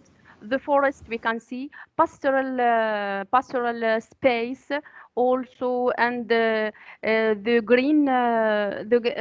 greenhouses, which is a promotion of industrial agriculture.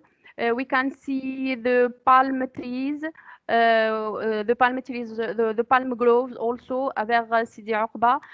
This map can show us which are the municipality and their potentiality. We can see this little point, red one, is about traditional or human establishment or traditional node. Somehow at Khangat SidiNej still exist. They have received a problem of conservation, but it still doesn't, unfortunately, it still doesn't work. Al-Qantara also, we can see that there is some points. I think that you have seen Dashra al-Hamra or no. Here we can, it's about Vergoufi. And vers Sidi Oulad Jalal and Sidi Khaled, we can see some paysage.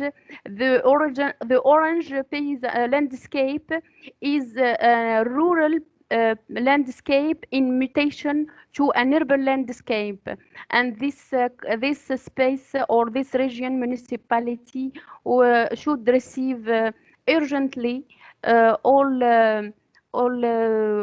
all the facility to prévenir plutôt cette croissance. The third maps speak about the seasonal wadis. As we see, since there is no rain and the lack of rain a conduit à la sécheresse de certains wadis aussi, mais certain wadis, but the wadi is once water is here, the wadi is back. That's what we say in Biskra.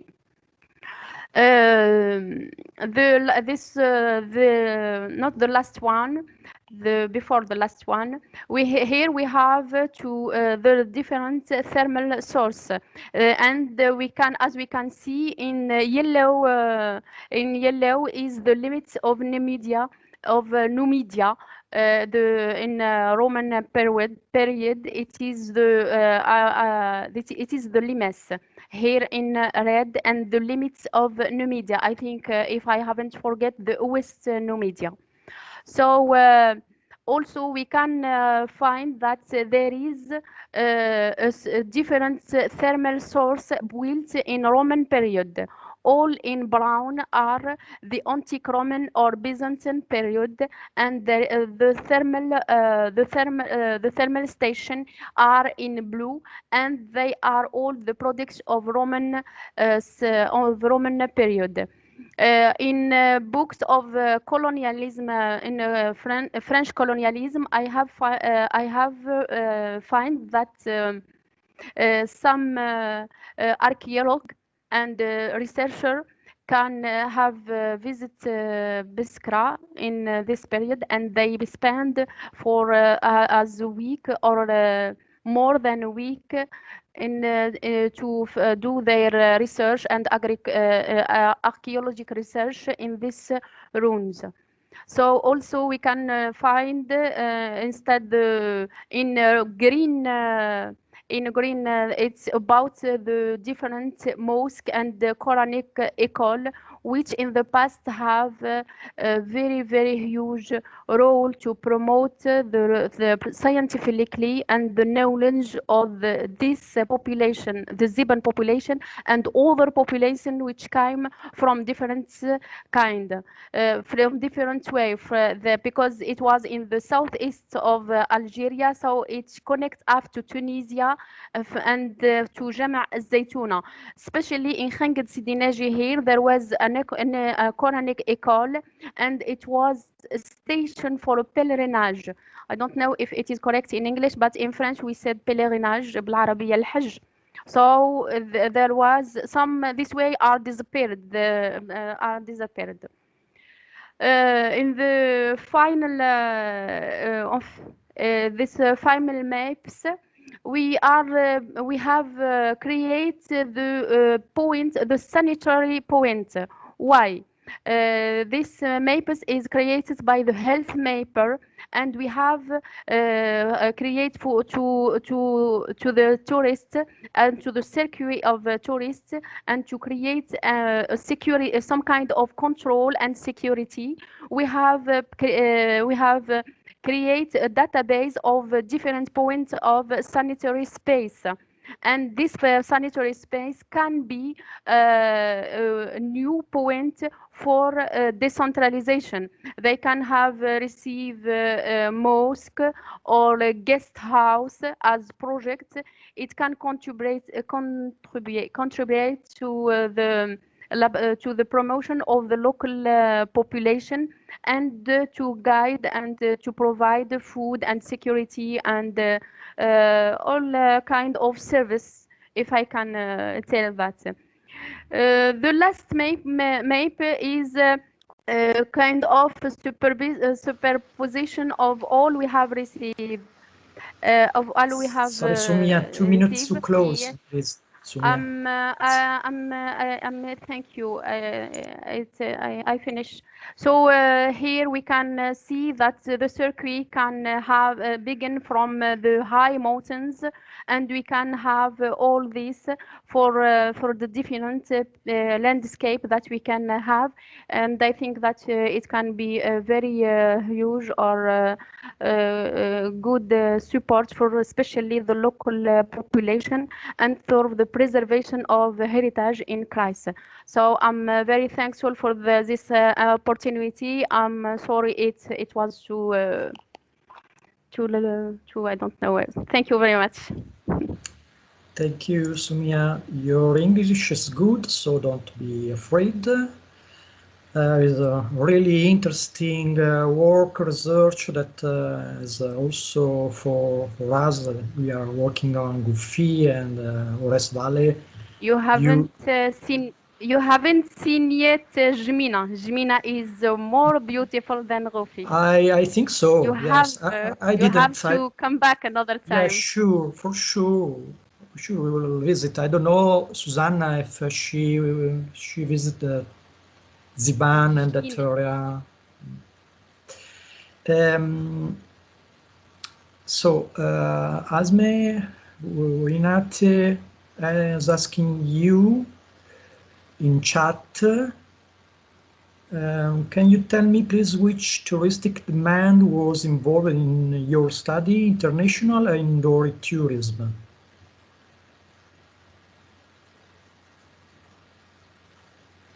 We cannot hear you, Sumia. You switch off the microphone.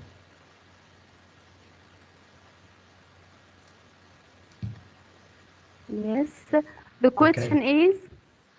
The question of Asme Bounate is which kind of tourism is involved there, international or indoor tourism? Since the pandemic of Corona, actually, and before the pandemic, local tourists is very interesting. I have done this experience. I have passed the new year of 219 in Ras Al Mi'ad. That was amazing, and there is a very big population which is very interesting about this kind of experience. And sincerely, Esma, since the corona is the pandemic, we are more interested by local and local tourists. Also international, they are welcome. We will do, for sure. Thank you very much. You're welcome. You're welcome. Well, then, if after the last presentation we will have time enough, and if you want, maybe we will have more time for other questions for the speakers of this afternoon. Now, We have the next, that is Davide Strada. He is a graduated in architecture at Politecnico di Milano and started his career working as project architect on Allianz Tower at City Life Milano, architect Arata Isozaki. Among other professional experience, he worked as lead architect and coordinator on renovation of architecture campus of Politecnico di Milano. Besides the professional activity, he undertook the role of professor assistant at Politecnico di Milano, and in 2020 he qualified as architecture and landscape heritage preservation specialist. In this field, his research is focused on historical wooden structure preservation and consolidation techniques, giving his contribution as co-author to international seminars. His presentation will be about strategies for the preservation and revitalization of a fragile territorial rurality, the case of Gayantukun rural settlement in Hunan, the site settlement of 15th century in China. Thank you, Davide. Are you ready? Good afternoon to everybody. Can you listen to me? Yes, okay. We can. But it's open sharing. I can see me, but.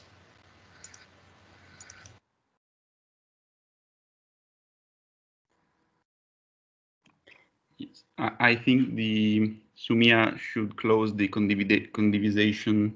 Or Melli. No, Kenzato Rai, please can you stop the partage? Okay. Thank you. So I'm trying with a PowerPoint because of better images quality, but I have a PDF also for backup just in case. Okay. Yes. So when you change the first slide, tell us, because the main point is that it doesn't go to the second page of a PowerPoint. Okay. Okay.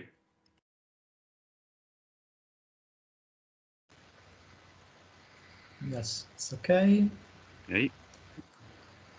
Use the presentation. Okay, perfect. Thank you. You see the first slide? Yeah, perfectly. Okay. So today, as Francesco Gelli said, I'm going to present you a case study of fragile reality, and specifically the one related to the vernacular village of Ganyan-Tukun in China. I'm going to point out the main causes of fragilities and try to define a strategy for the valorization of the site that aim to contrast the current trend. The village is located in the southern part of Hunan province, in a rural mountainous environment on a plateau at the confluence of two valleys and their respective streams, Jingshui and Xianshui. I'm sorry for the low quality of this picture, but it was the only one I got. The village counts 6 main residential nucleuses, some of which date back to the 15th century, era Ming, and come to us in almost unchanged state of conservation. As you can see, the site lies at the foot of a mountainous slope surrounded by rice fields, which constitute the main agricultural activity. Although we could attribute these architectures to the, here you can see a generic map of the village, which streams around the area, and some pictures of rice field working and production activities. Although we could attribute these architectures to the vernacular category, they are buildings of a certain refinement, as you can see by these pictures, built and lived in by wealthy people, at least in the past. During our stay at the village, we shared a glimpse of life with the local people who hosted us. A first awareness that emerged is the impossibility to split the heritage from the people who lived in it. That is, it's not possible to guarantee the conservation of these residents without maintaining the use for which they were created. The main problem that afflicts the village is the exodus of young members of rural communities to urban areas, a phenomenon that affects many other similar realities around the planet. Through a series of interviews to people that are still living there, we have therefore tried to investigate three main aspects. The reason that lead to the depopulation of the village, the first aspect. The second is the consideration they have with respect to traditional houses and the differences between the traditional houses and the new one, the modern. And the third aspect is which kind of maintenance works are normally carried out on the heritage. It has emerged in synthesis that the main factor of the population is the lack of job opportunities, and therefore the search for more stable and less physically working conditions. Traditional dwellings are commonly preferred to modern houses, both for the quality of the space and exposure, as it ensures good ventilation of the rooms. Although modern ones are more comfortable, clean, and equipped with the necessary service, the people interviewed generally expressed the intention to continue to live in their homes and the homes of their ancestors. However, for their grandchildren, they hope for a future elsewhere. The strategy that the provincial government and the district administrations are implementing in response to this problem is based on the construction of new settlements in which moving communities and museum the historical heritage for tourism purpose. As we can see from the images, there is a master plan project for the village, and some of the interventions in it have already been implemented. We consider the proposal of the administration and the local government harmful.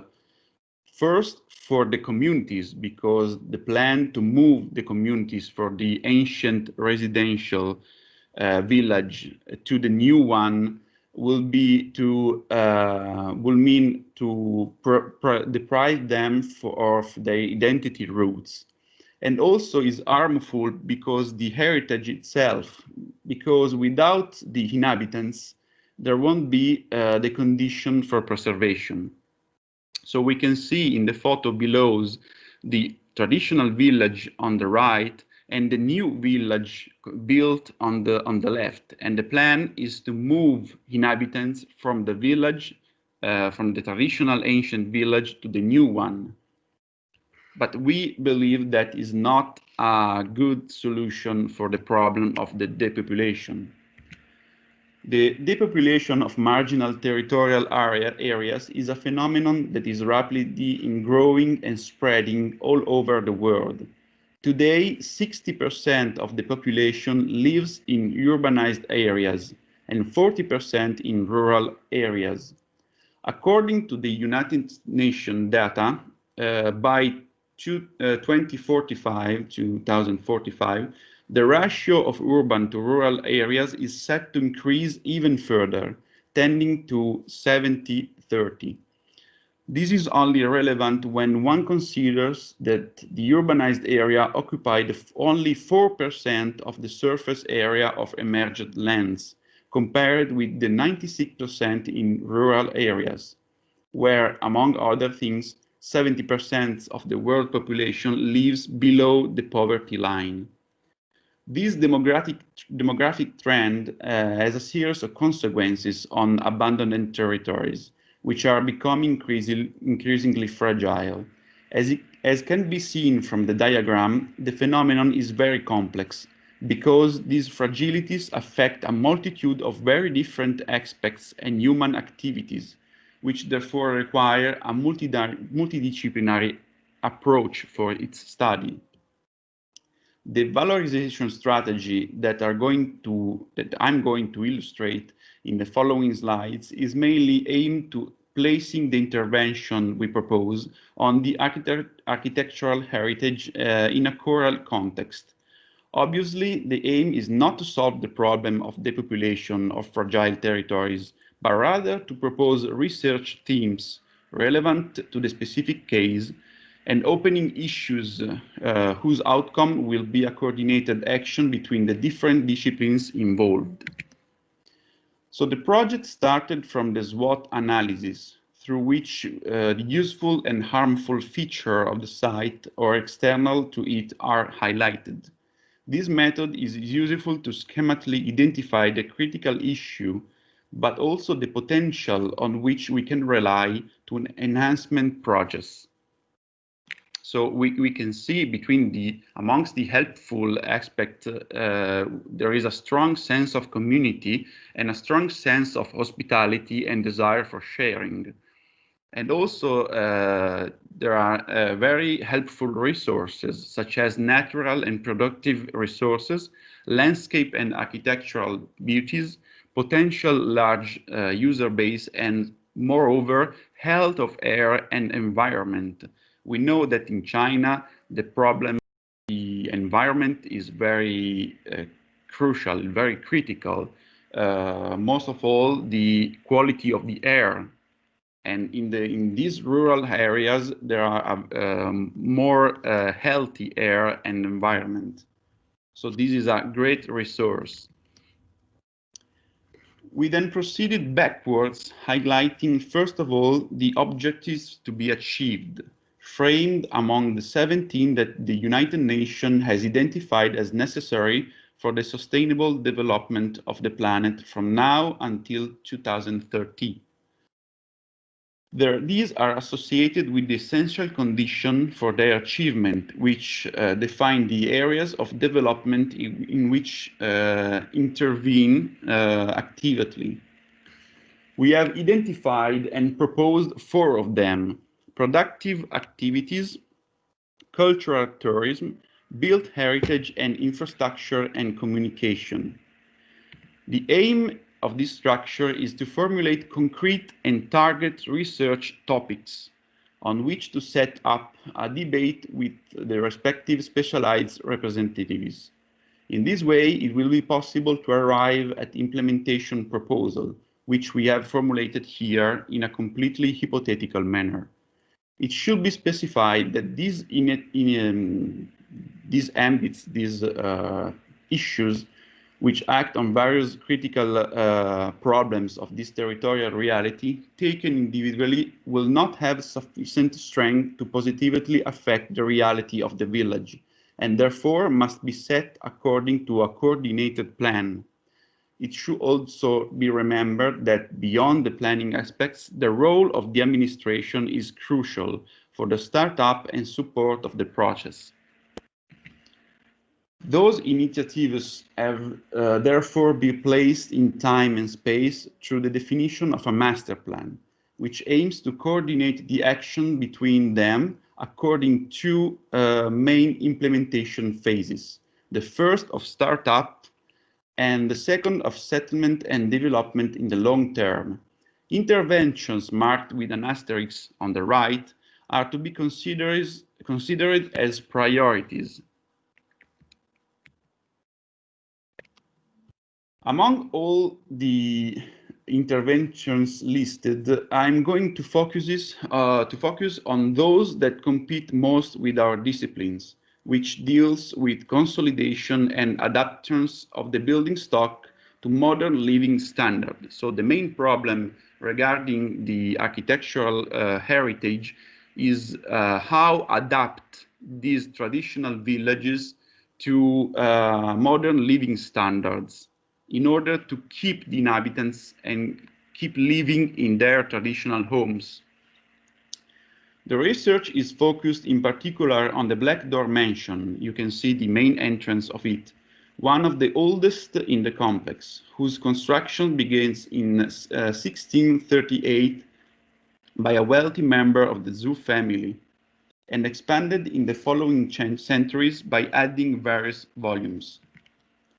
The name derives from the original color of the entrance door, now disappeared. You can see from the model the different pavilions that compose this mansion.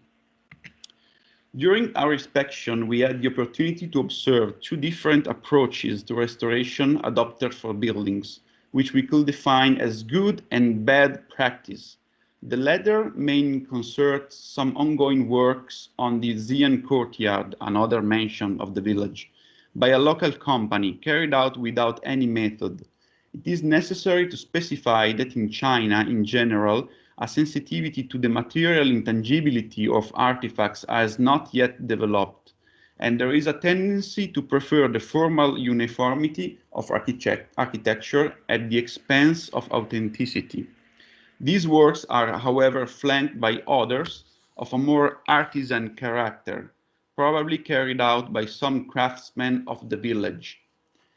Although they too lack of scientific approach, they are nevertheless decidedly more respectful of the existing material, popping up where necessary, on your left, replacing only the irrecoverable portions, and grafting the new technologies in a reversible way, on your right.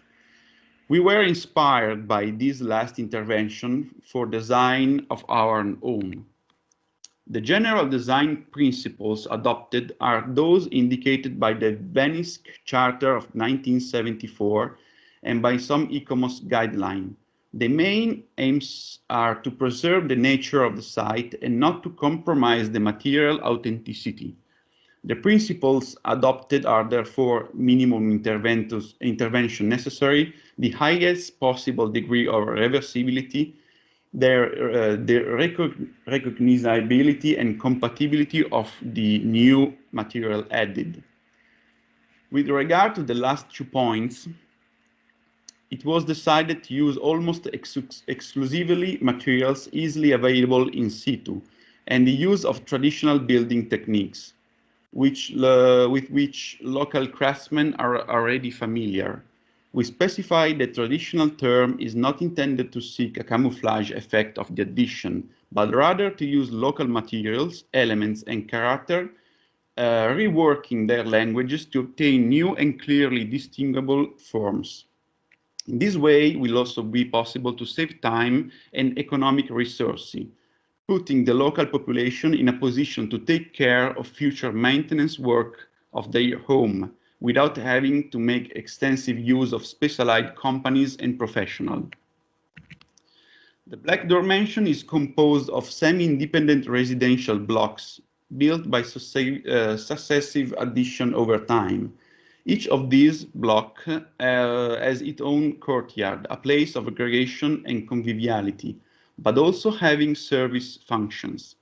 Some tanks dug in their center were in fact once supplied with water and acted as fire protection.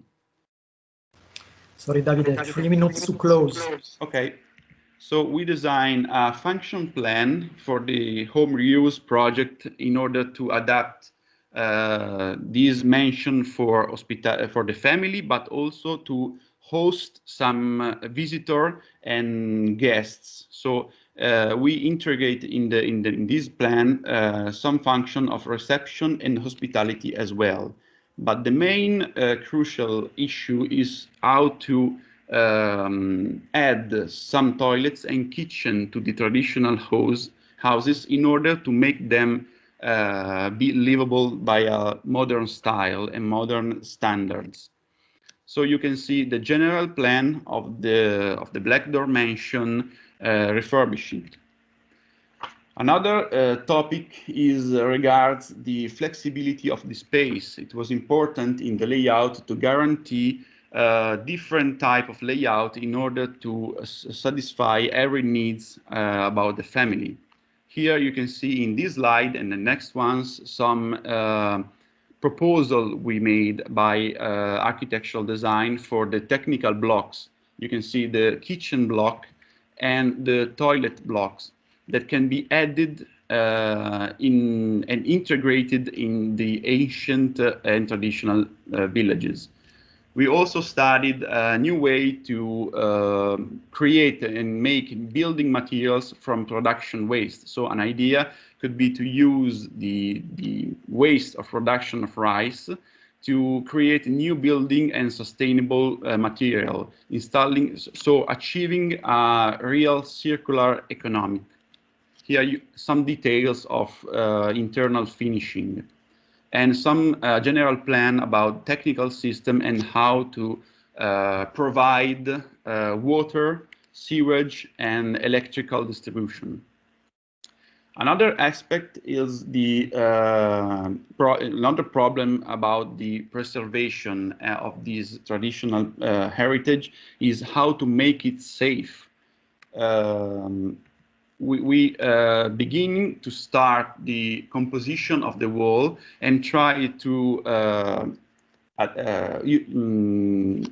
hypothesize some interventions about consolidations, because we identify two main structural failure, one horizontal in this way and one vertical with the cracks you can see in red. So we studied the characteristics of the masonry with regard to the types of material used and the method of installation of the materials. And we identify also the four main mechanisms of instability that affects this traditional heritage and traditional technical building style. And we also hypothesize, make some proposals about the way that this architecture can be consolidated. So adding some wind bracing brick wall and a new layer, we can solve the problem about poor rigidity and instability of this building. And all the solutions we propose are made with local materials and the most simply techniques as possible in order for the population to maintain these interventions and operate on it in order to maintain also the building. So here you can see some details of these intervention we proposed in order to avoid the collapse of the structures. Finally, the last two intervention proposed, so to create in particular a foundation cradle in order to support the existing foundation and avoid some differential failures. Here you can see some other details. So I thank you very much for your attention, and I will thank again the organizers to having me here today. Thank you. Thank you, Davide. Really interesting. We moved into the particulars. I don't know why I have an echo now. Can Davide close your sharing? Maybe problem. Okay. And I already did. Okay. I don't know. Okay, seems not the echo. You have appreciation from the attenders, and Ilham asked to you about he stated how the inhabitants accept to move in other area, so in the new settlement. Why they accept to move from the ancient settlement, the one of the ancestors, to the new settlement? So the oldest members of the families have not accepted to move to the modern houses yet. They don't want to move from their traditional houses to the new one because they want to live in the home of their ancestors.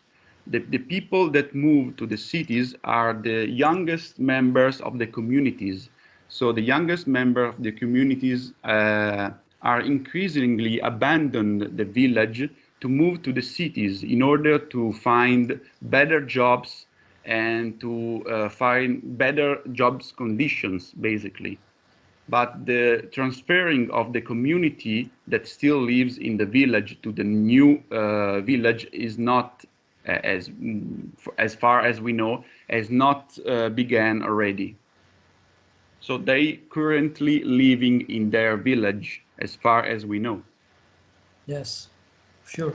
Because in the new village they have every facilities, toilets, kitchen, and so. And the ancient one they haven't.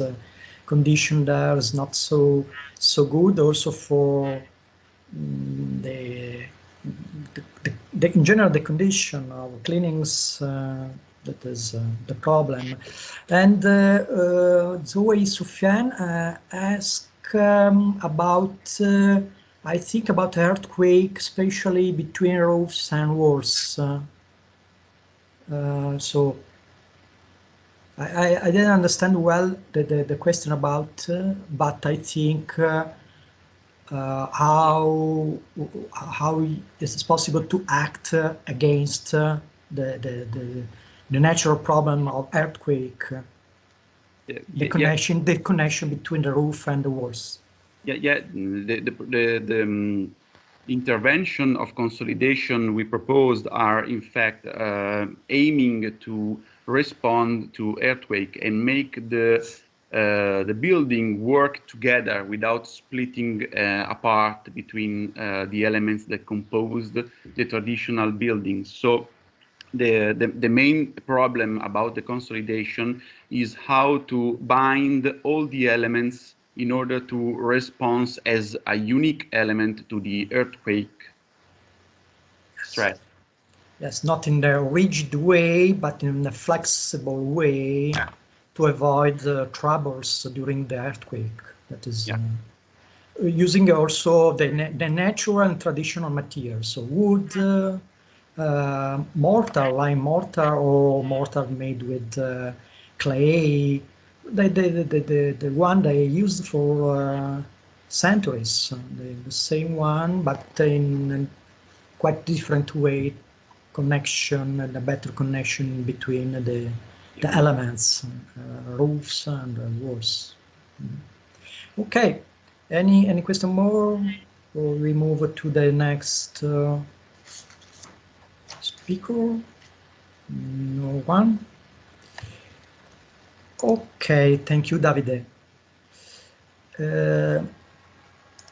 Now we have Nayet Aroa from University Mohammed Kider of Biskra, LACOMOFA laboratory. She's an architect urban planner, specialized in city, waters, water and climate change over a long-term perspective, past, present, and future.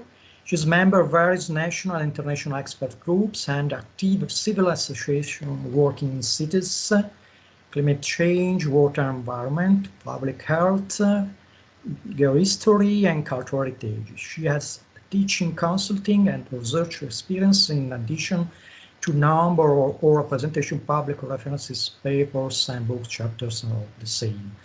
Since 1995, she participates in craft development program of the Research Center for Islamic History, Art, and Culture. Her presentation will be about craft heritage and architecture of Algiers, countryside, houses in Algeria, of course. Thank you. Yes, good afternoon, everybody. Do you hear me? Yeah, and we can see your presentation. Thank you. So thank you for giving us this nice opportunity to meet and share experiments in cultural heritage valorization. Before starting, I just would like please to raise an observation related to this morning presentation.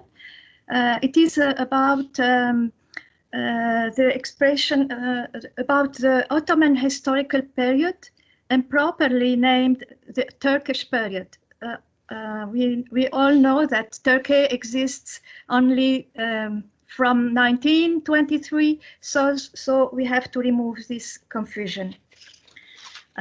So this paper This presentation is a brief synthesis of a part of my contribution to a program launched by the Research Center for Islamic History, Art and Culture since the 90s in partnership with UNESCO, which aim to document, develop and valorize the rich human craft heritage.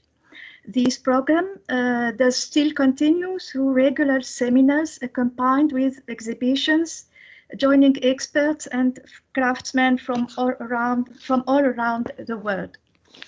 I am very pleased to introduce the heritage architecture of my hometown, Algiers, a Mediterranean historical port city since centuries. I mainly focus on the countryside house architecture and ornamentation heritage as the expression of past Algiers' way of life being metamorphosed during the French colonization. So let's see the first slide. I briefly describe first what is specific to that house, namely the natural environment and landscape. Second, what is common, that is the typical central courtyard house, well known around the Mediterranean. And then what is original and result from a long and rich mix of various aesthetic and technical influences over time. So let's start with the location that is well specific, certainly. As Algiers, as a capital state, has been developed by the beginning of the 60th century as a port city on the slope of a small mountain, Bouzerri'a, around the famous Bay of Algiers that is now almost completely urbanized. We can see here the Ottoman city. The main time reference to study the countryside house would be the Ottoman period. For Algeria, it is between the time interval between the 60th and the 60th century and the beginning of the 90th century. The city proper perimeter was well delineated then, and the surrounding countryside, locally named Al-Fahs, was then the privileged domain of Algiers' notable secondary house. That means Al-Fahs house was only seasonally or temporarily used by their owners. We can see all these little pinky points on the map representing number of countryside houses. After some historical documents, the number would have exceeded thousands. Sorry.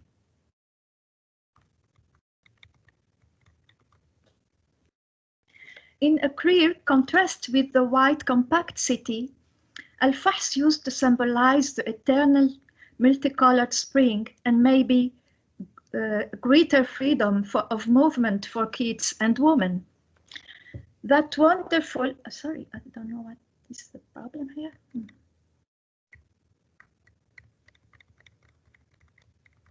So it is difficult to manage a PDF. That wonderful landscape has been very well captured by visiting artists and Orientalists in their travel, story and painting artwork. Specifically, we can see here some examples. So specifically, they all have noticed the lush vegetation, the dazzling sunshine and the wide blue horizon on the sea.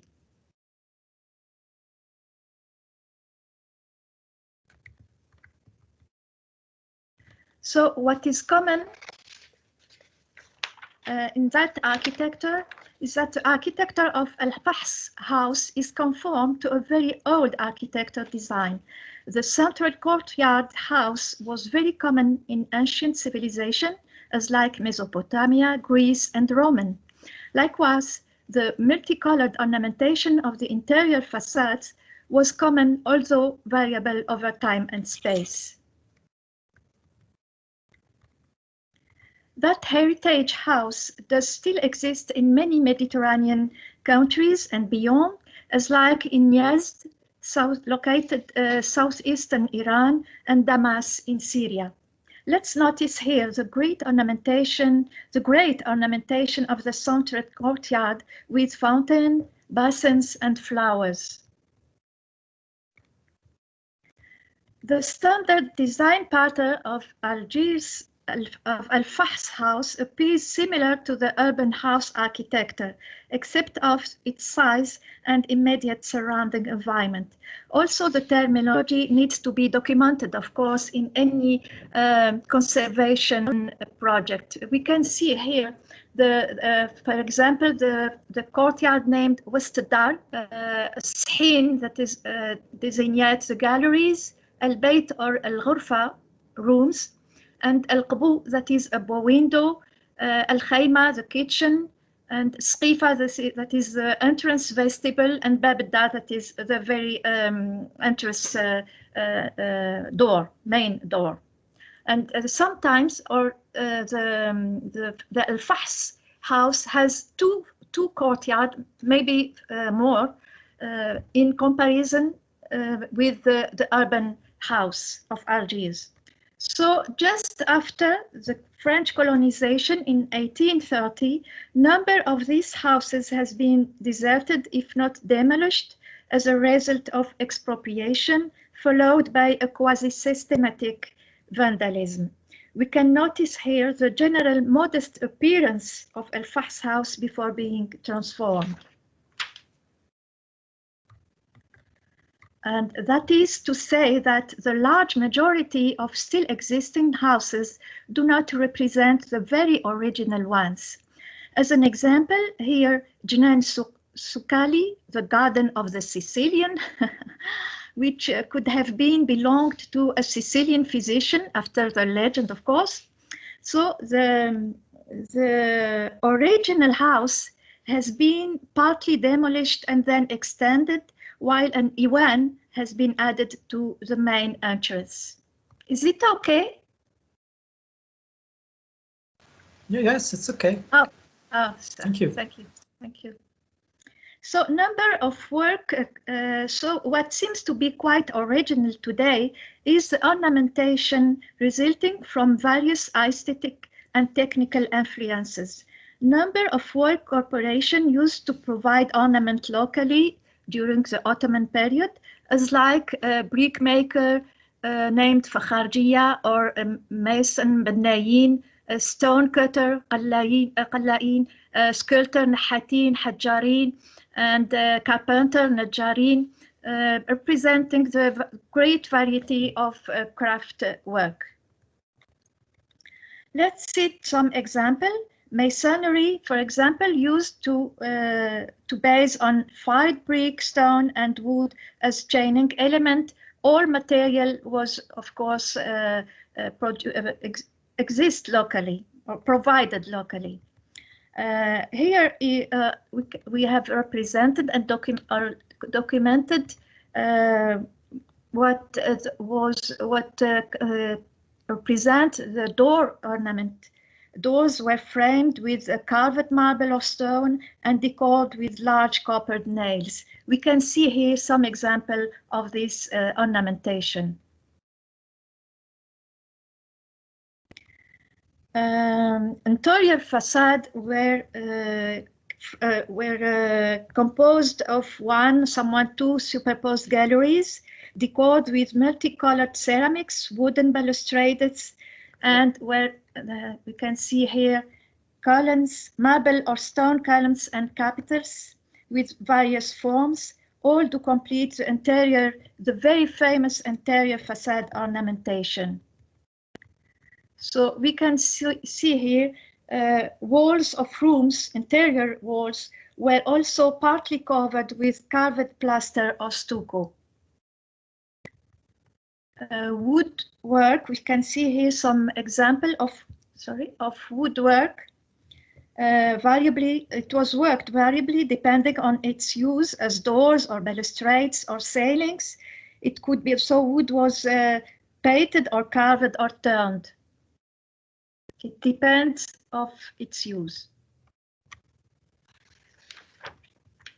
we can see here ceramic. That is certainly the most fascinating ornament, combining colors and design and material. During the Ottoman period, pieces were produced locally or imported mainly from Turkey, Tunisia, and Europe. Ceramics was copiously used as example to cover the countermarch, walls, and arch frames. We have listed here on the table some examples. You can notice here these some examples are listed after their origin, designation, ornament design, and colors. So all these examples pieces have, or some of them have been reproduced by Orientalists starting from 1817, produced here locally in Algeria.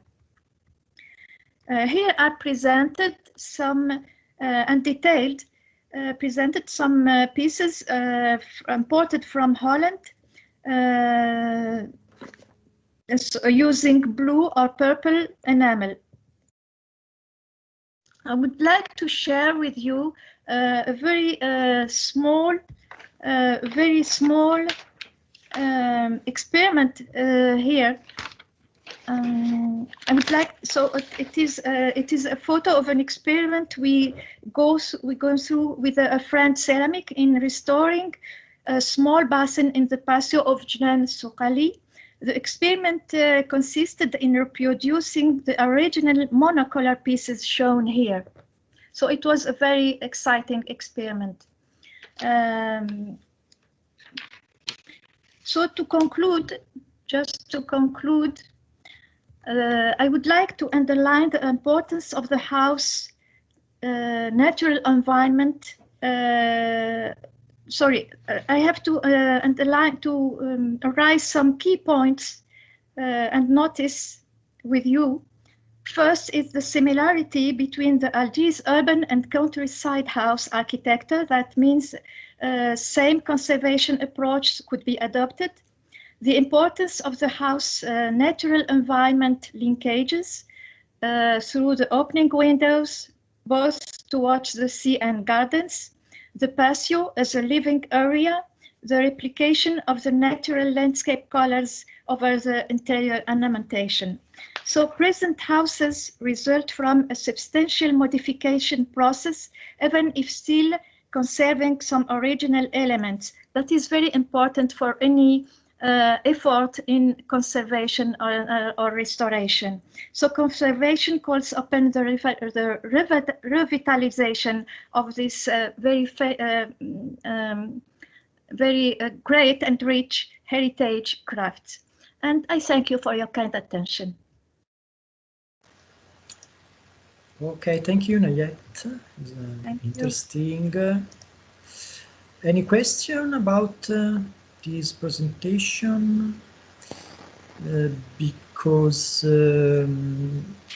Zoe wrote like Jene, like there in El Madani in Algiers. So I cannot read the language. If you can see, Nayet, the chat. Yes. And confirm or not to Zoe his statement about. Yes, Jnan al-Akhdar is a famous house, countryside house in Algiers. It has been restored. Yes. Mm-hmm. Where is it located in the? Al-Fahs of, I think, Al-Fahs of Bermond-Rice. I think. I'm not sure. Mm-hmm. Okay. Yes. Well, thank you again. Thank you. Bye. Thank you. Now, we have the next is Matteo Colombo, that received his Master in Civil Engineering and his PhD in Structural Engineering from Politecnico di Milano. is associate professor in structural engineering, of course in the Politecnico di Milano, Department of Civil and Environment Engineering. His research interest is mainly the use of advanced cementitious composites and their mechanical performance. His research is also focused on the structural application of advanced cementitious composites on structures and infrastructures in case of normal condition and exceptional events, blast and fire, adopting experimental design and numerical approaches. This presentation will be about experimental approaches for materials and structures. Thank you, Matteo.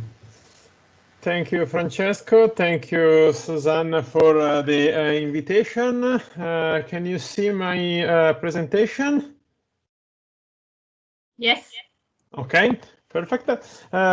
So my presentation of today is aimed to give an overview of some approaches and some researches that we carried out on the Politecnico di Milano, together with some other colleagues on the structural behavior of different solutions. I am going to show you some example of some precast elements that are used for the energy retrofitting of existing building.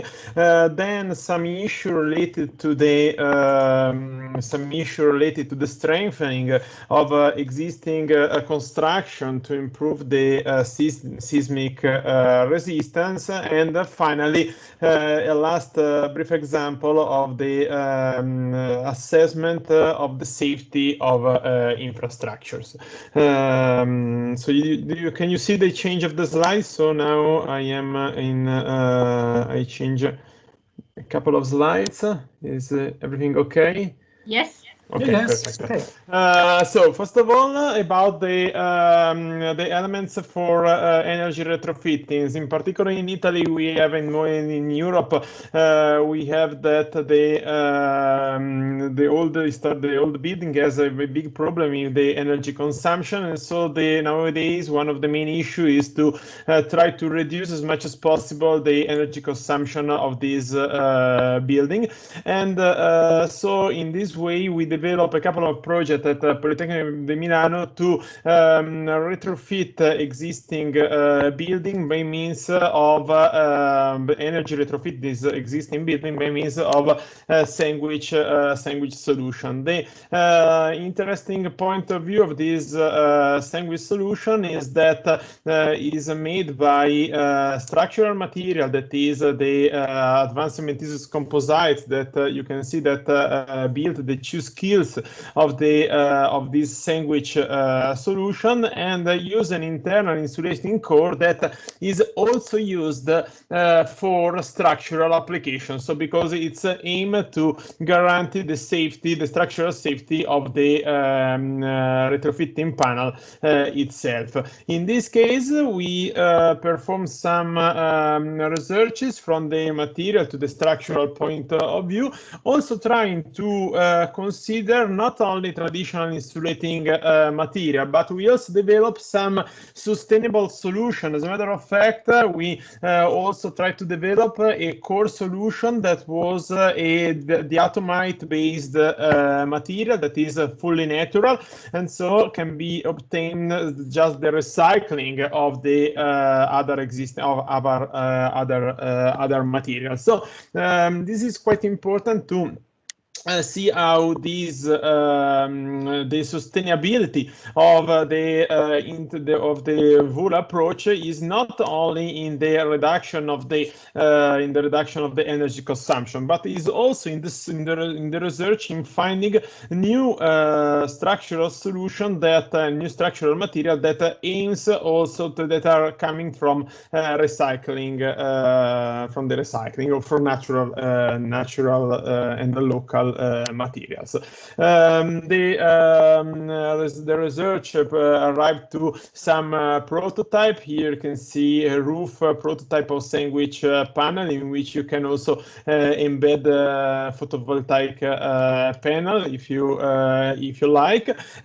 We were mainly we are in the structural engineering team, so we are mainly interested in the structural performance of this solution, and so we perform the investigation on the material, and we arrive to the real scale test of the prototype. Here you can see the longitudinal bending behavior of this sandwich panel that seems quite heavy, but it's very light, because you have just 2 centimeters of mortar, and the rest of the panel is just insulating material, and that provides you a high resistance and high ductility. We perform longitudinal bending, transfer bending test on the real scale, full scale prototype, and as well also some shear test in order to study the panel in all the static situation in which is going to be applied once on a building. Always thinking to this sandwich panel, we also develop some solution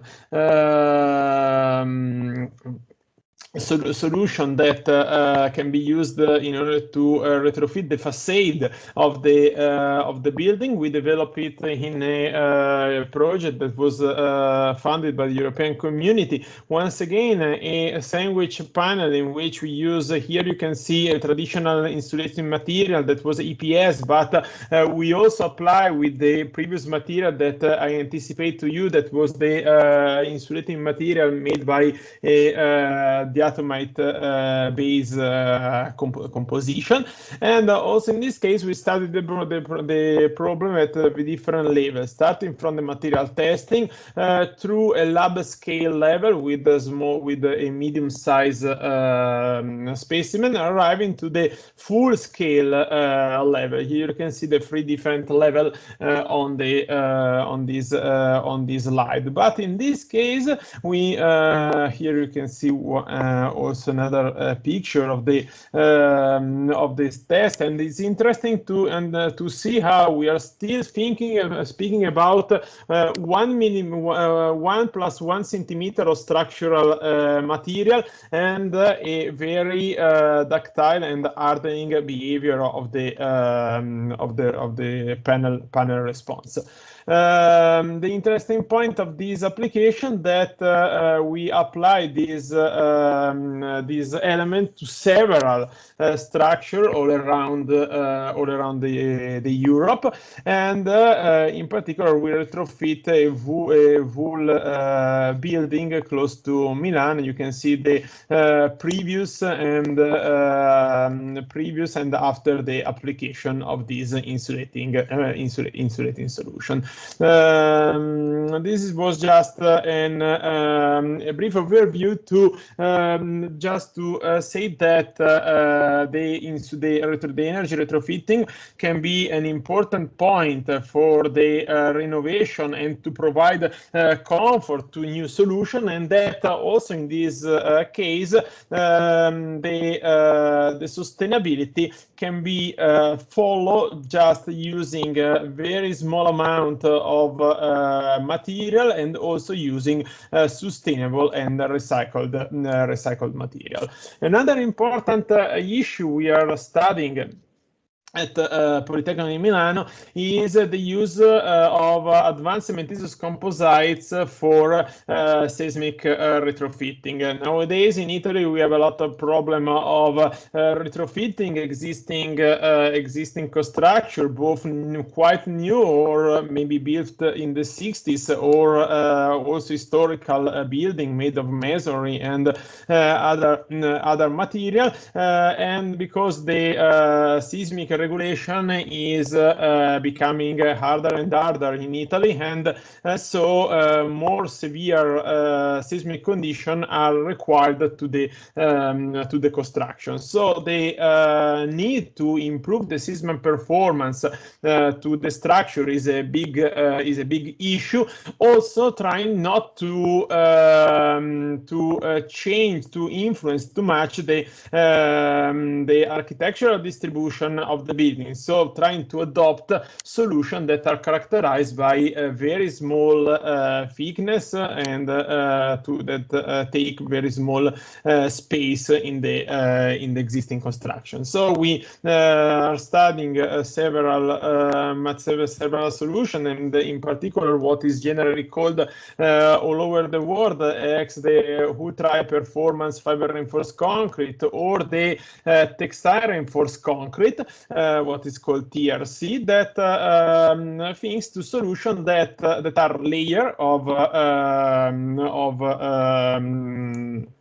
retrofitting material that is applied to the existing construction.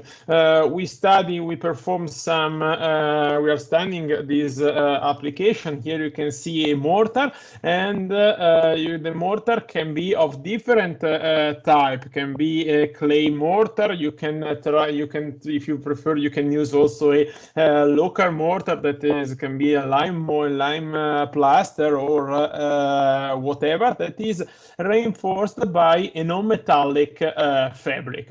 Non-metallic fabric in this case is a glass fiber reinforced fiber fabric, and here you can see the study of a coupling beam. In a construction, coupling beam is one of the weak point when dealing with the seismic response of the construction, and we studied these some real scale specimen of coupling beam reinforced with different solution of this kind of textile reinforced concrete. Here you can see the experimental setup that we adopted in our lab. Just to I don't want to go in the detail of the results, but what I just want to point out is the capability of this solution to guarantee the increase of the resistance, and also to guarantee a proper ductility even to the reinforced solution. This solution can be applied to several substrates, to several existing structure. The previous case was related to reinforced concrete existing structure, but we are now working on the retrofitting of masonry structure. Here you can see some test on the material and on the structural on small scale elements, to assess the effectiveness of these structural retrofitting, even in the case of masonry structure. And this is another test we are going to perform. That is in under design now, that is aimed to study the out of plane behavior of these masonry elements once retrofitting with this solution. So the important point of this retrofitting solution is to guarantee the required increase of resistance and activity, but without not to change too much the stiffness of the structural element. That means that does not change too much the overall response of the building. The last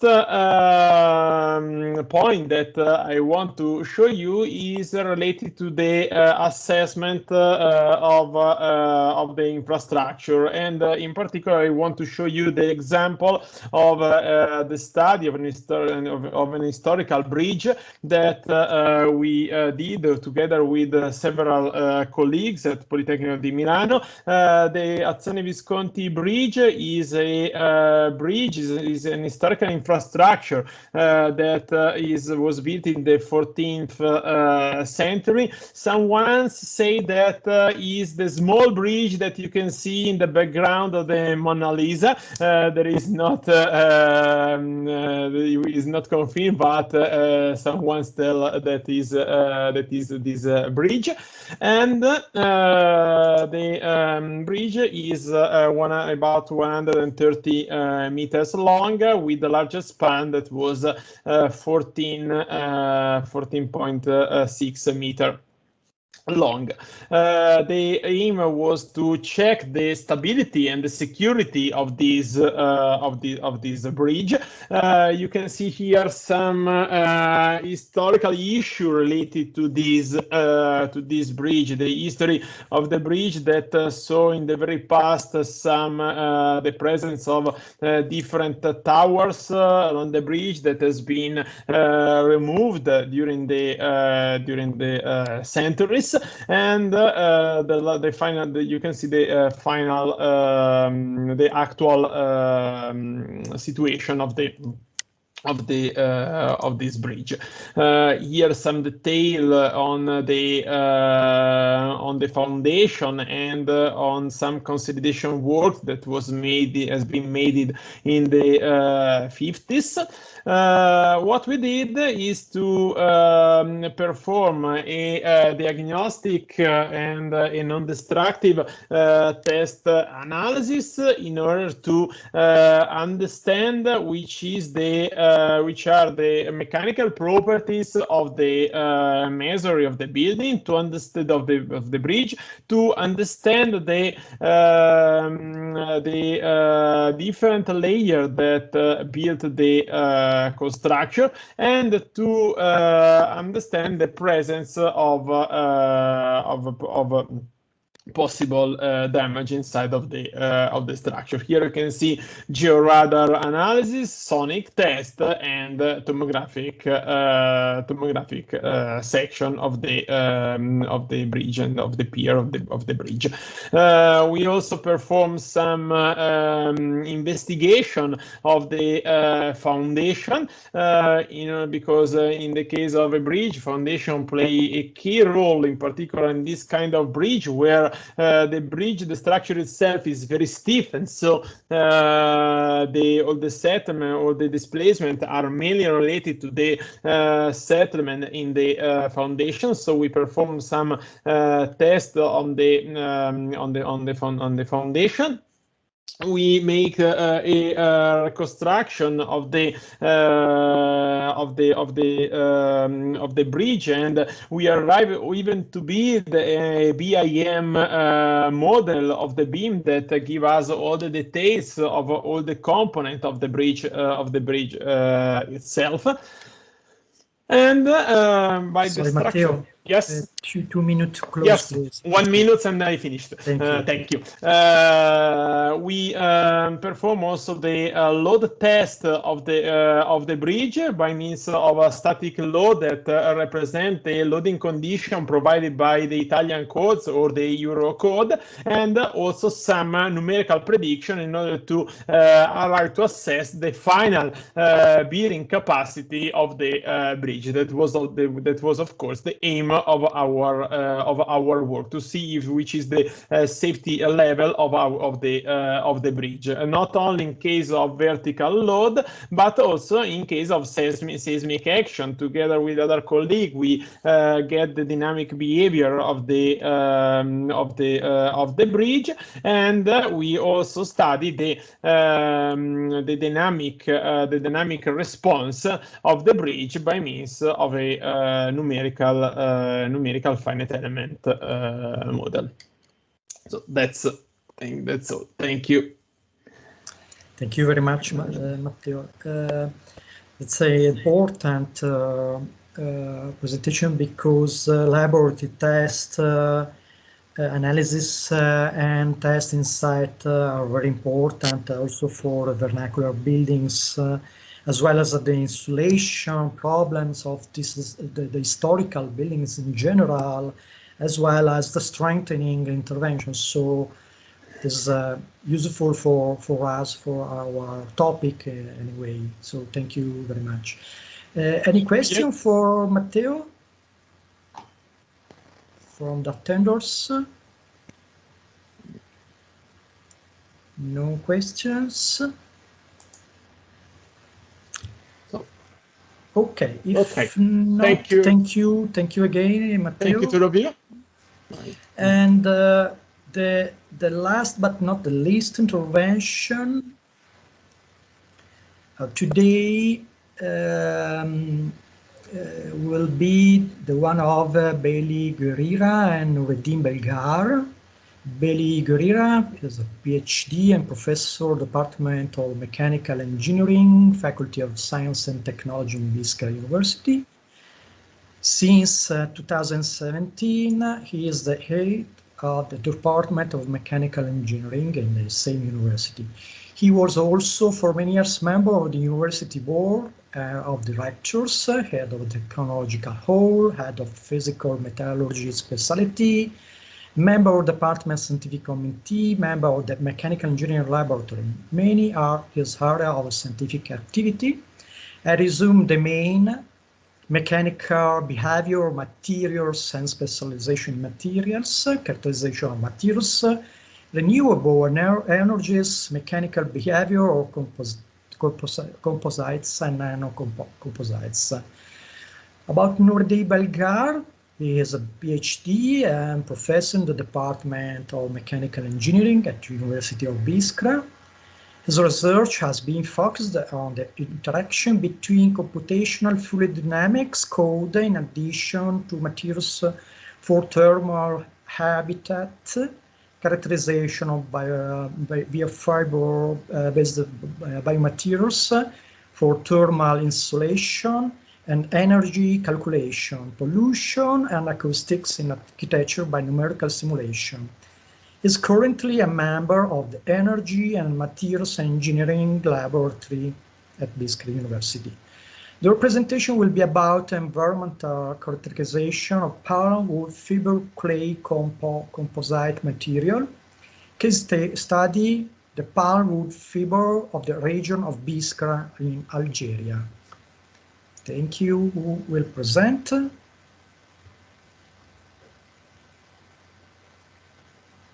Nureddin or Beli, are you ready?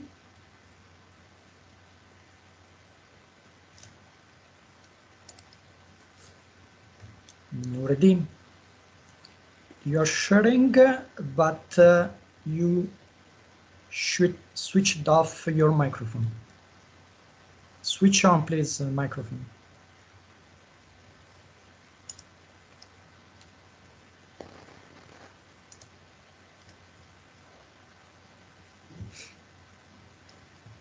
Nureddin.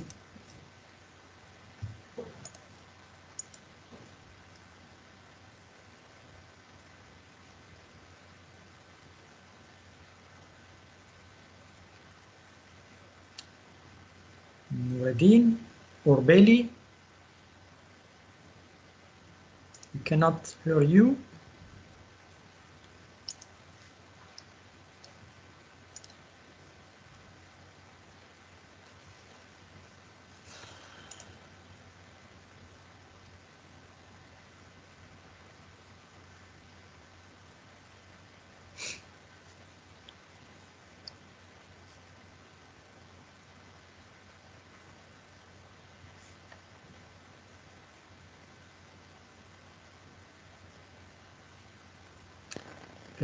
Nelly, non so se si può fare qualcosa perché io ho provato ad attivare il microfono, ma non riesco. Ho provato anch'io, no, non posso neanche io attivare il microfono, lo posso solo disattivare.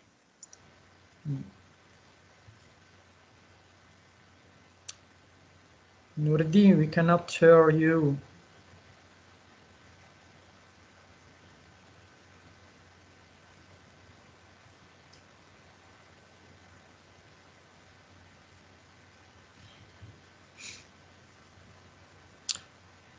Nureddin, you had to switch on your microphone, your laptop or your computer.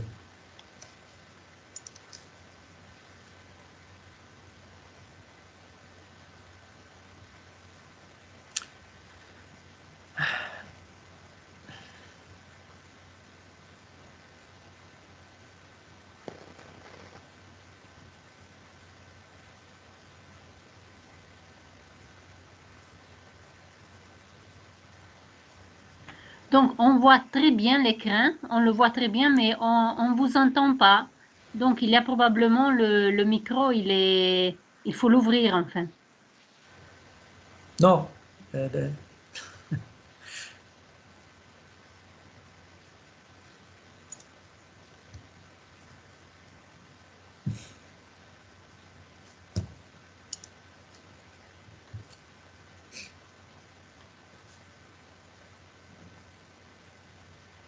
Strano perché stamattina, prima dell'inizio della...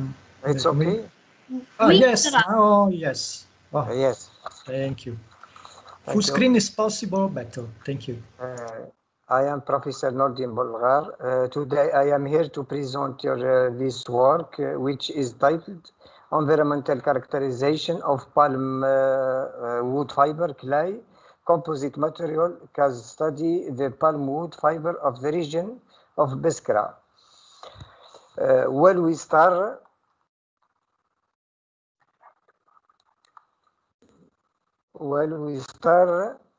with the presentation plan, which continues. Introduction, history, research plan, state progress, perspective, conclusion. Composite material have seen a huge development in last decade. Indeed, the capacities of the type of materials offers many advantages, especially in insulating building, both thermally and acoustically. Further, the capacity of this material to integrate the specificity of the vertical architecture, particularly in restoration operation, will certainly give inputs of the paysage of the region. The main objective of the present work is the characterization of the special palm wood fiber clay composite material developed recently in laboratory regime at the University of Biskra. The palm wood used in that of the region of Biskra, which now to produce the best data of the world. The study focuses on morphological and surface ruggedness analysis using optical and scanning electron microscopic SEM and non-contact 3D profiler.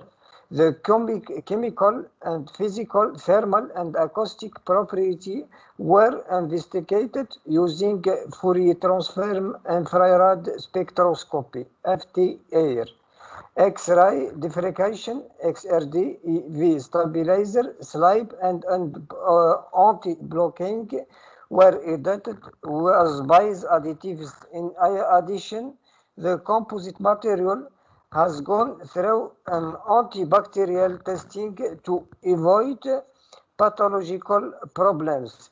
The results show that the use of this type of material strengthens the thermal and acoustic insulating behavior, reducing therefore energy consumption. Building. The dot palm Phoenix dactylophora L is a monoctridrem ericus flowering plant in the plymouth family. One of the most important core grown in North Africa and Middle East. There are more than 150 varieties of date palm in Algeria, such as Deglet Noor, Ghers, Fergus, and Mish Degla, etc. Algeria is ranked second in the world in the production of dates, after Egypt, with 50,590. ton per year. If we say in Algeria, it means of region of Biskra in first position at the national level. This large amount of production involves a large amount of wood and the rest of this palm, knowing the diet palm is different from other types of palm, such sugar palm, arangina palm, oil palm, etc. It is made up of several parts: trunk, surface, fibers, petiole, mesh, rushes, branches, pedicels, leaflets, etc. According to the research, the chemical composition of palm fibers are cellulose 22 between 22 and 25, hemicellulose 24, 28, lignin is 28, fat cellulose on 7. We thought that they also use pedicels and leaflets to cover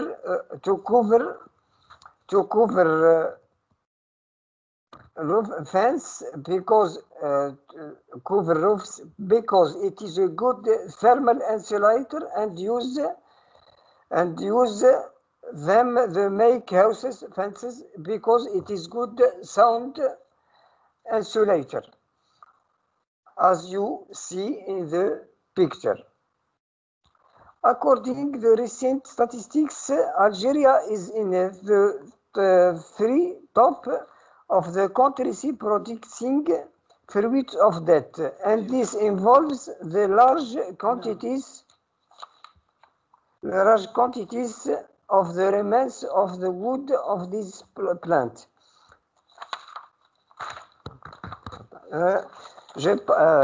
I give the floor of my colleague Belhi pour complete. Good evening. Good evening, Belly. Good evening.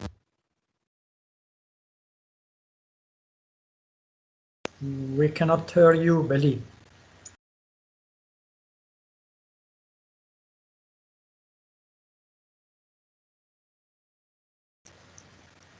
Belly or Nureddin, we cannot hear you.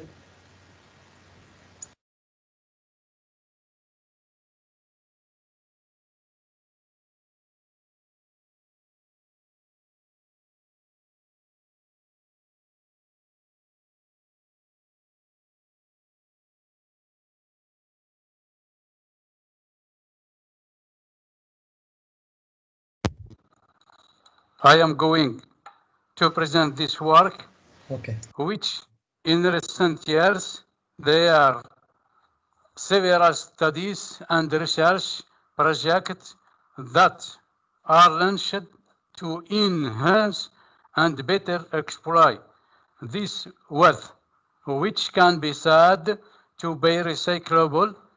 It is a source of energy too. According to recent statistics, Algeria is one of first the world countries producing dates, and this involves the large quantities of the Ramanios of the world. Basis of the recent studies by different research from various countries throughout the world. These studies revolve around materials and base that Palma composite. Now we are trying to do a complete study for better use and exploit it. Sample preparation was carried out by on nanoscale mere under sophisticated condition. After that, the powder passed through gravimetric to get the particle size by sieving. After we studied the physical and chemical characteristics of the powder by X-ray diffraction analysis and the scanning electron-microscopic Fourier transformation infrared spectroscopy. After doing the physical and chemical characterization, we move onto the mechanical, thermal, and acoustic characterization using machine and instrument found within our university and our lab, for example.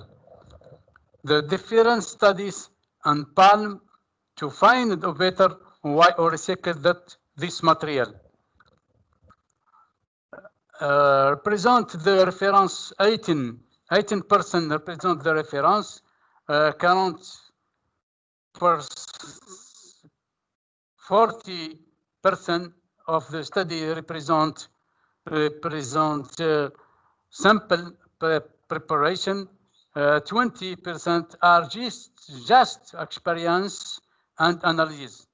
The process used is in university testing machine. The process is used for direct boil and tearing of fiber. This part is devoted of the determination of mass gained in the water. The three varieties and the layers are pre-dried in humidity oven at a temperature of 60 degrees until the Y stabilizes. The moisture content can be defined in three distinct ways. Essentially, it is the ratio of the amount of water present in the wood too.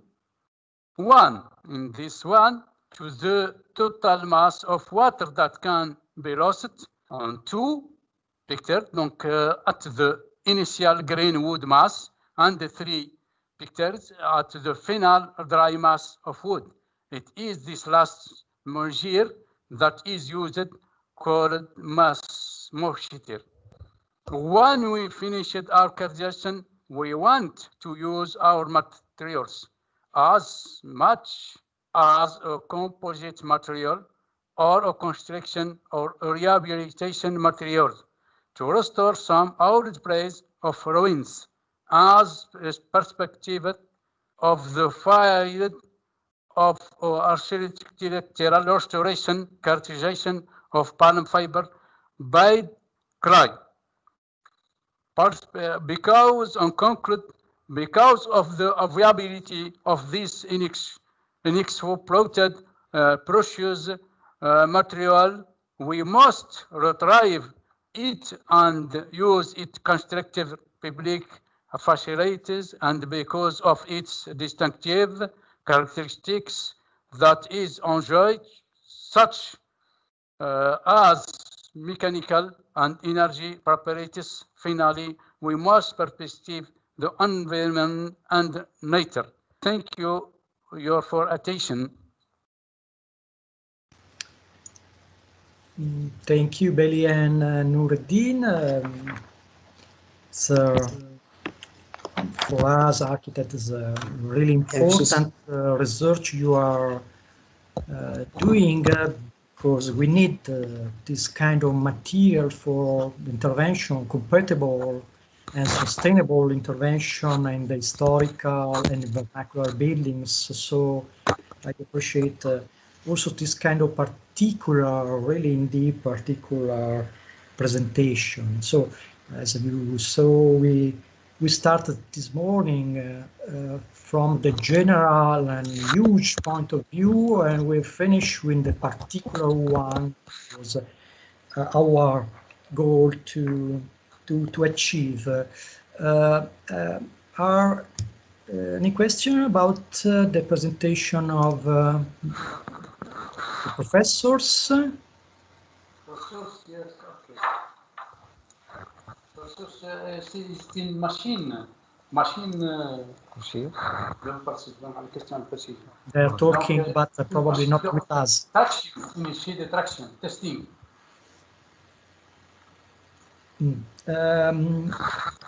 If you're not Yes. Ilham confirm my idea about the materials that are important for us, development about this kind of materials that are also similar to the one David Estrada suggested for China, but using a different diffuse vegetal material fiber from other kind of from rice and so on. This intervention is from palm leaves. And if are not other questions, I try to call again Salima Naji if she solved the problem with the connection and so on. Seems not, unfortunately. They have sent their question. Same. Okay. Okay, so I think we can close this long but really interesting day with many intervention, many apports, interesting apports from different parts of the world. Actually, we travel. We did a kind of journey along the world from Africa, Asia, and South America, and different topics, but all linked together to the main topic of the conference that was about architectural landscape cultural heritage preservation, and with the particular point of view in the vernacular territories where we are working on with the colleagues, French colleagues of Biskra University. So I don't know if Susanna, you want to say greetings to everyone, and after that I think we can close the day. No. And of course, thank you everyone for participation, the speakers and also the attenders as well. Thank you very much. No, I want to only underline the multidisciplinary, because this case is very, very complex, and the key of the knowledge and the future intervention is multidisciplinary approach. Many disciplines and the work in team. This is important.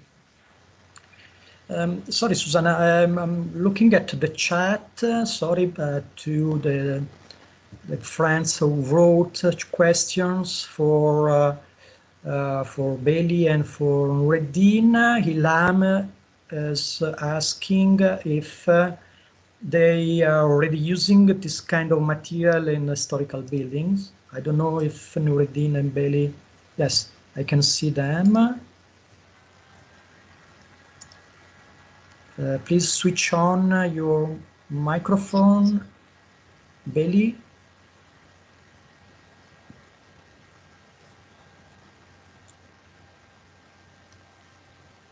And Ilham also asked if that kind of composite material is too expensive.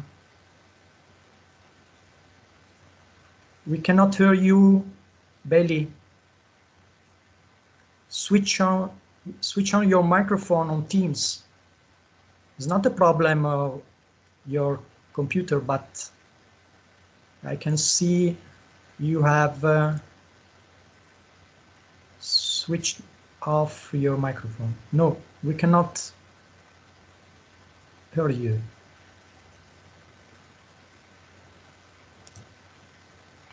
On vous entend pas. Oui, d'accord. Now seems so. It's possible.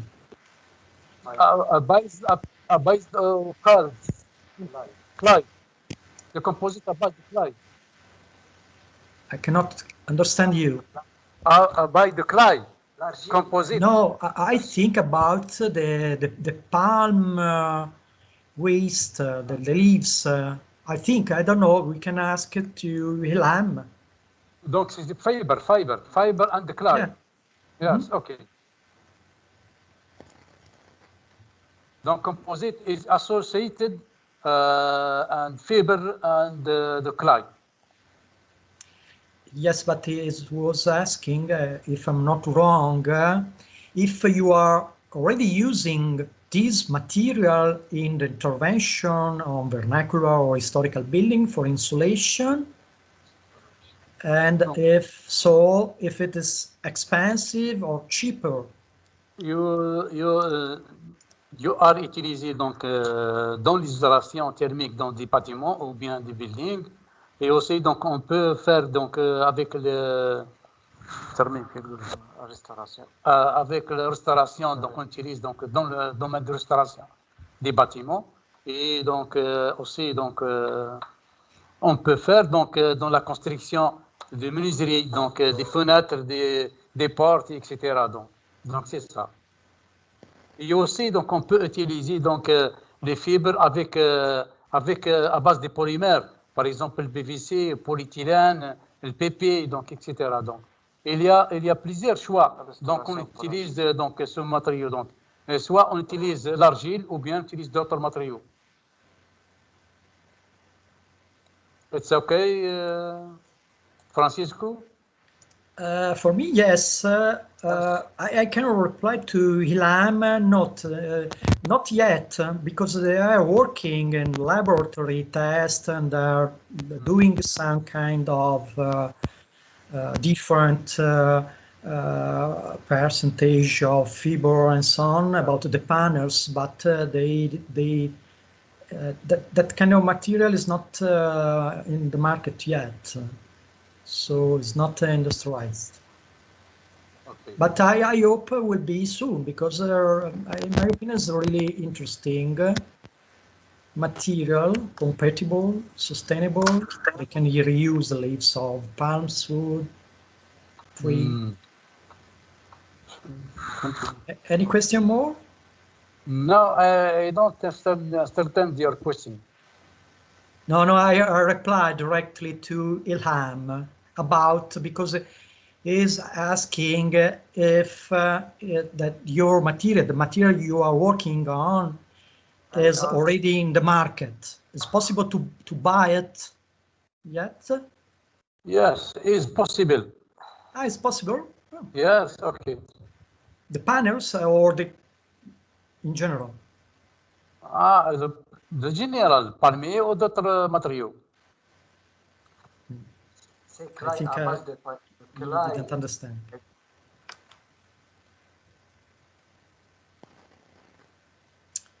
Okay, any question more? No, I don't. Another question.